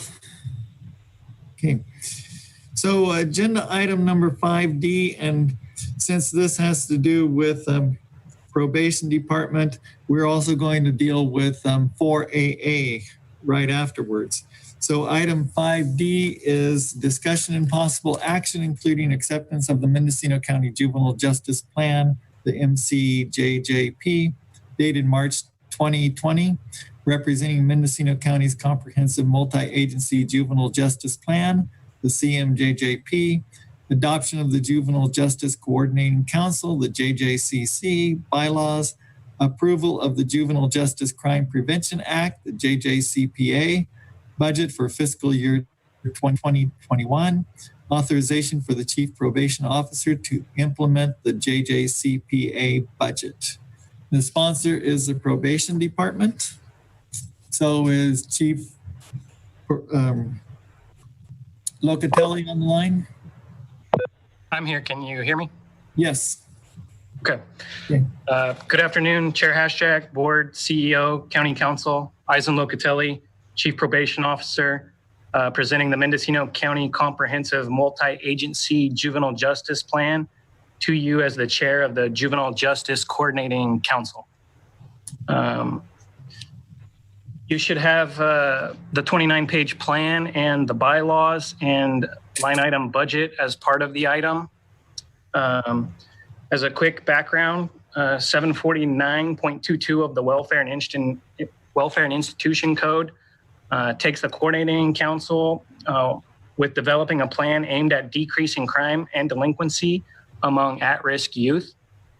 At-risk youth is defined for our purposes as a child whose potential to achieve a successful transition to adulthood is in jeopardy and whose likely long-term life outcomes, including life expectancy, mental and physical health, and general standard of living fall below statewide averages unless successful interventions and protective factors are in place. That's found on page 7 of your report. In 2000, the state established the Juvenile Justice Crime Prevention Act program as a way to provide more stable state funding source for implementing this plan. The last update in Mendocino County to this plan was in 2009. We contracted with Racy Ming and Associates, specifically Kevin Lynch, who is retired out of Marin County. And on March 27th of this year, the JJCC unanimously approved the comprehensive plan, as well as adopted and proposes the first bylaws of the Coordinating Council. So I think with that, I'm happy to go into more detail if you have questions or give you any more direction if you should ask of me. All right. I would just like to say I serve on the Juvenile Justice Coordinating Council, and I'm very proud to do that. I think they're doing great work and really people with real passion for helping out the youth of our communities. So I appreciate that. I just had one question on, or there's a typo on page 2 of the bylaws for the Juvenile Justice Coordinating Council. And it's in Article 6, first paragraph, the chairperson shall supervise instead of all. So just wanted to make sure that was corrected for approval. Any other questions or comments? Supervisor Jurdy. So Director Locatelli, on page, I think it's page 9 or 10, it shows the number of arrests of juveniles, whether felony or misdemeanor, has dropped significantly since 2009, where it was about 500, and it's now consistently around 200 for the last four or 5 years. Is that because certain offenses are no longer listed as misdemeanors or felonies, and that's the reason for the reduction, or what would you attribute the dramatic reduction in the number of arrests? Well, there's been a lot of changes in the law and how youth are dealt with. For instance, you can't be brought before the juvenile judge if you're under 12 years old any longer, unless there's 4 criteria. The way schools handle youth have changed. There's a well-known understanding that there's a, they call it the pipeline from schools to prison. So trying to interrupt those cycles. We also typically try to work more hand in hand with juveniles instead of bringing them into the juvenile justice system. So with that, that begin the trend of the conversations about juvenile halls being underpopulated. When I started here in 2007, we were about 40 kids in the hall any given day. And now, the average is anywhere from 10 to 15. That's a reflection of working with them in the community and trying to focus on the rehabilitation of youth and not the punitive consequences as defined in our mandates of working with kids. There's a lot of data in this report, Supervisor Jurdy, that tries to answer those questions. And, I think that's the generic answer that you get up and down the state from chiefs and law enforcement officials, that there's just been changes across the board and in multiple facets of juvenile justice. There's not one thing that I could attribute to that statistic. But if you also look the number of felony offenses and the seriousness of them, it's typically on the rise across the state. And that's explained by, again, the shifts. There's unintended consequences in shifts. And Prop 57, for instance, shifts those consequences that if you're 16 or 17 and pull the trigger, you may be exposed to up to 7 years of incarceration. But if you were 18 or older, you could be exposed to 25 years to life. Most people in our society know that statistic, and you're seeing some violent crime being perpetrated by younger offenders. Okay, so, and I wasn't specifically referring to the juvenile hall, but you're saying that a number of issues or crimes are being reclassified, or the state's giving direction to address it in ways other than through arrests, because it's showing a dramatic decrease the number of arrests. So it's consistently around 200 versus around 500 in 2009. What graph are you specifically referencing? I was looking at the graph on page 10, where it says number of arrests, juveniles only, 2009 to 2018. 2009 combined both felony and misdemeanors were 500. And the last 3 years, it's hovering around, last 5 years, actually, it's hovering around 200 a year. Yeah, that's exactly right. And then it goes into more conversation and discussion about why that is as you go through those populations. That is the trend that we see across the state of California. And those are a direct result of dealing with kids, trying to deal with kids without an arrest and giving them services at the front line instead of introducing them into the criminal justice system. Okay, so I'll just ask one question without going any further. Are you finding any effective ways to deal with the kids through alternative means, either here or in other counties? I think this comprehensive plan is my attempt to bring Mendocino County up to best practices like in other counties. Historically, the probation department is a reactive organization. We are tasked with somebody who's been arrested in a 602 made by a ward of the court. So it's my belief that if we invest more in preventative services and work with kids prior to arrest or incarceration, that we should see a decline in incarceration, an decline in use for service of the criminal justice system, and ultimately a decline in people in the adult system. And so this all ties back together with the collaboration effort to turn our county into a dual jurisdiction county, which would allow the probation department and social services to work together on these crossover kids and keep them out of the criminal justice system. My hope is that we're able to partner and get some of these things accomplished so that we are able to do exactly what you're talking about. And then you can see inside the report, there are some preventive and therapeutic services that we're trying to expand on, like direct referrals from schools to substance abuse that's funded out of this grant.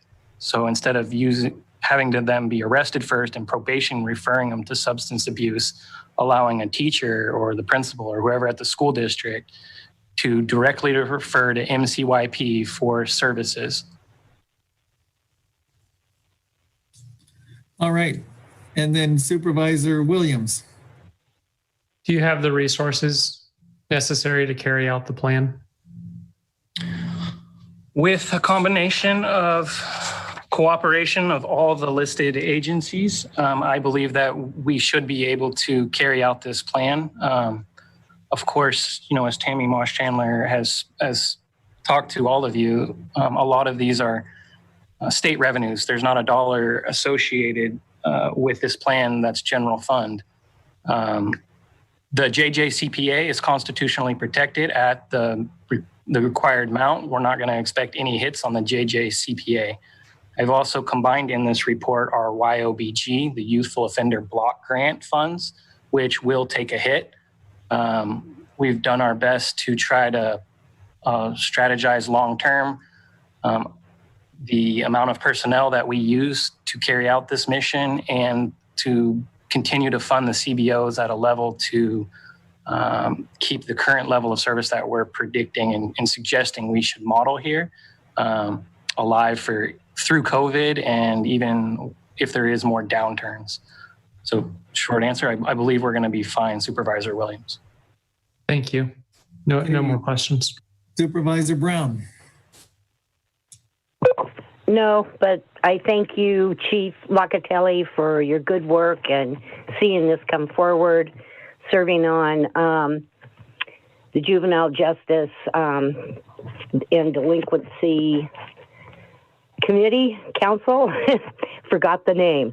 Last year as chair was great information, and I'm just glad that we're putting this all together now. So I support. And Supervisor McCowan.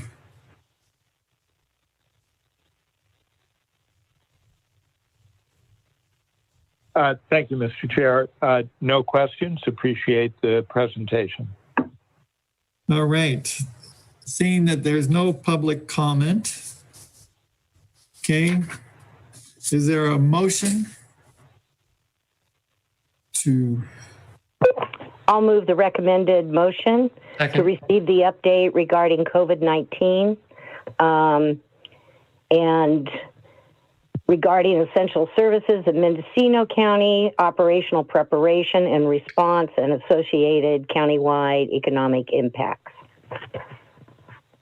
Second. Is that the correct motion? I have a different motion. This is Deputy Clerk Dunham. Yeah. What we need, Supervisor Brown, is to accept the Mendocino County Juvenile Justice. Oh, I'm sorry. Oh, gosh, I'm losing it. Okay. So I move the Mendocino County Juvenile Justice Plan, dated March 2020, which represents Mendocino County's comprehensive multi-agency juvenile justice plan, adopt the Juvenile Justice Coordinating Council bylaws, approve the Juvenile Justice Crime Prevention Act budget for fiscal year 2020-2021, and authorize the Chief Probation Officer to implement the JJCPA budget. That's the one we're looking for. Supervisor. I'm sorry. Supervisor Williams, do you still want to second that one? Yes. Okay. Very good. Any further comments? Yes. One question I wanted to ask Chief Locatelli. Now, does this come before us, the Board of Supervisors, every year for an update? Good question. The way I anticipate this working, let me tell you what historically has happened, and then I'll tell you what my vision is. Historically, this has been a line item inside of the probation department's budget presentation. I think that both the JJCPA and the CCP should come before about end of April, May, which is what we attempted to do here. So the board is able to approve this, and then the departments that are going to be receiving funding are able to use that to help build their overall budgets. So yes, my anticipation is that, one, we're required to present this to you, around April, May, June, somewhere in there by the BSCC, and then I have to report back that we've done so. And then there's also another, what you should have is in September and October, another JJCC meeting where we actually look at the programs, and if we try to match up if that program actually did what it intended by a validation process, so we can continue using the program or draw up some type of RFP or try to get another service provider to do what we want from the JJCPA funding. So I anticipate this will be, we tried to get this before you on April 20th on consent, but of course COVID had it kicked. See, I had the right motion. It was about COVID-19. Teasing. So I do anticipate being before you with some type of presentation every year in around April, May going forward. I think it's important so it does not get lost in time, and it's on probation department's agenda or yearly calendar that we have this happen, because I think it's important, and appreciate your work on this. Okay, thank you. Deputy Clerk of the Board, could you conduct roll call vote? Sure. Supervisor Jurdy? Yes. Supervisor Williams? Yes. Chair Haschak? Yes. Supervisor Brown? Yes. And Supervisor McCowan? Yes. The motion carries unanimously. Okay, and now we're going to go to item 4AA, which is approval of the utilization of the current balance of the local innovation subaccount in the amount of $147,843.98 for operational cost of the Community Corrections Partnership. Okay. Chief Probation Officer Locatelli, would you like to speak to this? Sure. So again, Eisen Locatelli, Chief Probation Officer. I'll be presenting this time as the chair of the Community Corrections Partnership. The genesis of this situation has gone through several iterations. The May revise has had an impact here. My initial attempt to present to the board was to say that we're going to need to use our reserve, our contingency, and request the board to release the innovation subaccount to CCP to cover shortfall in CCP's approved budget, which went before the board, I believe, June of 2019. There was an 1819 claim that got paid through CCP's funds that was unanticipated and went to a county department. So we had that situation. We felt as CCP covered, we were going to be able to get through this with just that request of you. Then the May revise happened. And as part of the May revise, not only does it hit, as everybody's been discussing, 2021 fiscal year, but it also hits 1920 fiscal year. And it's going to create roughly a $500,000 shortfall for this current fiscal year, which, of course, there was only 6 weeks left when we were notified. So CCP isn't really able to ratchet down spending. So we were going to be covered. We had this situation handled. Now I need the innovation sub-account released, but there's also going to be another shortfall of CCP that is going to need to be addressed. I'm not sure if you all have the slideshow presentation or not. It was attached.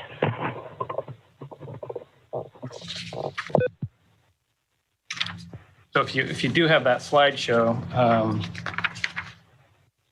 it essentially has for two different issues, basically saying to the board that with the release of the sub-account notwithstanding the May revise, we would have been about $69,000 short of our operating budget, which we believe will most likely come out in the wash due to expenditures not reaching 100%.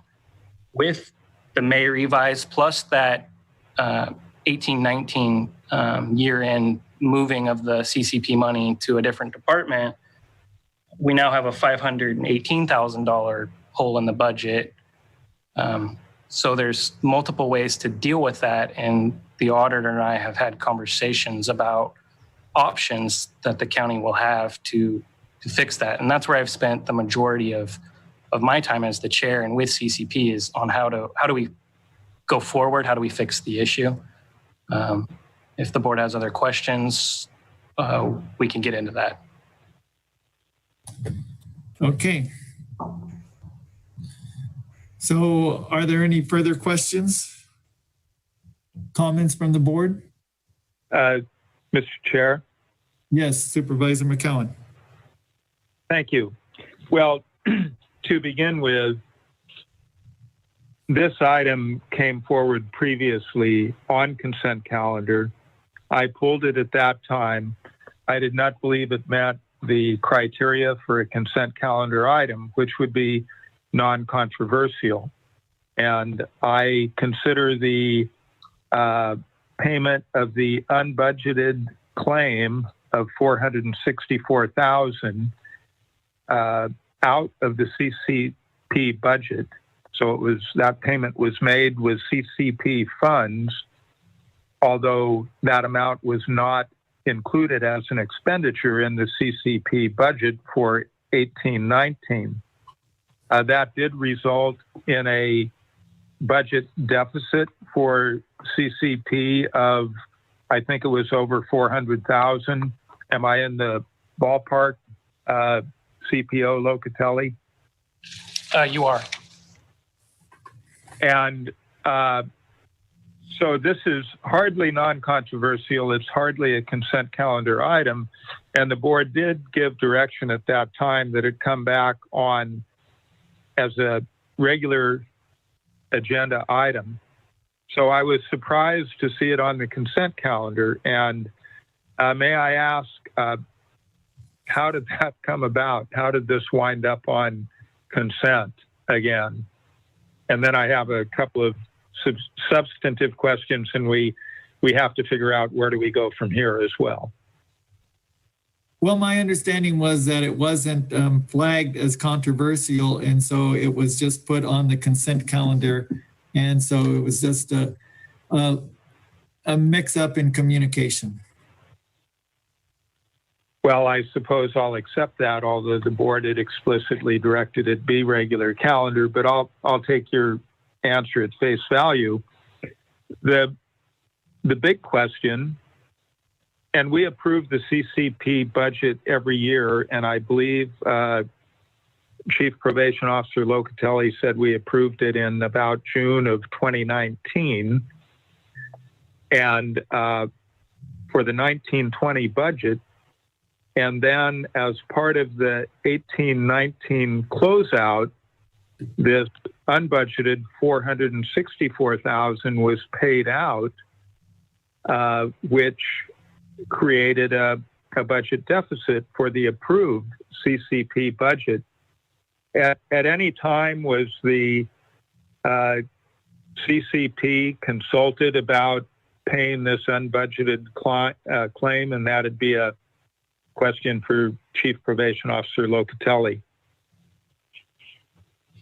No, I myself wasn't contacted, or my fiscal administrator who does the oversight of the budget wasn't contacted about this, and CCP itself, the other executive members didn't know that this had happened.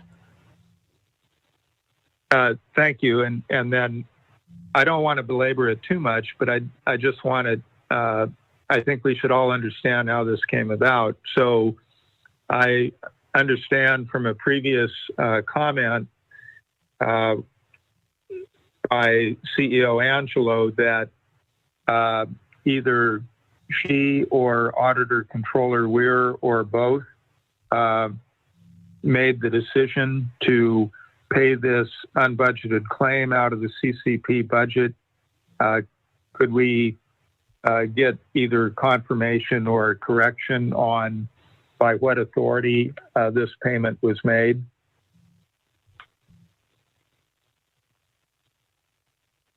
See, CEO Angelo. Chair Hashak, I believe the auditor is on the line. I'd like to ask the auditor to answer that. Yeah.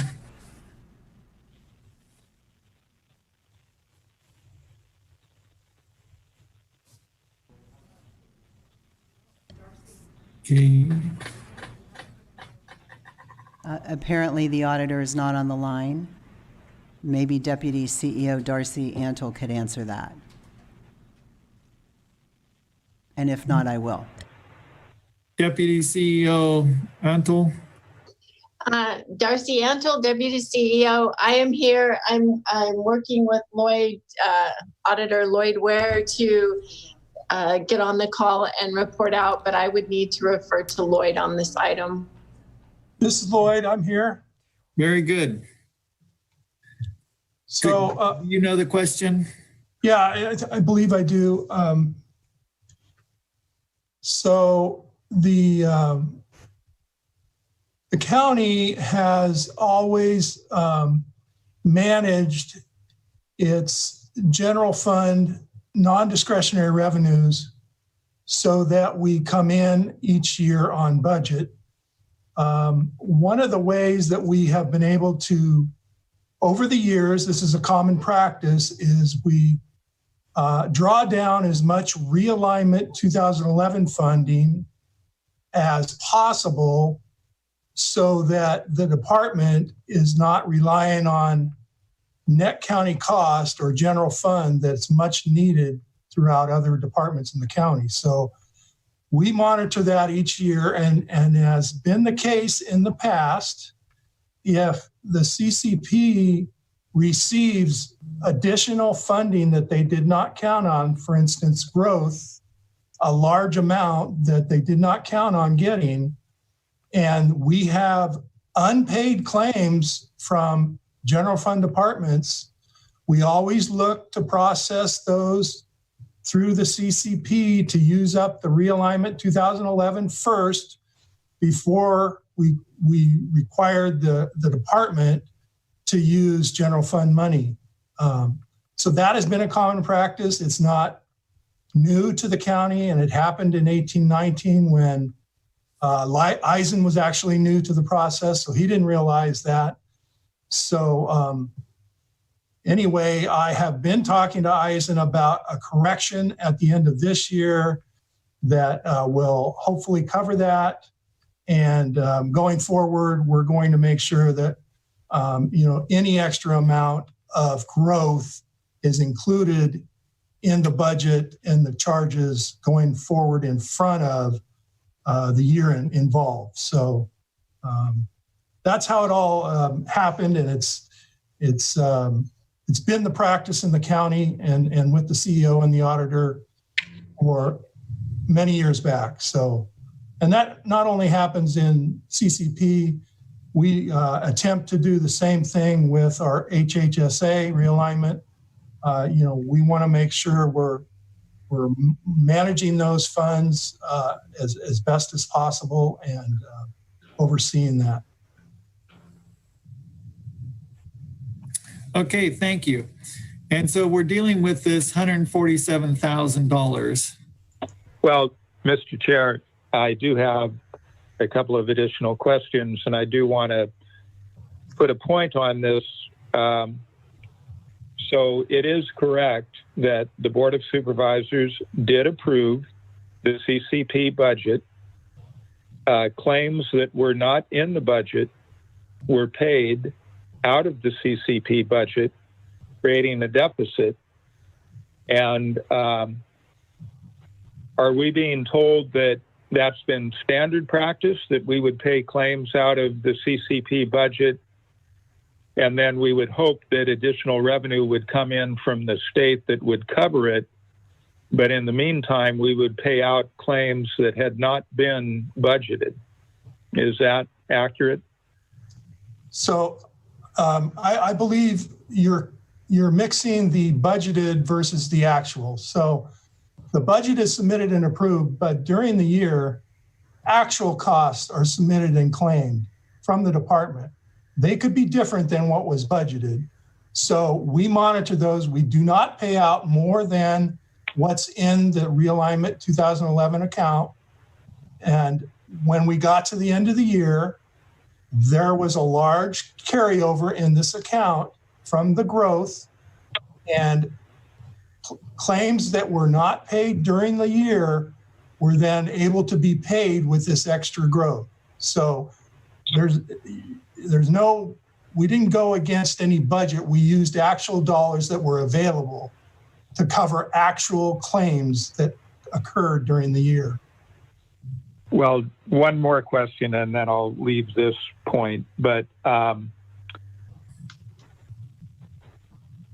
the payment of the funds out of realignment ultimately did result in the deficit in the 1920 budget prior to the additional hit from the May revise. Is that accurate? And so then, therefore, there weren't sufficient growth funds to cover the unbudgeted claims that were paid out. Aside from the May revise, we still wind up with this significant budget deficit in CCP. Is that accurate? So from my perspective, there's some miscommunication, and that's what I've been trying to work on with auditor controller. The carryover from 18-19 is on the budget that was presented to the board June 19th, and it was $713,000, $713,000 roughly, plus what we anticipated for growth to come in that year. All of that combined gave us a total available amount of money of $3.9 million, which is what was divvied up amongst all of the CCP by their vote. And that was our operational budget going into the year as approved by the board on June. And then there was some miscommunication about that money sitting in the account, and they thought maybe it was available or something. I have to speculate here because I wasn't contacted about it. And I could see how that could have happened because that year was an exceptional amount of growth money that came in from the state, which is atypical. The 5-year historic average for growth is $130,000. So I could sort of see how the situation came about. And as we've discussed going forward, CCP historically has always used carryover, just like the county does, to build their budget for the next year. So that $464,000 move created a very large deficit, which we had planned on being able to cover with just asking this board to release the innovation sub-account to CCP, use our contingency and our reserve, and we would have been okay. We would have made it this year. But then the May revise hit, and now we can't cover 2 large hits that were unaccounted for with only 6 weeks of operation. Thank you. And so the May revise did result in this significant hit, now resulting in a deficit.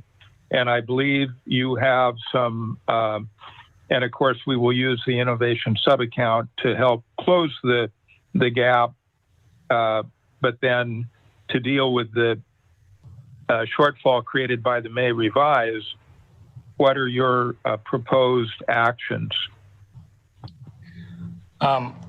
These are very, with somebody else wanting to, so these are very preliminary ideas that Lloyd and controller auditor and I had in his office, just of ways to move out of this situation and move forward. And the very first and easiest for CCP's perspective is to return the money to CCP so that it can pay out its fourth quarter claims.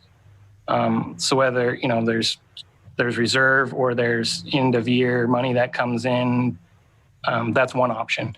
Option 2 is each of these departments, and there's a whole list of them, that are probably not going to have enough money to be paid for, but the services has already been rendered, so the county would be left with potentially like Ukiah Police Department, geo recovery services, Ford Street, detox beds, all putting a claim onto CCP, which wouldn't have the money.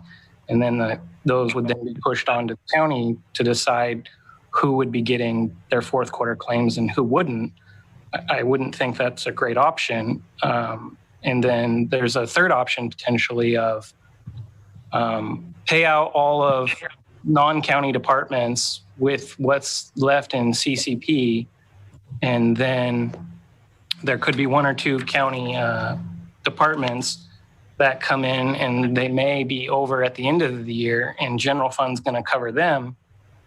They could also then cover their fourth quarter claim from CCP, and that could be a viable option and avoid any of individual departments having to make specific requests of the board. Chief Locatelli, if I could interrupt, we have this issue and we've got a lot of issues to deal with today. So, Mr. Chair, I was about to make a motion. You're about to make a motion? Yes. Okay. And I'll second it. We do have an issue. We don't have time to deal with it today. There's these options presented. I would suggest that be a future agenda item. You can coordinate that with Chief Locatelli in the executive office. I move approval of the recommended action before us today. Second. Okay, very good. All right. Any further discussion? Chair Hashjack? Yes. This is CEO Angelo. So thank you to you and Supervisor McCowan for moving this item forward. But I'm curious, as far as any type of directive, I'm only hearing one supervisor, and I haven't heard from Chief Locatelli. Could someone please tell us what the issue is that Supervisor McCowan thinks needs to come back to the board publicly? Well, I can tell you it's we've been presented with three options for attempting to close the gap in the CCP budget. And I'm suggesting it would be appropriate for the board to discuss that and give direction. And if Chief Locatelli has something else in mind, I'm certainly open to hearing that. So Eisen, what would be your time frame on this? I think that Lloyd and I had that conversation, and I think he's better prepared to look at the numbers as they come in, and I can work with him on what to do with this, but I would be looking to Lloyd for directions. So Eisen, is this something that needs to come back to the board? Only if or maybe Lloyd Lloyd should answer that question. Yeah, I think that might be for Lloyd. I think Lloyd is still on. Yep. Hello, Lloyd Weir. Yeah, so I met with Eisen and Mr. Locatelli, and we went over his possible scenarios there.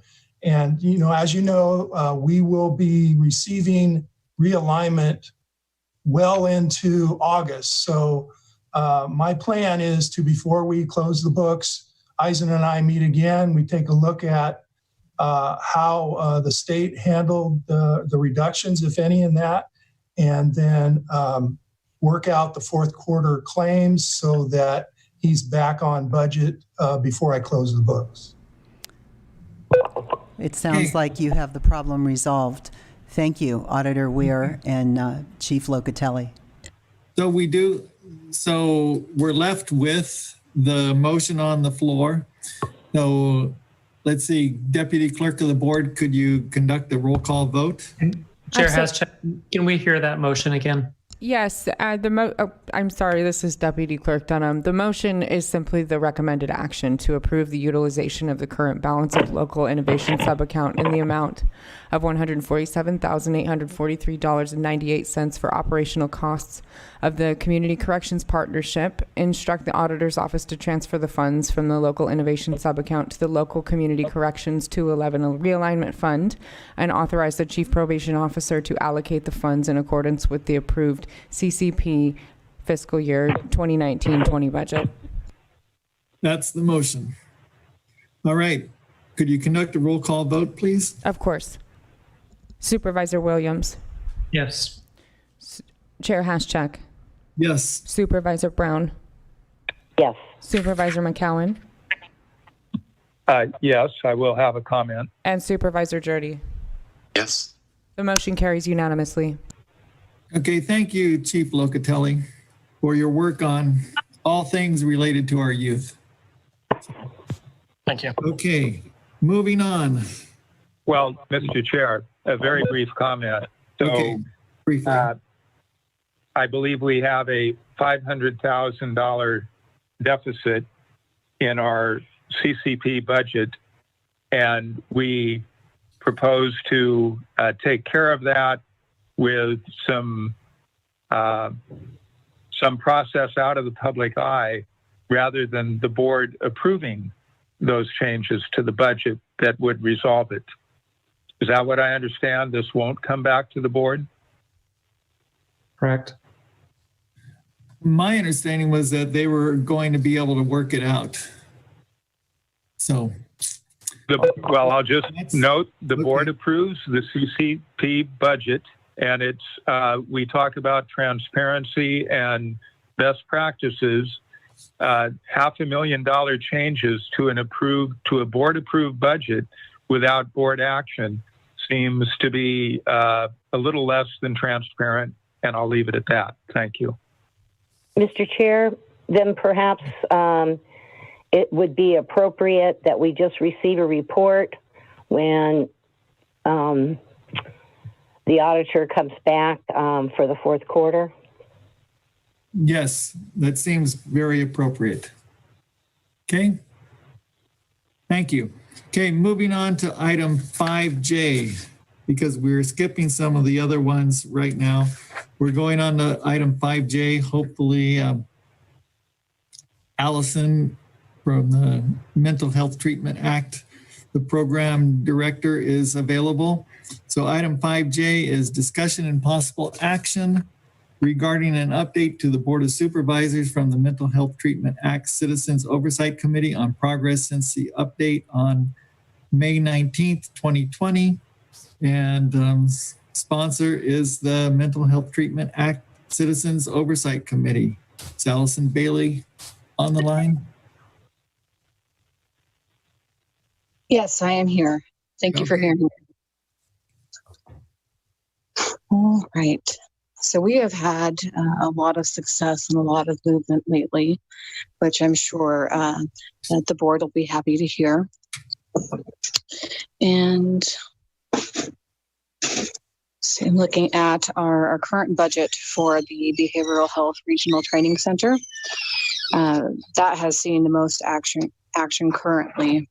The funds allocated for the entire project were $585,215.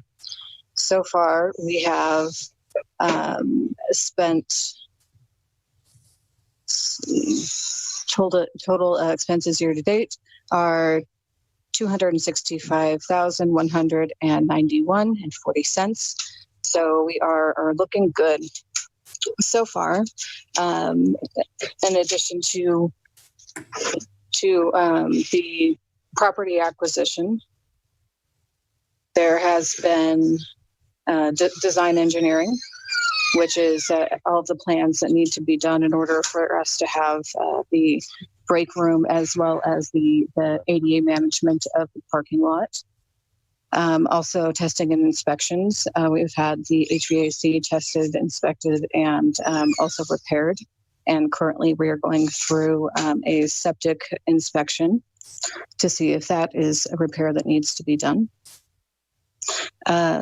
Facilities, specifically Doug Anderson, has put out an RFP for a construction manager. That will be something that goes out in July approximately. So we are looking at the possibility of having the facilities open internally in the beginning of August or end of July, whereas it would be open or grand opening for everyone after all of the construction is finished, would be for October. As far as the CRT or Crisis Residential Treatment Center goes, we will have a design ready to show within the next month or so. It has to go to the Measure B committee first, but then we'll arrive with you shortly thereafter. It's very exciting. We've gone through a lot of work to get it to where it is. All of the letters and necessary correspondence has gone out to local tribes as well as the city of Ukiah. And I believe that Janine, if she's here, has some great news as far as that goes too.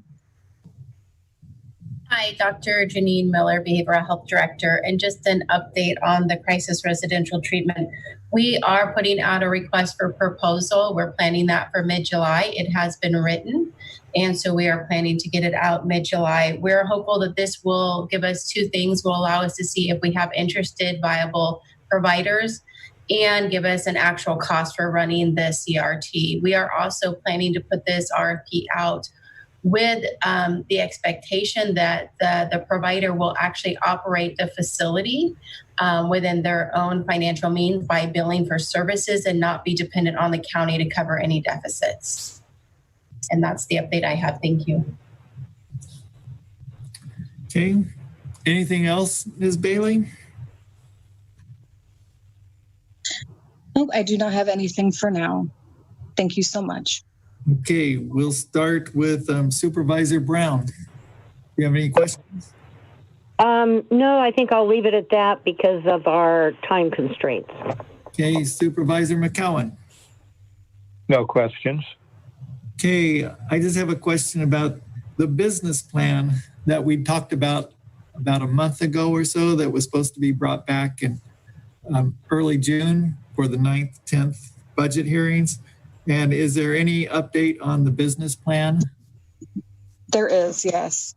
The fiscal estimate for all of the proposed projects, and including the ones that are happening now, and for the program in general, has been drafted. The numbers, we were waiting for some numbers for the end of the fiscal year. They have been given to me, so that has been updated.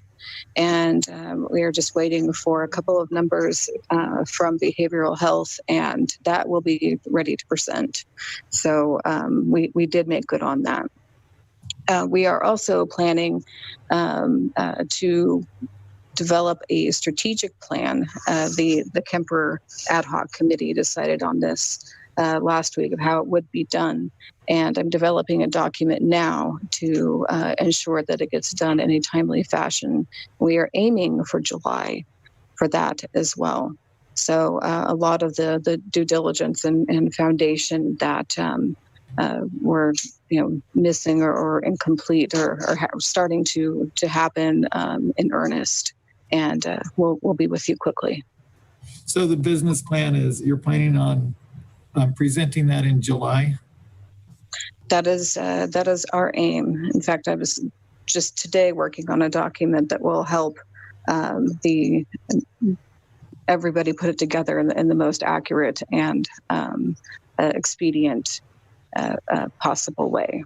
And that will go to Janine Miller in behavioral health probably this evening before that day is out. Okay, Supervisor Journey. I just want to thank Allison and Janine for their work. It's good to hear some progress on these projects that have been in the queue for a while. Thank you. Okay, Supervisor Williams. Yeah, I'm also thankful that you're moving it forward. It's a tough position to be in.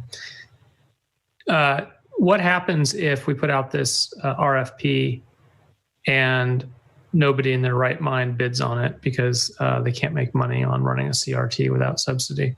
What's the fallback? Is that part of the business plan? It has briefly been discussed, but I think that has to be something that is discussed further with the executive office as well as behavioral health. And so I don't have a concrete answer on that yet, but it is also not totally off our radar. And the timeline, do we have any sense of what the deadline will be for the RFP? The RFP, open and close. the RFP is opening in July, and I'm not positive on how long it's supposed to be out there because I'm new. But I imagine that it would still be within the month of July when we start getting information back from possible operators. So hopefully we will know, I'd say by the end of this summer, if there is somebody interested in us. And that fits into the timeline we need. And then last, at some point, it's probably half a year back, we discussed the possibility of contracting with Adventist to provide some of the psychiatric care. Is that still on the table, or has that fizzled out? That is still on the table, and I have had a couple of conversations with their CFO, and I'm not sure if we've decided on this this action or not, but we're thinking that in releasing the PUF RFP, that would be an opportunity for them to give us enough information to make a decision on that partnership. Again, it was a brief conversation, so I'm not 110% certain that is what will happen. Thank you for the hard work. No further.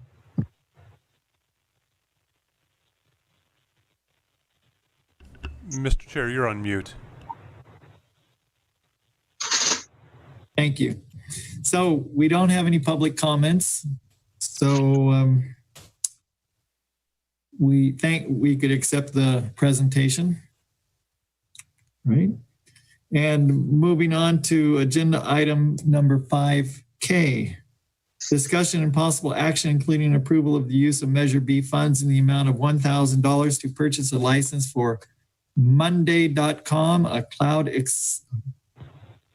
$1,000 annually for the next 3 years for a total amount of $3,000 to purchase a license for Monday.com, a cloud accessible project management software that will support the Mental Health Treatment Act Citizens Oversight Committee and its project manager.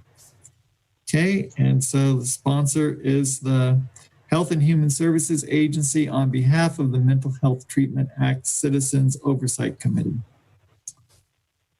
Okay, who is going to present this? I believe that I am going to present this, if that's all right. Okay. Well, I looked at several different project manager softwares, things that were only to use at one computer or things that everybody could use. And the thing that I like best about this particular interface is that with a simple login, anybody, including the public, can go in and look at the numbers and the progress, and they don't have to look at raw data. They can look at charts and graphs and things that are much more user-friendly as far as tracking goes. And there's also on the user end a private way to add things and view things. But I like that this has so much transparency, and that if people are curious, they can just go in and look. And then if they have questions, they know what have more of an educated question to ask, and they can just call or email me. And I think it would make this project much more accessible and friendly. Okay, very good. We'll start with Supervisor McCowan. Do you have any questions?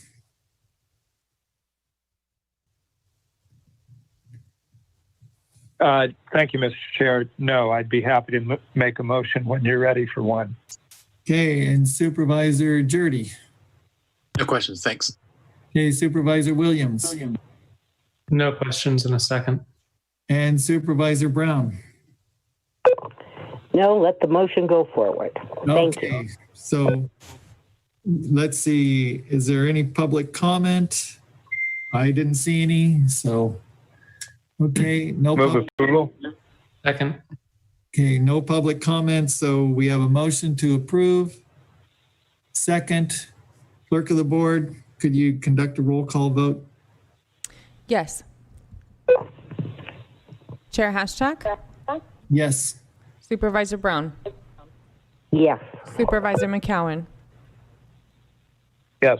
Supervisor Jurdy? Yes. And Supervisor Williams?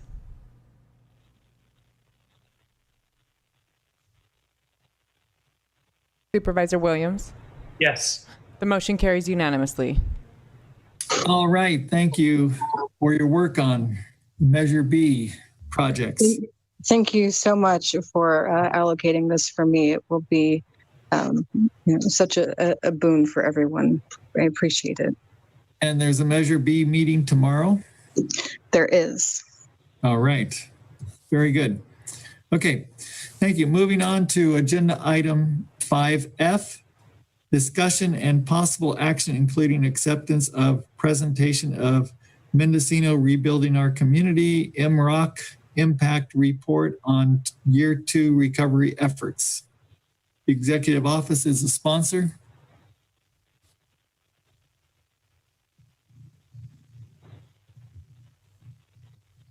Is there someone going to present? Yes.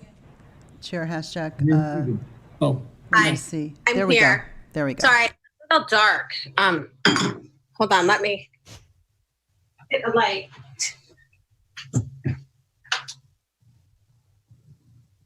Apologize about that. Oh, that's, now I have like a beam of light. Okay. Thank you for having us. We have slides. Are they going to be shown, or how does that work? Would you, this is Deputy Clerk Lindsay Dunham. Would you please state your name for the record? Hi, Megan Barber Allende, CEO of the Community Foundation. Okay, so can you share your screen? Is that what you want to do? Oh, okay, I can. We do have your presentation and Okay. Oh, you do have the presentation, so you don't need me to share the screen? Or do you want me to? No, we don't. Oh, you don't? Okay. Supervisor Hashtak, this is Darcy. Can I introduce Megan really quickly? Sure, go ahead. Sorry about that. I was outside the meeting. So Darcy Andel, Deputy CEO and Disaster Recovery. I would like to take a minute and introduce MROC. Mendocino County Rebuild Your Community is a long-term recovery group formed after the 2017 Redwood Complex fire through partnership from the Community Foundation, North Coast Opportunities, and the County of Mendocino, and other organizations to identify and coordinate disaster-related unmet needs. This 2-year impact report on recovery efforts outlines the accomplishments of the last 2 years. I would like to introduce Megan Barber Allende, President and CEO of the Community Foundation, and Rose Bell, Project Manager of MROC, to present on the 2-year report. Thank you. Go ahead, Megan. Thank you. I'm sorry, due to the change in time, Rose Bell cannot join me, but we're all very pleased to be here, and I want to acknowledge that because she is the project manager and has done a phenomenal job. So very quickly, we know that you have a lot on your plate today. We're just doing a very quick update on year 2, which in actuality ended in December. So we're actually at the 2.5-year mark, but we're providing you this report as of December 2019. So as you know, 400 households were lost in the Redwood Complex fire. Of those, 162 were renters, 240 were homeowners. As of year 2, the bulk of our work was in supporting the rebuilding of homes, with $1.3 million in housing assistance grants, $500,000 towards other critical needs, including furnishings, utility restoration, rental assistance, and therapy for survivors. Mendocino ROC has directly contributed to the rebuilding of 145 homes. This includes 12 homes using volunteer and workforce development labor built by MROC Construction Partners. Megan, you might want to share your screen because there's such good information. Oh, okay. You do want me to share it. Okay. Yeah. Okay, sorry. you'll see my notes at the bottom, but that's okay. Let's go back. Let's see. I was doing that and thought maybe you didn't want me to do that. Okay. Is that working? Can you see it? Okay. One of the things that I think was most significant in year 2, and the thing we wanted to talk with you about, and I know Carrie Brown was involved in this in a really profound way. It was about the Mennonite Disaster Services organization. They came here between October and March and built these 4 beautiful homes that you're seeing on this slide. It was $153,992 in large housing assistance grants were distributed in year 3 for a total of $2,313,76 in housing assistance grants to date, which is extraordinary when you think about that as a in totality. And these 4 homes were dedicated just like days before COVID-19, which was amazing. And the Community Foundation and other community members celebrated the volunteers who were just extraordinary individuals. Amazing that they would come and just build out of the goodness of their hearts. So very exciting. Kind of, as you hear, we're sort of halfway into year 3. So we wanted to not distract from our accomplishments in year 2, and we will summarize year 3 formally at the end of the year. But we did want to let you know that we are focusing on the final builds. We're closing out the financials, and we're writing a guidebook for future disasters, and really all praying that it's not needed this summer. And again, our main goal is to get everyone home. And we feel like we're going to get very close. There will be some folks that for various reasons may not accomplish that, but it is, due to things in their lives versus all the support and work we've done on their behalf. So we will stay active until December of 2020 to accomplish these goals. But what we wanted to take our last couple minutes is to talk a little bit about COVID. The good news is that it was helpful to have done a disaster prior to what got asked of us this spring. And so we just wanted to alert you to what the Community Foundation has been doing. Essentially, it's kind of a 3-part process. Initially, we very quickly established an individual assistance fund on March 26. That's providing basic needs for individuals and families, especially food, rent, and utilities, and the nonprofits that support them. We did have about $200,000 in the disaster fund that we didn't need to use, and so we immediately mobilized those resources for individual assistance because that's congruent with that fund's goals. Then we went out in the community and we matched that. And then also have received some grant funding. So that fund now has about $853,000. And then we've also raised funds for a nonprofit relief fund and also this small business fund, because it came clear that we've got individuals, we've got nonprofits who serve those individuals, and then we have the small business community all being so profoundly affected that we really had to focus our efforts in all 3 areas. So collectively, we've raised about $1.5 million for our community, and we've dispersed roughly $500 to date. And some of that funding, that 1.5, is some money that the county has entrusted to us to re-grant FEMA dollars. We've been working with Darcy on that and identifying a unique population that can receive those supports, and working with those, and also some work around CalFresh to help the organizations that are serving those clients. So I just wanted to make sure I pointed out that that's all included in that 1.5 and also in the money that we've put out to date, which is $500,000, which is quite a lot to grant out in the 3-month period, not our normal amount. So we've been busy. We've also supported the nonprofit community by providing Zoom grants for 55 nonprofits came to us asking us to help them with Zoom licenses. So we've done that and are helping them do business and continue to do what they can for the community. And then, of course, I don't know if Marianne has spoken yet or not, but we raised money for the Small Business Resiliency Fund. We got an anonymous lead gift, which we had to match locally. We just accomplished that. So we do have $200,000 in our small business fund. And we made the first grant to West Business Development Center, who launched the application last Friday. And they are now receiving applicants. And on day one, they already had 29 done and 25 in the motion. So, on day one, they had about 50 folks already requesting those resources. And we'll be doing small grants up to $5,000 to help people adapt and pivot and work in this new landscape. So that's what that fund's about and who we're partnering with. So thank you for having me. Great, awesome presentation. So thank you for all your work on this. Are there any questions? We'll start with Supervisor McCowan.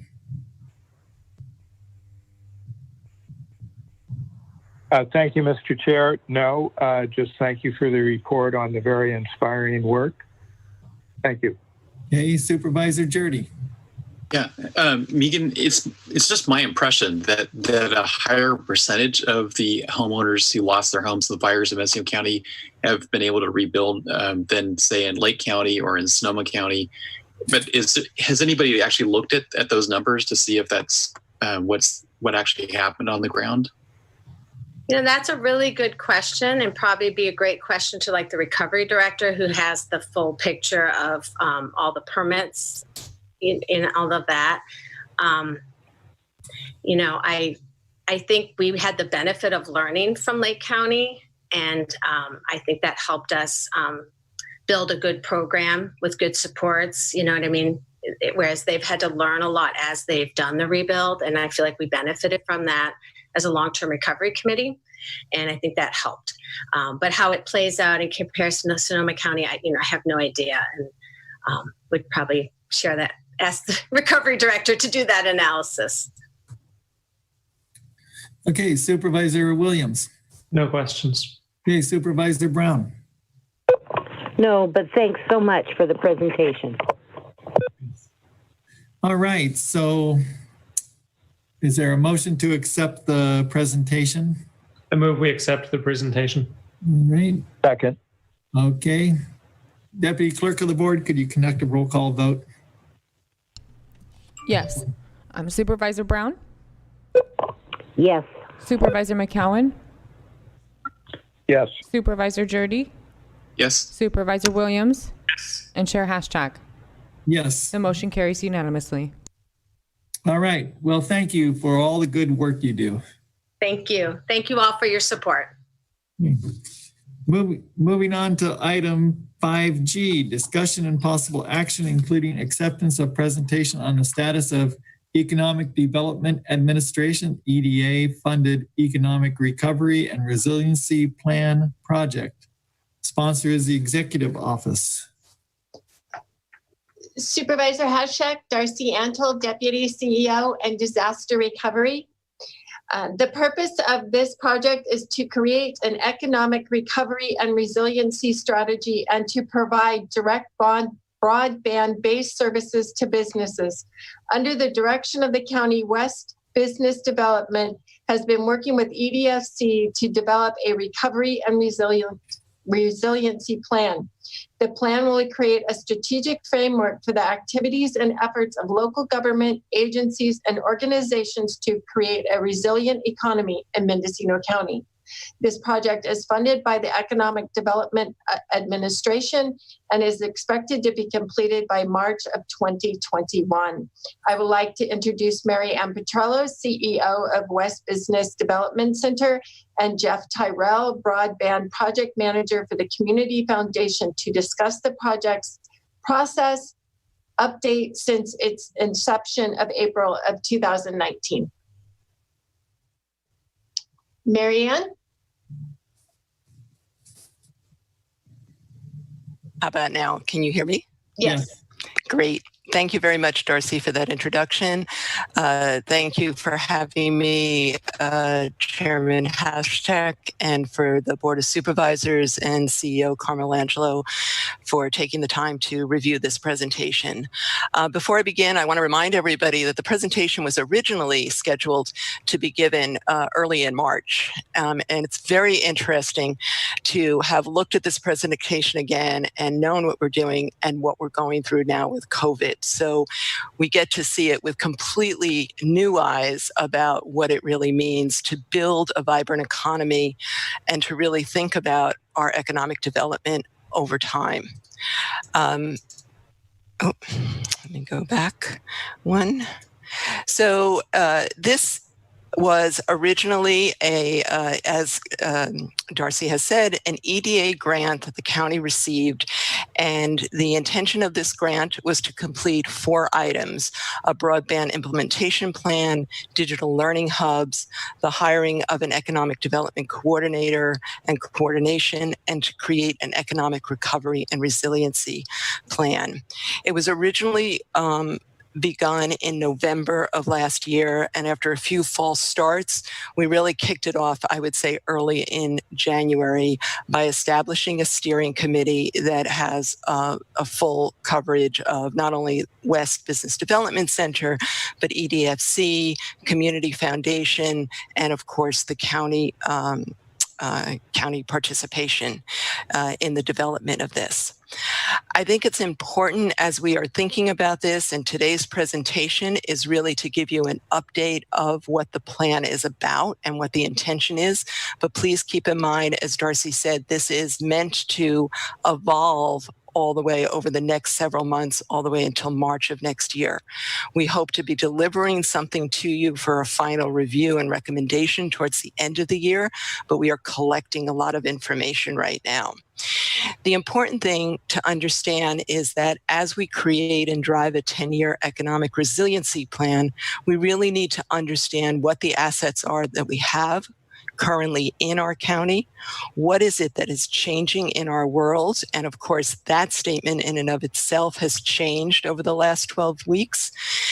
And how do we collaborate to really make change possible?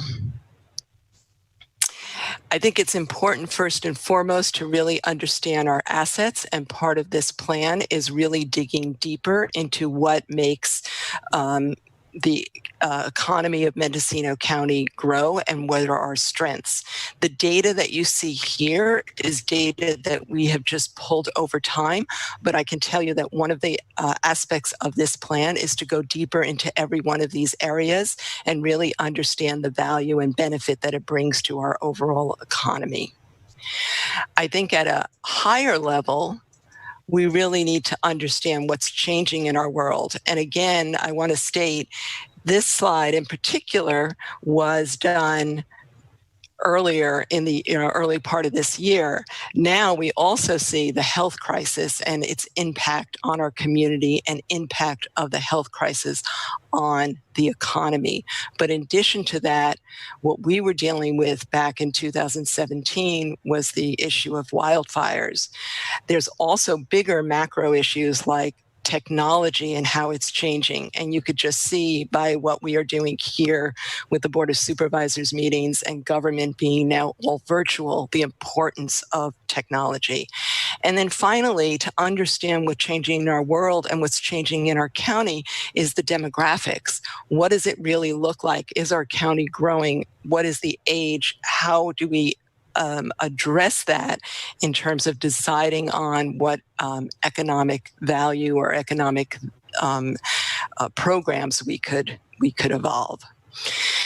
So no matter what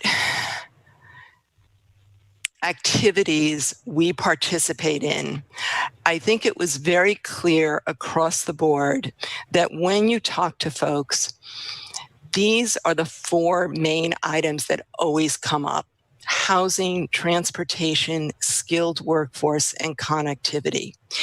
It's not the only things that will drive our economic development strategy forward, but it certainly are the four things that, unless we really truly collaborate, not only amongst and within our county, but collaborate regionally, locally, state, and federal, will we be able to address some of these very foundational elements that are going to have a huge impact on the success and our survival in the from an economic standpoint over the next few years.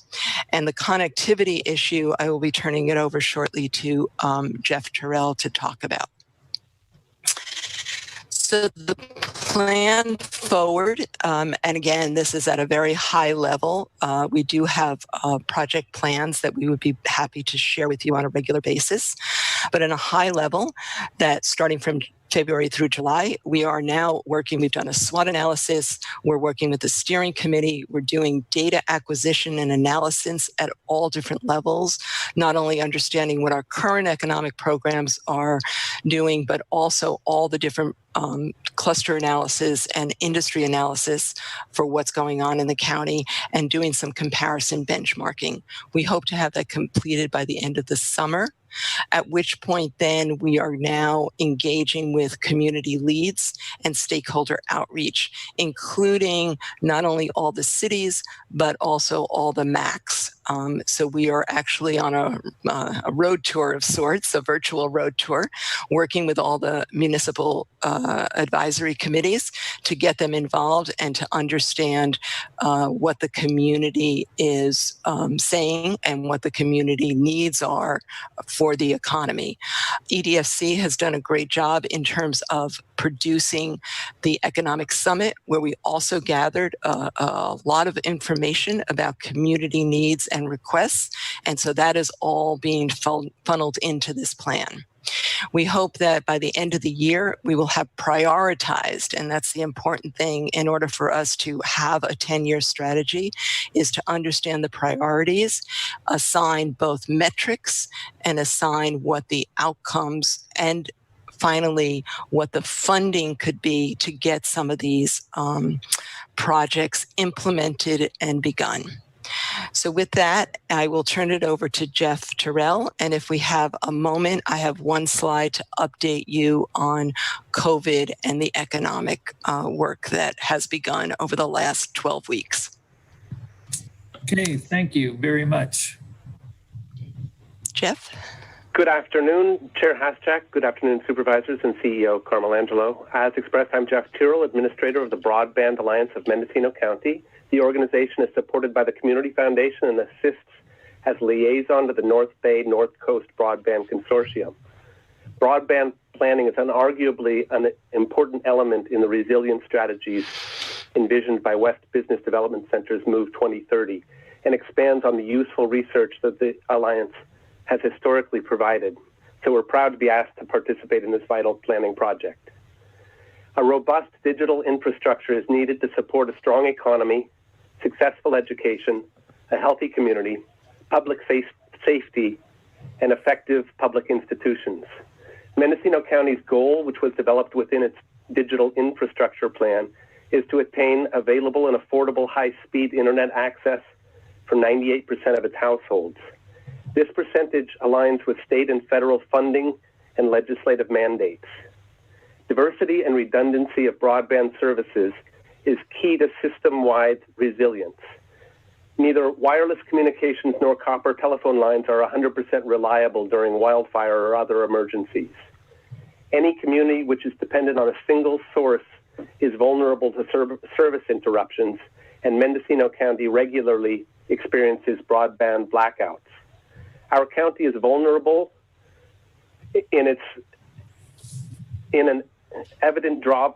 Our county's vulnerability is an evident drawback to the beauty of our rugged coastline and mountainous expanses. Out of California's 58 counties, Mendocino County, at 75.2% served households, has the 7th lowest broadband access percentage. Knowing that underground fiber optic networks prove most durable during fires and landslides, our primary strategy is to seek funding for fiber conduit network which encircles our entire county.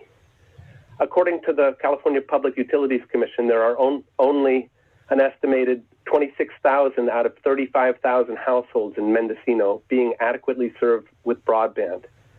For Mendocino County to attain 98%, we must deploy infrastructure that serves an additional 9,000 households. So under the management of North Bay North Coast Broadband Consortium, Mendocino County's California Advanced Services Fund pending grant application for Project 1 targets 5,870 households, while a subsequent Project 2 will target an additional 3,687 households. So you probably have map 1 showing in front of you, and that project potentially will serve, if we're granted the funding, will serve Round Valley, Covelo, Dos Rios, Laytonville, Willits, Hopland, including Yorkville, and Calpella, Redwood Valley, Potter Valley, and Talmadge and Ukiah. And if we are fortunate enough to receive Project 1 funding and Project 2 funding, the additional 3,500 households would be located in a circle that goes back around through the 101 corridor and back to the 1 along the coastline, serving Leggett, Branscombe, Piercy, Westport, Cleone, Fort Bragg, Mendocino, Little River, Albion, Elk, Manchester, Point Arena, Anchor Bay, Wallala, Compsey, Philo, and Boonville. So I'm making every effort to keep it to 5 minutes. I'm sure there are lots of questions. There are emerging technologies, low orbit satellites with low latency, which may prove to provide connectivity on the horizon. But nonetheless, a fiber network would be most resilient, and I look forward to continued research on the economic effects of having a fully established broadband network in Mendocino County. So with that, I'll open it up for questions. Jeff, did you want to address the final slide about the school districts? Sure. I do have that up. Well, I'll touch on it briefly, just as an illustration. At the quarterly meeting of the Broadband Alliance of Mendocino County, Superintendent Michelle Hutchins provided details that were part of an ongoing survey of schools. And in that slide, it's indicated that there are nearly 1,600 students without access at home for distance learning, and staff members in the number up to 70 and more. And again, some of the school districts had not yet responded to the survey, so Michelle or Superintendent Hutchins probably has better data. So we don't need to linger on that slide particularly. It was just brought up as an illustration of the challenges the county faces. Thank you. Thanks for the cue. All right. And this is the COVID report? Yes, and this is just very briefly, I felt it was an opportunity to give you an update on what has been done over the last 12 weeks, both the creation of the impact survey that we've talked about, and many of you have encouraged people to take. We had 500 businesses submitting their information, and you can see that with 500 businesses alone, which is a small amount, that totaled to $40 million in losses with 1,400 employees who lost their jobs. In addition to that, of course, we've created the Business Ad Hoc Committee that has been working on the reopening portal process and the self-certification process to ensure that both businesses are opening or reopening their businesses and meeting health and safety standards and protocols. As Jeff just talked about, part of the work that we have begun or we have done was to do the data entry for all the county cell and internet questionnaire. And I know that there's more reports that are going to come out on that. And as Megan mentioned, the Community Foundation, we worked very closely to create, and now we are very happy to launch and continue to find funds to keep replenishing our Business and Resiliency Fund. We also launched an Open for Business page that is going to now dovetail into the digital learning hubs that was talked about earlier here for the EDA, where we like to really focus on any way that we can help businesses in our county move to add e-commerce to their brick and mortar environments. Plus, we are also participating in regional resiliency planning, not only in Humboldt, but also Sonoma, Lake, and joining forces with them on their economic development boards. West Business Development Center, of course, being a host to SBA, has been at the point of entry for a lot of these businesses in our county to receive SBA and PPP loans. We've seen an 80% increase in all our requests for services, with almost 664 participants who have been attending about 40 business-focused webinars that we've hosted just in the 12 weeks alone. So there's tremendous growth and need in the county. And along with that, we have also launched a Spanish training program for businesses so that our Latino businesses are not left behind with the information that they need to support and have their businesses continue to thrive. Happy to answer any questions, and thank you so much for allowing us to share this information. Okay, thank you very much. Let's see, Supervisor Jordy, do you have any questions? No questions, but I just think, West Company's really been providing good economic development in Mendocino County and on a level that we've never seen in Mendocino County, at least in recent memory. Okay, Supervisor Williams. Would agree with that. No questions. Okay, Supervisor Brown. No questions. Supervisor McCowan. No questions. Great presentation. Thank you. And just one question for Jeff Terrell. Is the funding for this, we've submitted a grant application for it, and when will we know about that grant? If it's been approved? The California Public Utilities Commission notifies applicants in November whether their April submission was accepted. All right. Very good. Thank you very much for that presentation. Mr. Chair. Supervisor Brown. Thank you so much. I just want to add, I don't know if this would be a fit or not, but the Golden State Finance Authority last Wednesday, the board of directors, which I sit on, have several programs now that will help bridge funding with some of these grants, any match.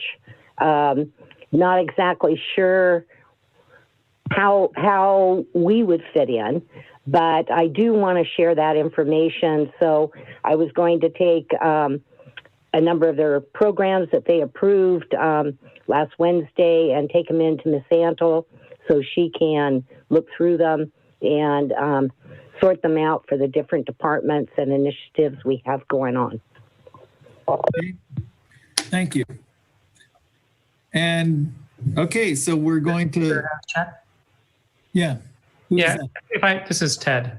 If I may ask Jeff a question, I understand that the grant that's currently under review has had some challenge from industry, meaning some existing telecom providers are suggesting they could provide service in the area that's been proposed. Can you talk about that process and what support may be necessary from the county and from the public to highlight the existing reliability of, say, their voice networks? I'll try. So the grants are for locations that are unserved and underserved. So if a carrier makes a claim that they're already serving one of the census blocks that falls within our grant application, we need to research the accuracy of those statements. So communication with the planning department is very helpful, sorting through the details about tower construction and deployment. Does that answer your question? There may have been another part. It does. Thank you. Okay. Thank you very much. Keep up the good work. Likewise. Thank you. We're moving on to item 5I. Discussion and possible action, including adoption of resolution superseding resolution number 19-394, adopting the new classification of senior risk analyst, salary number 3696, amending the position allocation table as follows. Budget Unit 0713, delete 1.0 FTE risk analyst, add 1.0 FTE senior risk analyst, and reclassification of affected incumbent. So the sponsor is Human Resources. Good afternoon, Chair Haschak and members of the board. William Schertz, Human Resources Director here. The reason for bringing this item before the board is to fully address the risk analyst reclassification request to senior risk analyst. This is an at-will classification and exempted from Civil Service Commission oversight. In December 2019, an item was brought before the board to adopt only the retitling of the risk analyst classification to senior risk analyst with no change in job description or salary. Retitling a classification would be appropriate if the level of work in the classification description remained the same and was commensurate to the new title. And this is typically done when a classification is updated with new terminology. In this case, the senior risk analyst required a new higher level classification as previously determined through the completed classification study. And the retitling of the risk analyst classification, the senior risk analyst, would not be appropriate to correct the classification issue. The classification study was completed in August 2018. HR staff followed the standard practice of evaluating the current position through a position description questionnaire and desk audit, comparison of classification specifications with other agencies, and determining appropriate level of work and compensation. Based on the classification study, the recommendation to the HR director in 2018 was to adopt a new classification of senior risk analyst and the associated salary. However, there was a halt on implementing reclassifications at the time due to the cost study that was in progress. The senior risk analyst level of work is comparable to a senior administrative analyst and a senior human resources analyst, and the proposed compensation is commensurate with those classifications as well. So it's incumbent upon me to properly administer the classification and compensation function for the county and to fully address the reclassification issue of the senior risk analyst. Therefore, HR is recommending to the board to supersede the previous resolution number 19-394 and adopt the new senior risk analyst classification, retain the classification of risk analyst as it was prior to the title change of the classification in the prior board action, delete one FTE risk analyst allocation position and add one FTE senior risk analyst position, and reclassify the affected incumbent to the new classification of senior risk analyst. Thank you. All right. Let's see, Supervisor Williams, any questions? No. Supervisor Brown? No. Supervisor McCowan? No. Supervisor Jurdy? No questions, just as an important position. It's protecting the county from unintended expenditures. Okay. And I don't have any questions, so we'll go to public comment. And we don't have any public comment. I move the I'd like to, Mr. Chair? Yes, Supervisor Brown. Thank you. I'd like to move the recommended action, which is to adopt the resolution superseding resolution number 19-394, adopting the new classification of senior risk analyst, salary number 3696, amending the position allocation table as follows: budget unit 0713, delete one full-time employee risk analyst, add one full-time employee senior risk analyst, and reclassification of affected incumbent, and authorize the chair to sign the same. Second. Okay, it's been moved and seconded. Any further comment? Okay, Deputy Clerk of the Board, could you conduct a roll call vote? Absolutely. Supervisor McCowan? Yes. Supervisor Jurdy? Yes. Supervisor Williams, Yes. Chair Haschak, Yes. and Supervisor Brown. Yes. Motion carries unanimously. All right, very good. Thank you, Mr. Schertz. Okay, so moving on to agenda item 5L. Discussion and possible action, including approval to establish a prudent reserve of Measure B funds and to transfer 6.85% of the balance of Measure B funds into the prudent reserve on June 30th each fiscal year for Measure B facilities and services as recommended by the Measure B Kemper Ad Hoc Committee. Sponsor is Health and Human Services Agency. And I see Ms. Bailey on the line. So would you like to speak to this? Or who is going to introduce it? Oh, I will introduce it. So the prudent reserve was voted on by the Measure B committee after the COVID event, thinking that it would be a good idea if we put some monies aside.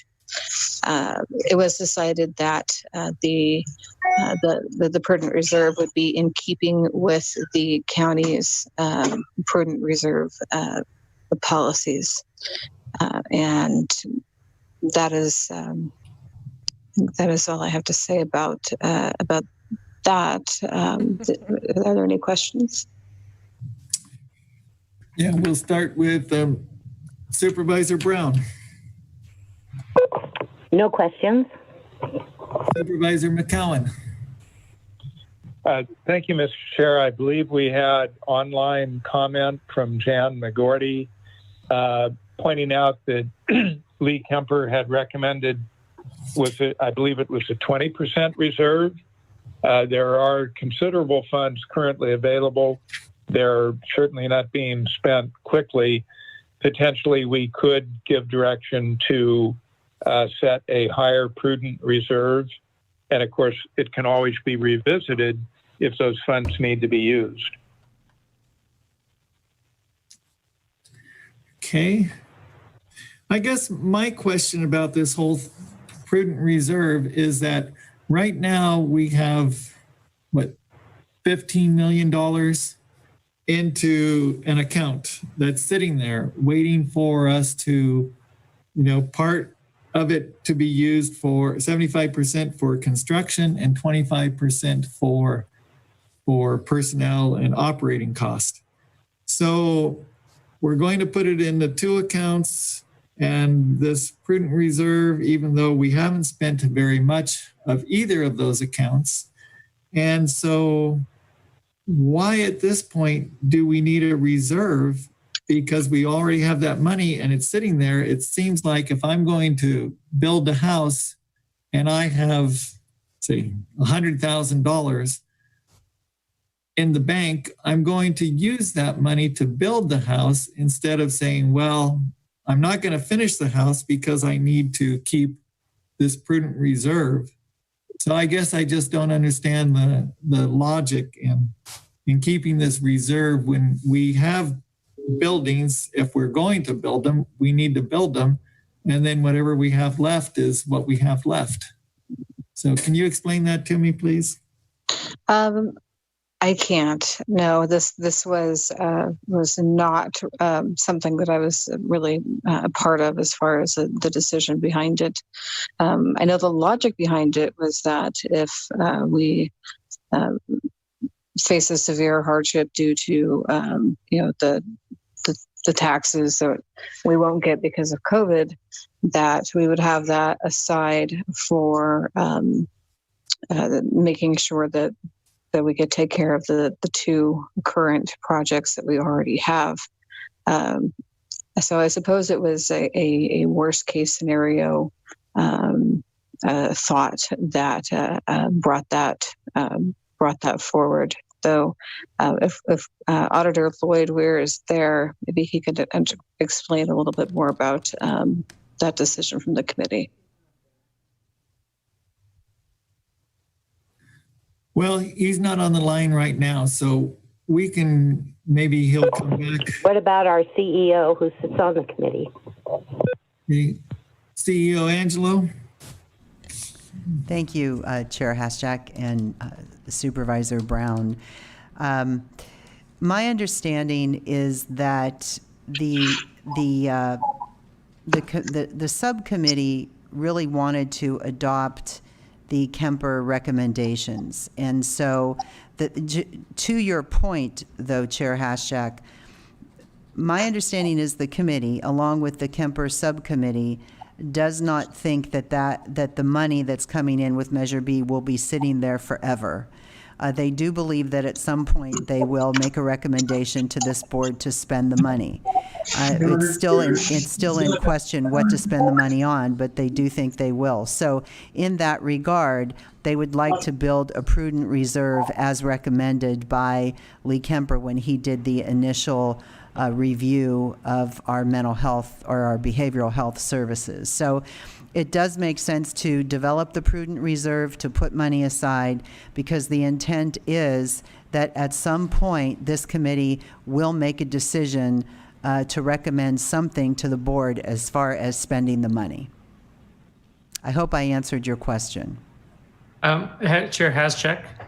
Well, you did, but if I could just follow up, it just seems like if I'm building that house or the CRT or the PUF, then I'd want to use whatever money I have to build it, to make sure it gets built fully and make sure we don't use all the money we have or up to that limit. But at this point, if the committee did make a recommendation to spend all the money to this board, that's what they could do. So until they actually develop a prudent reserve, there is no set aside on the money.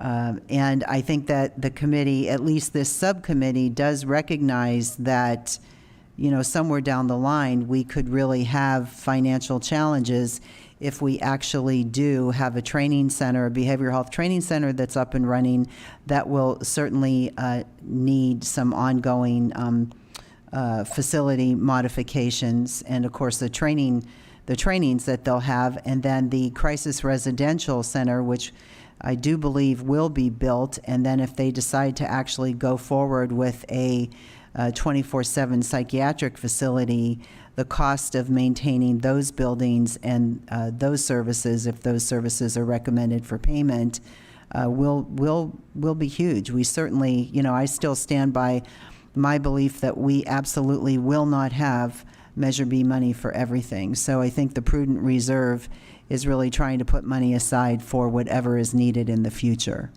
okay, that makes sense. All right. Let's see, Supervisor Jurdy. Questions? Any questions? No questions? Supervisor Williams. I think the more we put aside, the more we will be creating a problem that we can then solve. We're not adding any more funds, and we're not budgeting anymore fiscally conservatively. And so I don't quite understand the reserve concept. I understand there's not enough money projected, but you don't make more by putting some of it from your left pocket in your right pocket. Okay. Supervisor Brown, did you have any questions? Did I ask you already? You did, sir. Okay. Hey, any other questions from anyone? All right. So let's see, public comment. So Supervisor McCowan said that Jan McGordy had a comment. And may I comment on that? I don't have it. I can't find it. And so I didn't know there was one there. I don't know if it could be my broadband. It just didn't come in. I'm not sure. Yeah. Well, it's another option. We get the people who email in, and those get posted directly to the item. If you go to the county website, there's an e-comment section, and that's where I was able to review public comments. There's been a number of them. But in the interest of time, and also to honor the recommendation that came forward with the committee, and I hear both arguments regarding why have the prudent reserve, and also that it could be larger than it is. So I'll come down squarely in the middle and move the recommended action. if it's the right time for that. I'll second. Yeah, we didn't have any other public comment. So, yeah, we'll accept that motion and the second. And any further comments from the board? All right, so Deputy Clerk, could you conduct a roll call vote? Certainly. Supervisor Williams? No. Chair Haschak? Yes. Supervisor Brown? Yes. Supervisor McCowan? Yes. And Supervisor Jurdy? Yes. The motion carries with Supervisor Williams dissenting. And I guess I would just add that, so my understanding is if we are constructing, then we have this prudent reserve set aside. But if we do need it, Measure B can come to the board and ask for its use. Chair Haschak, that is absolutely correct. Of course, Okay. the Measure B committee has to agree to do that. And if they agree to make that recommendation, then they come to the board with that recommendation. Yes, thank you. All right. Very good. And so we're on to agenda item 5M. And the Chief Executive Officer's report. I hear that you don't have a report this week. Chair Haschak, I do not, but I would like to just update the board on one very quick item, which is that regarding the funding, we had talked earlier about backfill of realignment, which we know is not, we don't think will be called a backfill for realignment, but there are funds that the state is looking at to allocate to the counties. But one of the key points that came out today with the budget deal with the governor and the legislature is that any money for the counties, or at least some of this money, will be attached to compliance with the public health orders. I don't have the details on that. We'll have more details over the next couple weeks. But I think what's critical there is that for us, for Mendocino County, since our numbers of positive cases continue to rise, and we now are in a surge that didn't happen a couple months ago, that surge doesn't impede our ability, one, to get dollars from the state, and also to continue with keeping the county open as we are. So there'll be more information as we go, but I did want to just make sure that the board knew that. I believe that Supervisor Brown is aware of this, but the information did come to us. And as more information comes, even though we do not have a board meeting next Tuesday, we will send this board information from our legislative person. So thank you. Okay, thank you. And agenda item number 5N, I hear that there's not a legislative platform report.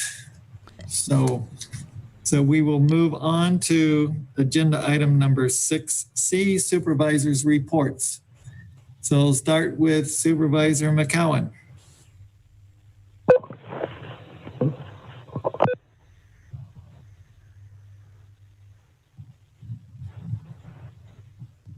Supervisor McCowan.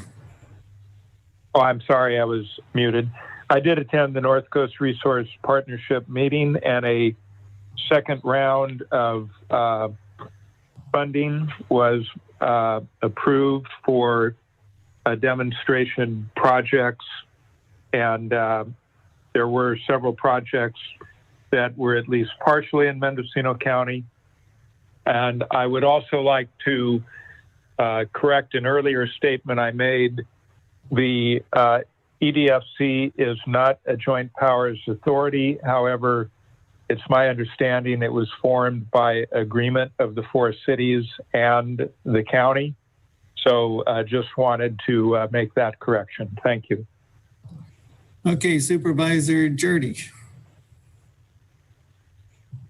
I won't go through all the meetings since last Tuesday, but on Wednesday, we had the monthly Retirement Association meeting. It was the first meeting with the new executive director, and seemed to go flawlessly. We also had a special EDFC board meeting, or a meeting of some with them, and West Company in the afternoon, strategic planning, which was very helpful. Jim Mayfield, who's also on the Community Foundation board, was helping out with that discussion. Then we also on Friday, I was unable to attend the Zoom meeting for the North Coast Research Partnership because Supervisor Hashak and I were both in the Workforce Alliance of the North Bay meeting, where we were taking care of, I would say, largely housekeeping items, but important items. And that's what I want to cover. Thanks. Supervisor Williams. Yeah, nothing essential. I think Dan covered mine, but the ad hoc for economic development and cannabis, I don't think we've met in a long time. And we had kept it open because of the industrial hemp, but with COVID, that's not happening. It might be appropriate, maybe put it on the agenda, but it may be appropriate to close that out. And I don't, unless Supervisor Jurdy feels otherwise, I don't know that we have any additional report. I think that would make sense. And we also, at a previous meeting, we were discussing maybe consolidating so that there would be one cannabis committee, and that I think that makes sense. And I think that will be an agenda item at the next upcoming meeting. Okay, and Supervisor Brown. Thank you, Mr. Chair. And I'd just like to begin first with thanking Ms. Antle for the extra information on the budget that she sent out. I do have a question about grand jury reports. It may be something I've missed, but I would like to have an update on those. I did attend the RCRC Board of Directors meeting. It was virtual, and many actions were taken, and because of our time commitment today, I won't cover all of them. But I do want to cover the fact that there's a waiver that the RCRC board made in the 2020 budget. And so that waiver was for all member county dues for the period from July 1st, 2020 to June 30th, 2021 be waived. I wanted to make sure that I brought that up. We also went over quite a number of other issues having to do with ballot measures and also some Senate Assembly bills, what we would support and not support. I won't go into that now, but mainly a position of no position was taken by the board for the Rental Affordability Act, Senate Bill 10, and that was bail reform referendum. Public safety ballot initiative, we did support. The board also was provided an update on what's entitled the Forest Management and Wildlife. It was very good, but most of all that information is on RCRC's website and in more detail than I can go into today. So moving along, I think it's important to mention the Environmental Services Joint Powers Authority update that was given. This is a separate organization, but it is very connected to RCRC. And it was very interesting because the updates included various legislative and regulatory activities impacting member counties' solid waste departments. Found that was very good, and again, you can get information on their website. We also discussed the California Public Utilities Commission, certain proceedings that they've been holding, and it sounds like several of you are very up to date on those, so I won't go further into them. We did have a water issues update, and the very end of that, I asked Marianne Warmerdam, she's a senior legislative advocate for RCRC. I asked her about any discussion at the Capitol on the current drought. She said it's not a concern at this time since all reservoirs have good water levels. We could say that about Lake Mendocino, but I certainly know Lake Pillsbury is suffering. And again, as I've mentioned before, just not sure about all the water supplies around at the different reservoirs in Mendocino County. So I hope everybody keeps their eye on that. After the RCRC meeting, I listened into the Regional Wildfire Safety Seminar for Lake and Mendocino counties, and that was from 5:30 to 7 that evening, and PG&E put it on. Questions were only taken by email, but I wanted to hear what our constituents county-wide had to say, and they had quite a bit to say in their emails. Golden State Finance Authority that I talked about earlier took a number of actions to begin programs, new programs, and the board all approved those. And mainly they involve fund support. So I will be getting that to Ms. Annell. It's anywhere, it's bridge financing for different programs, short-term loans for RCRC member counties.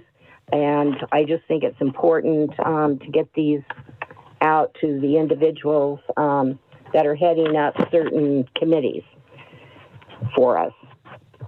Also, I took part, in a discussion with the California Behavioral Health Commission, and they discussed what was in each of the,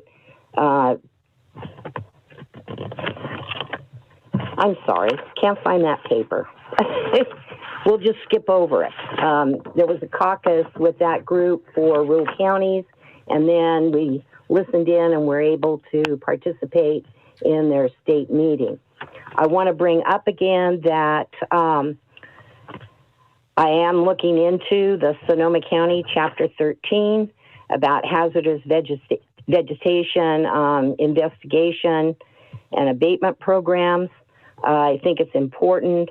I'm hoping to have an agenda item come back before this board in July to look at it and look for direction on how to go forward. Also at the RCRC meeting, I did, and I have shared this with Steve Dunnicliff, there will be another round of grants from the California Fire Safe Council. This is funds that CAL FIRE is giving to CAL FIRE Safe Council in order to be the grantor of grants. So I've talked to him about that, and there'll be more about that coming forward. We just need to notify the organization that we are interested, and the grant proposal will come out in the fall. Okay, moving along. The Stepping Up program, there was a meeting yesterday. We discussed what was occurring in each of the departments, agencies, and nonprofits in continuing to provide services during COVID-19, including steps being taken for reopening. Probation was able to participate this time, so we went back over the definitions at Judge Mormon's request, and the definitions of recidivism, mental illness, and substance abuse were all reviewed, and additional changes were made to the satisfaction of all the participating parties. Mission statement, we talked about, because we haven't really done our own mission statement, but what we will be utilizing will be the national example for stepping up, along with possible additions to bring a local focus to that mission statement here in Mendocino County. Our next meeting will be July 27th. Thank you. All right, thank you. And I hope you aren't going to call the 5:30 rule on me right now. I will try to finish this up very quickly. I won't call it. Thank you. Let's see. I attended a phone conference with the cannabis staff and Cal Cannabis on yesterday. dealing with Appendix G, and that was an interesting call. I felt hopeful. Cal Cannabis was going to send some further comments asking for some greater detail in the description of the site description. So we were supposed to get that yesterday, but I haven't seen it yet. So we'll see what that entails, and hopefully it's good news for us. I attended the Behavioral Health Advisory Board, and there was lots of talk about the funding and funding cuts, especially with the realignment money. And so that's a real concern for people working in behavioral health. And then there was a fire vulnerability assessment presentation town hall yesterday as part of the MCOG grant from Caltrans. And so they were presenting their findings, and there was certainly talk about the one way in, one way out roads, but I think there's more work that needs to be done on that. And I attended a NACO presentation, or the NACO webinar, and there was a presentation from EPA about what they're doing. And certainly it was interesting from their point of view. So that's about it. And with that, I'm going to adjourn the meeting. Oh, I had to say that the Deputy Clerk of the Board has sent out the grand jury reports to the BOS email. So that's another time that she sent them out, because we already got them. And so I assume the County Council is going to be dealing with the grand jury report, or it's going to be brought soon to us. So when were those out? They got sent out just the other day, but I think the deputy clerk just sent them out again. Oh, okay. That would be great. Thank you. And it just may be my internet's been acting up. Thank you.